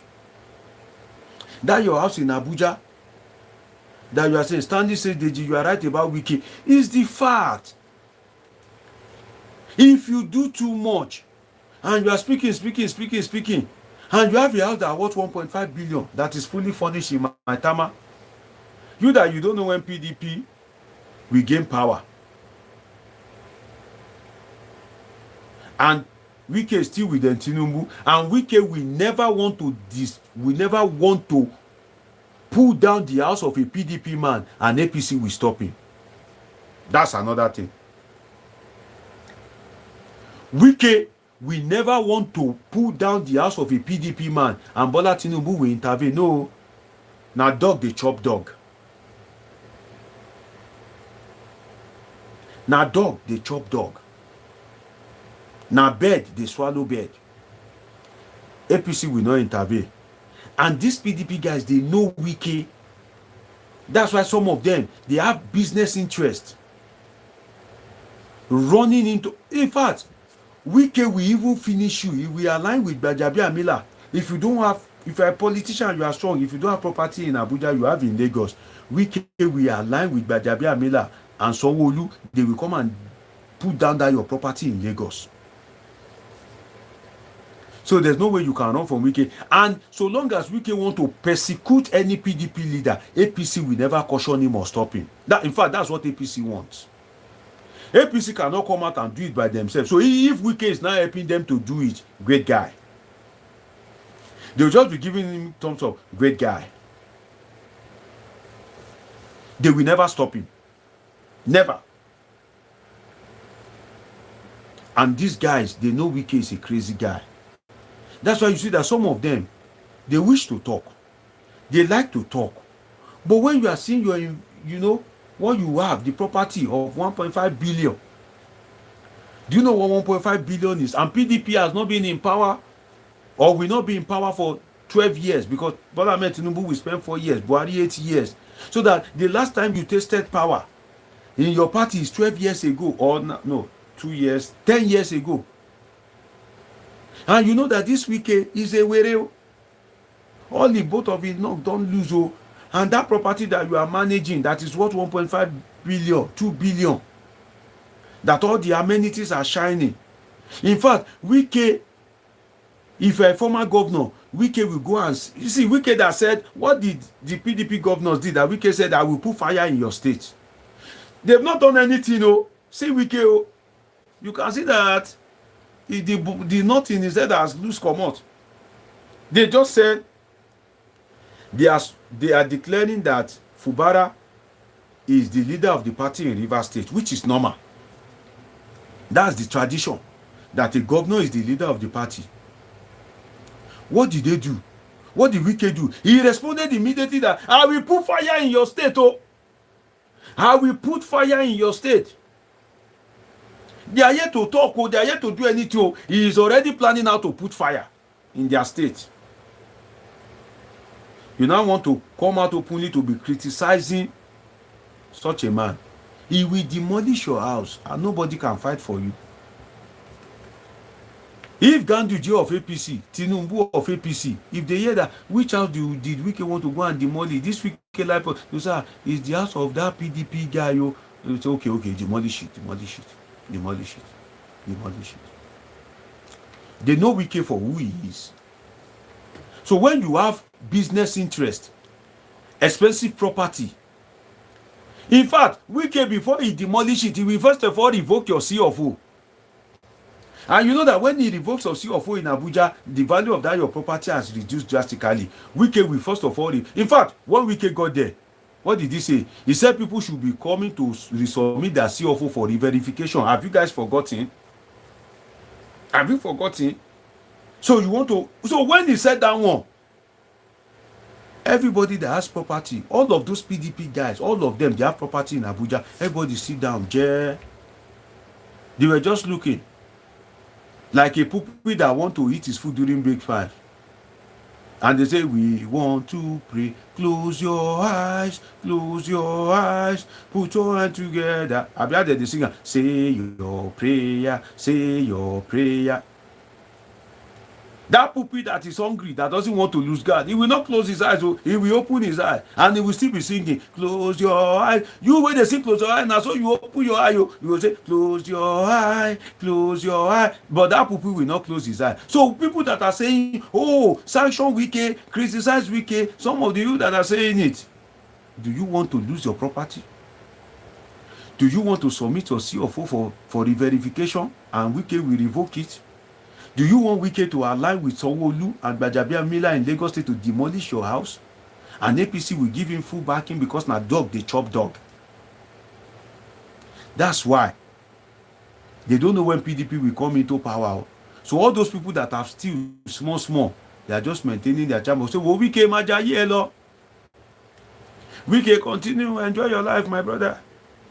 Not ready to lose my property. Wike, he will demolish it. Oh, no, Wike, don't worry. So they are either supporting him or keeping quiet. They are either supporting him or keeping quiet. Mazimad Wike says the love of money is the root of all evil. LG. He says there's no opposition in Nigeria politics right now because PDP has 3 groups. Wike, Atiku, and men standing on the fence. So APC is going to have a smooth ride for a very long time. I said it yesterday that these guys, they are giving Bola Ahmed Tinubu free ticket, free win in 2027 because you need a political party as a vehicle to power. So if the way they are destroying Labour Party, it was yesterday that I asserted that Peter, son of Obi, won't you quickly disassociate yourself? There's still time to go and form a political party, and I even gave him name. Obedient People's Movement, OPM. Obedient Party of Nigeria, OPN. Obedience Alliance Party, OAP. I gave him like 6 names yesterday. Free political consultancy. That if he was to hire me as a political consultant, he will pay me maybe hundreds of thousands of dollars. I think it was yesterday or day before yesterday that I was talking about the crisis in Labour Party. You know, here, this is where you get in-depth analysis of politics and happenings in the politics. From a political scientist, who else do you want to listen to for analysis of politics and happenings in the politics? If not from a political scientist, 3 degrees from 3 continents is easy. BSc Masters, PhD. So that is why you are not on this channel by mistake. If you are watching me right now, God has destined that you need to learn some things. He has made YouTube to recommend my video to you, and that's why I can't say it enough. If you are not seeing the subscribe button and you are just watching me, close the comment section. You see the subscribe button, you see notification button. Subscribe, turn on the notification button, because Sunday will be very hot. I'm coming for Edu election. I have prepared my political master class, my lecture, the dynamics. You go hear something for Edu election on Sunday. Keep it a day, turn on notification button. Tomorrow there will be calling section. I'll be activating the phone line tomorrow for the first time, and you guys will be calling in to enjoy with me, to dance here with me. It's going to be very interesting, the days ahead. And you know that now PDP has suspended Dino Melaye. The same PDP, you see what I'm saying? No, you see what I'm saying? The same PDP that cannot sanction Wike has suspended Dino Melaye. If Dino Melaye is holding the position Wike is holding, I don't think PDP will have the balls to sanction him.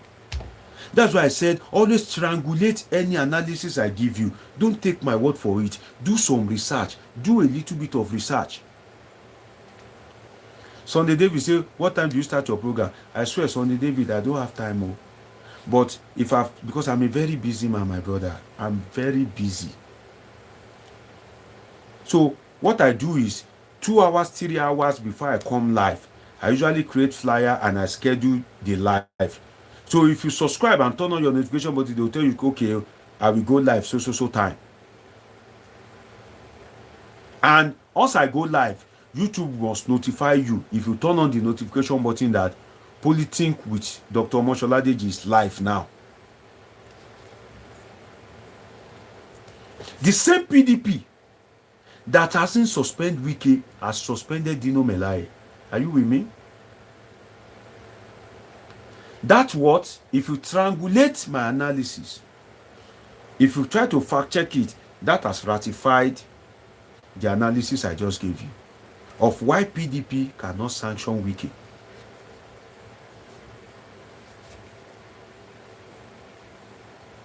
Of why PDP cannot sanction Wike. Stanley, you are a great guy, yo.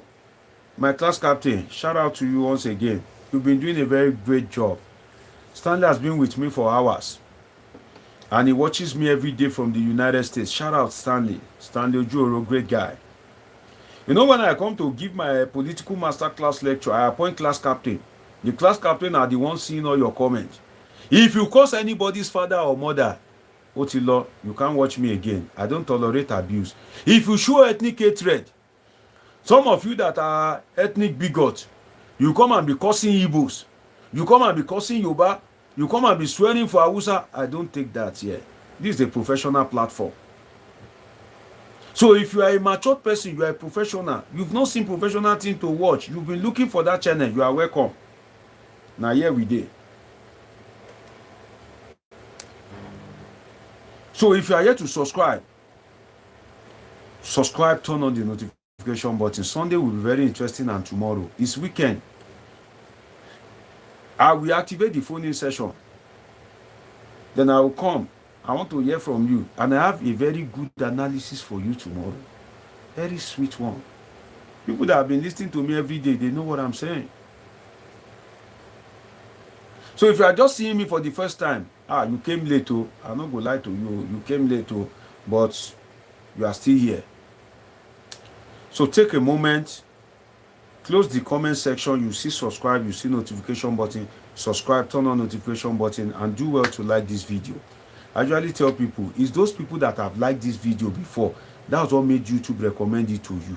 So if you are not liking this video, you are not subscribing, you are not commenting, how do you want YouTube to recommend it to others? What you are benefiting and you are enjoying, you don't want others to benefit? You don't do like that. So before I go, because my time is fast spent, let me tell you why Wike serving under Tinubu's government is a disservice to Wike. I thought Wike was politically smart. If Wike have waited till 2027, you know that there's this southern argument that power is in the south and the presidency is already from the south. And the presidency is already from the south. Do you know that Wike is positioned to contest against Tinubu in 2027? He's a strong guy.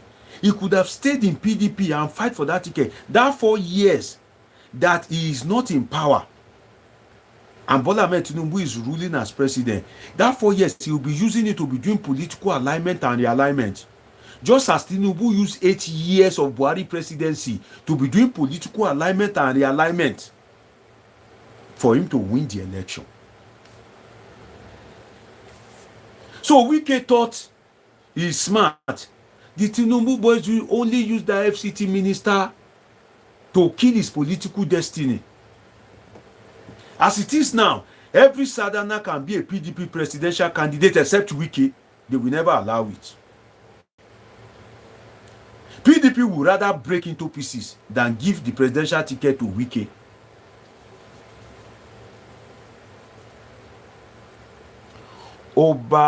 Obase Adigi Diomo says, I like your analysis. Obase, I guess you are watching me for the first time. God bless you, Obase. Obase, where are you watching me from? Obase Adigi. Sorry if I mispronounce your name. Diomo. Where are you watching me from, Obase? This is Politics with Dr. Omosoladeji, political scientist. If you are watching me for the first time, don't go without subscribing.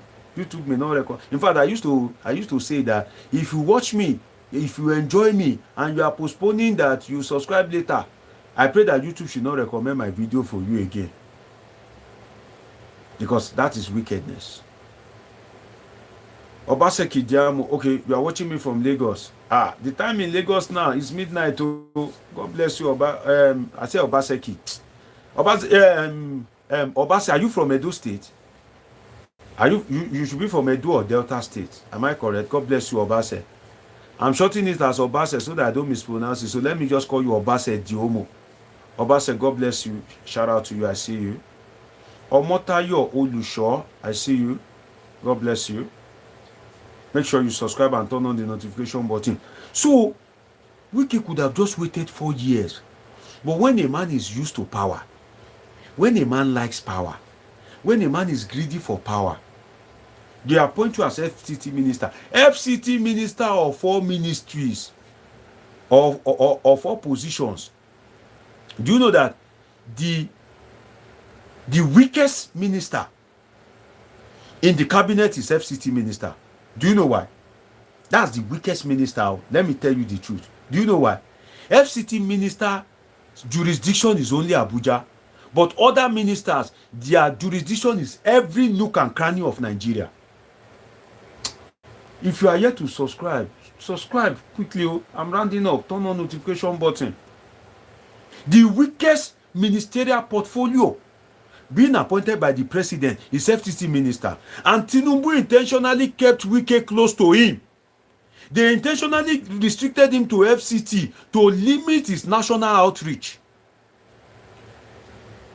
If they have made Wike Minister of Works, like David Umahi,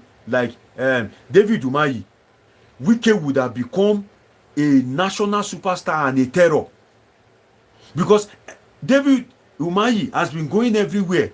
As he's doing project, works for that matter, he is establishing contacts, he is building networks, he is doing his political permutations. They intentionally didn't give that to Wike, despite all the clamor that Mr. Project. The Tinubu boys knows how to tame you. So they tamed Wike with that FCT minister. Wike, you think say you dey wise?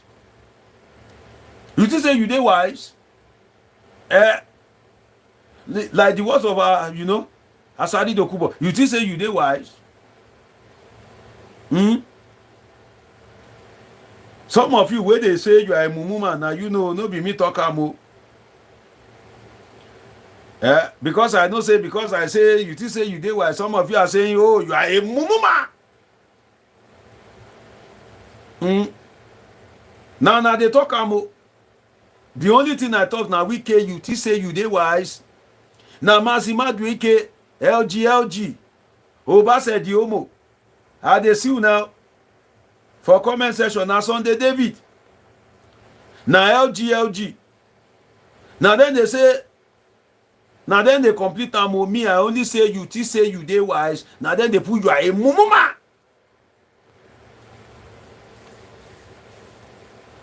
See, they intentionally decide to cage Wike's shining star and presidential potential. If I am Wike, or if Wike asks me, that's why Nigerian politicians only believe in money and power. You are a politician.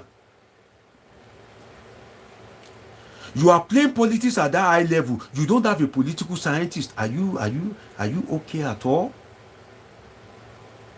People that said go and study medicine, go and study law, and they also say go and study political science and become a political scientist. You think they don't know what they are saying? You think they don't know what they are doing? It is only in Nigeria that you contest. You'll be doing things politically. You don't have a political scientist to be thinking for you. You'll be taking nonsense decisions. If I were to be weakest political scientist, immediately that appointment comes, I will tell him no, Mr. Wike, reject that appointment. Because the weakest ministry or the weakest ministerial appointment, Supreme Love, I see you. That's one of my returning words. Supreme Love, I'm just seeing your comment. Where have you been since? Supreme, come and answer query. Why did you come late to class? Supreme Love, where have you been since? Did you take a girl out or a man took you out? Supreme Love, come and answer query. Where have you been since? I'm just seeing your comment. But I know you are not watching me for the first time. For sure. Now I familiarize myself with my viewers. I know all of you. Supreme Love, you say you've been here the whole time listening to me. Supreme Love. So you've been listening to me. You didn't say hi first. Stanley, where is this lady Tracy? It's been a while I've seen Tracy. Then I've not seen Chemtrex 007 today. I've not seen Chemtrex. If you are my regular viewer, as you dey comment, I dey notice you. That's why when I activate phone-in session, if I give other people 2 minutes, there are some people that will be favored. I'll give them 5 minutes, 7 minutes. Because the Bible says, I know my people, and my people knows me. If you are not a subscriber, I cut you off. Don't you know that at the back end, everybody that subscribes, I used to see it. YouTube is a very integrated platform. Everybody. There's a lady that subscribed. that has never commented before. That lady has a good YouTube channel from Austria. Shout out to you. If you are watching me, you know yourself. I saw her in the list of subscribers. The lady has like 54,100 subscribers from Austria. She has never dropped a comment, but me, I know her. I've seen her at the back end. So I know all of you. I know all of you. Don't think that, oh, you know, Dr. Deji will not know me. I know people that are watching. I know people that subscribe. Because after the video, when I'm free, I do go there, I will see. That was how I know that a lady that has 54,100 subscribers is one of my subscribers from Austria. She's based in Austria. If she's watching me now, she knows herself. So I have a lot of people on this platform. Big people, great people. I have a lot of professionals on this platform. A lot of intelligent people that they want to listen to intelligent things. So that's why if you are opportune to watch me and you are yet to subscribe, sorry. So you can see that FCT Minister is the weakest ministerial appointment that any president makes. Why? Because you as an FCT minister, you cannot go to Niger State and be forming macho man. They will give you baseball stick for head. They tell you, my friend, get out. Say na FCT you did. You cannot come to Lagos State and be gawu. You cannot go to Ogun State. What are you doing there? But every other ministry of education, tourism, culture, where is your jurisdiction? The entire 36 states of Nigeria, including FCT itself. The Minister of Education have right in the 36 states of Nigeria, including FCT. So the appointment of Minister of FCT is the weakest. Is the weakest.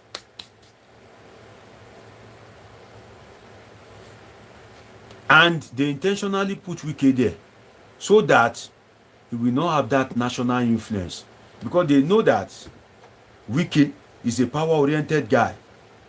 And the Tinubu boys, they cannot afford to do. So when they told Tinubu that don't appoint Wike, Tinubu thought, if I don't appoint this boy will go. Let me appoint him. If I throw a little biscuit for him, he will just be causing trouble everywhere. And now that trouble I like. Now that trouble favor me.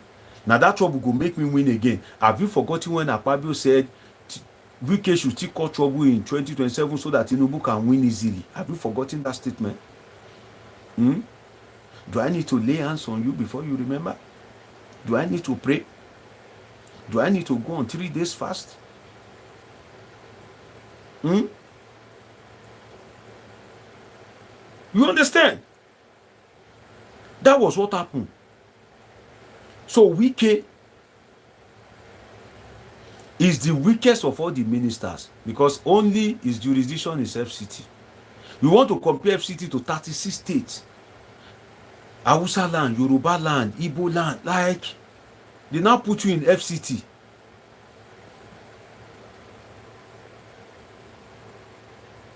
They now put you in FCT. And you are happy. You are gallivanting. You are rejoicing. They put you there to limit your political destiny. Because if they have given you a good ministry, you will have national network. If you are watching me for the first time and you are yet to subscribe, do well to subscribe and turn on your notification button. This is Politics with Dr. Omoshola Deji. I'm about to call it a wrap. Till we meet tomorrow. It's been a long session. I've been doing this for 4 hours, 24 minutes straight. You heard me right. 4 hours, 24 minutes of back-to-back, undiluted analysis. It's not an easy thing, but it's my thing. It's their body. So we make it happen. If you're watching me for the first time, maybe you should reverse back some of this video or just subscribe. Turn on the notification button because Sunday I'm bringing you the dynamics of the Edo election. It's going to be a very interesting time on on. And tomorrow I'm going to activate the phone-in session. I almost completed it today, but the thing get a CB and I don't want fuck up. So I just left it that I will conclude it, and tomorrow we begin to make it happen. Let me take some of your comments before I call it a date. It's been a very wonderful time with you guys. If you are not seeing the subscribe button, close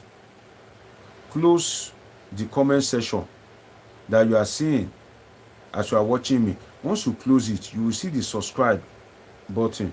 You see the notification button beside it. Press the subscribe if you are yet to subscribe. If you subscribe before and you click it again, that means you are unsubscribing. No, malo unsubscribe. If you are yet to subscribe, because I know some of you are watching, most of you are watching me for the first time. YouTube is the one recommending my videos to you. That's why if you are yet to like, you are wicked though. Like so that YouTube can, other people can see my videos. You are reaping from the work of other people. Imagine, since I only have 52 likes, you just click like now because it was 51 that made it 52. God bless you. I see you.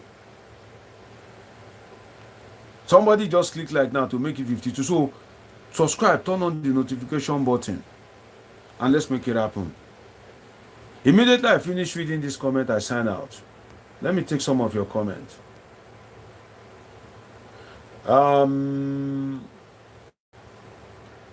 Obase says I'm disappointed. Obase Diomo says I'm disappointed with Wike after Rivers. Okay.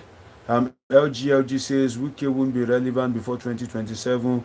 Tinubu can fire him today and they align with Fubara. If he was really playing his card very well in PH. Let me tell you, the party structure that Wike gave to that PDP gave to Wike, you left a sitting governor. You gave the party structure to Wike. Where has that ever happened? Do you know what it takes to win a state like Rivers State? Do you know what it takes to win a local government? But PDP now has given the party structure to Wike against Fubara. Do you know what will happen? Two things can happen. To buttress your point, LG. First, it is either the APC boys, the APC guys that don't like Wike will go and align with Fubara and bring Fubara to APC. When they bring Fubara to APC, Fubara will push Wike out of APC based on their fallout. Rivers will now be APC state, and Tinubu will gladly welcome Fubara in APC because Wike is a minister. Tinubu can replace him. Tinubu cannot replace Fubara without an election. Get that arithmetic. Tinubu can replace Wike now, right now as I'm speaking. But Tinubu cannot replace Fubara without an election. And Rivers is a strategic state, a very rich oil producing state. There are some states in Nigeria that they don't joke with. Rivers is one of them, if you don't know. So now that they've given the party structure to Wike, to Wike, as against Fubara, who happens to be a sitting governor, don't be surprised if Fubara joins APC. That APC that appoints Wike, Fubara will now beat Wike to his game. Those in the presidency that doesn't like Wike, there's not everybody that will like you. Just as some people in APC finish Adams Oshiomhole. Those in presidency that doesn't like Wike, that feels it will they overdo, they will network. Imagine somebody like Goodluck Jonathan speaking to Tinubu, say, Tinubu, maybe after that Council of State meeting, say, President, how far now? You know, see this Fubara boy, notice say go good for your party. Have you talked to Ramo?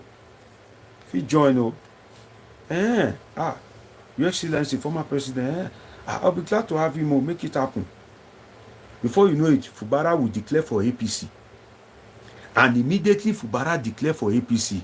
Wike's enjoyment, Wike's tenure, Wike's bragado, Wike's shoulder pad in APC is gone. Ganduje We prefer to have Fubara, who is a sitting governor. Do you know how much they used to win? Do you know what it takes to win election in a state? Ganduje would prefer to have a sitting governor in his party. If Wike is not okay and is doing bonku, they will sack him. Straight. So Fubara may end up in APC. You know, in politics, there's no permanent friend. Who will believe that Obaseki, who is a traditional APC guy, will end up in PDP? Do I need to give you more examples before you believe me? Do I need to cite more examples before you believe me?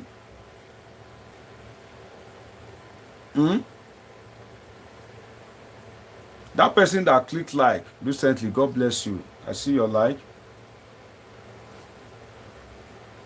Those of you subscribing, at the end of this, I will see it.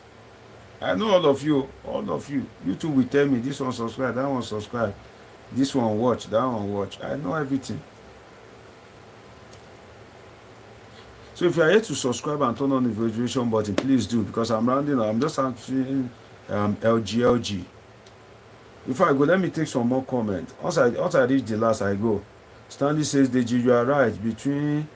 You are right. Between Wike was not happy, you know.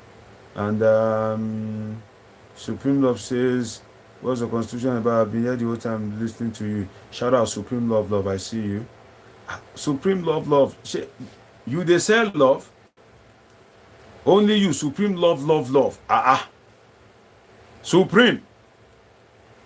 Are you a minister of love? Or are you the preacher of love? Are you the Ndaboski? Now you the Baose. Supreme Love. Only you. Love raised to power 3. Are you Ndaboski? Preacher of love. No release Abido Sheka here. We are happy the way you are. No unleash your powers. And LG says the judge is the word I've been waiting for. The only interested in money and power, no political scope, no integrity. Okay, and Stanley says, please guys, press the like button, subscribe and share. You know, please take a moment to subscribe. God bless you all. I can see another like. God bless you. You that like that video, God will answer your prayer. You know, if you are watching me and you enjoy me, take a moment to subscribe. Turn on the notification button. You don't want to miss my analysis tomorrow and Sunday. You know, Obase Diomo says, I'm proposing a platform for Peter Obi Obedient Progressive Front in 2020. This thing can warrant sanction. Obase Diomo, this is not obedient platform. This is an impartial platform where we politique. You know, this is not a partisan platform. Because if you are obedient, imagine somebody coming and say, I want to create a platform, Tinubu 2027. Maybe some of you will pounce on him. If they say Article 27, you pounce on them. So it's not a partisan platform, my brother. God bless you. Obase Diomo. I see you. Nigerian Eagle says Wike is blinded by his hunger for power. He cannot see. He is only a stooge in Tinubu's grand scheme of things. The puppet is so engrossed in his own ego. He cannot see the strings from his puppet master. I've said it all. See, the Tinubu boy, they carefully set that trap for Wike. In fact, they trap him in such a way that he has no choice but he has no choice than to do their bidding. PDP now is not home for him. Forget about handing the party structure over to him. I've told you the reason. At the right time, let Tinubu remove Wike today. If PDP did not sanction him and ban him from that party within 1 week. I've told you the reason why they can't sanction him. I've done a lengthy analysis on that. You know, Wike is not politically smart. I expect him to. If I'm influential to your victory and I have presidential ambition, I don't know you are a rugged politician. Don't put me in FCT, I will reject it. Give me Minister of Works. In fact, give me Minister of Education. Give me Minister of Power, whereby my jurisdiction is the whole Nigeria, not FCT that only his jurisdiction is FCT. What's FCT? What's FCT? He cannot go from FCT to Nasarawa State and be misbehaving. They will rubbish him. Say, no, your jurisdiction reach here. But the Minister of Education, the Minister of Power can go to Nasarawa, can go to Sokoto, can from there come to Lagos. From there, he goes to Enugu. From there, he goes to Rivers. From there, he goes to Aba. From there, he goes to, all the country. So FCT, the appointment of FCT Minister is the weakest ministerial appointment in the president's hand for ministers. Now that one he give you Wike. Let me people rest. People will collect Minister of Power and call. You know what it means to be Minister of Power? People will collect Minister of Works and call. They don't do reach you. You think they don't know what they are doing? Nigerian Eagle says, followed and subscribe. Thank you for this informative session. God bless you, my brother, Nigerian Eagle. God bless you. If you are yet to subscribe, turn on the notification button. God bless all of you. Supreme Love says, is only Quran the law? I don't know where that comment is coming from. John Ugo says, good talk. Then thank you, Stanley, for welcoming John Ugo. John Ugo, have you subscribed? Basaki Diomo says, I'm sorry, sir. Then Rick Sanders say, do you know Benny Goose said about you? I don't know what you're trying to say. What do you mean? Rick Sanders, maybe you can quickly rephrase it before I go. I have just a minute. I don't understand the context of your comment. But anyway, on a final note, take a time to subscribe. By the special and mighty grace of God, tomorrow you guys should be able to call in, pray for me, pray for God to make it happen. And we have a very interesting topic tomorrow. And I fixed my long-awaited analysis of the dynamics of Edo State election. The only thing I won't do that I used to do before, my niche is foretelling the outcome of election. That's my niche as a political scientist. If you put Omoshola Deji foretelling the outcome of election on Google, you see some of the outcome of election that I foretold years ago. When Adeleke was to contest that time, I foretold you that he will win the election, but they won't give him. So make sure you subscribe. But I won't foretell the outcome of election I'll give you the in-depth analysis, but I won't say specifically like I used to do before that maybe APC will win, PDP will win, or Labour Party. Why? Because of you people.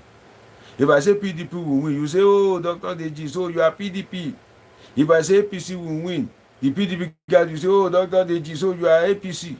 If I say Labour Party, the PDP and APC will come for me and say, oh, so you are Labour Party. I don't have a political party, but I'll give you the in-depth analysis. There are some things you need to know. There are some things you can't afford to miss.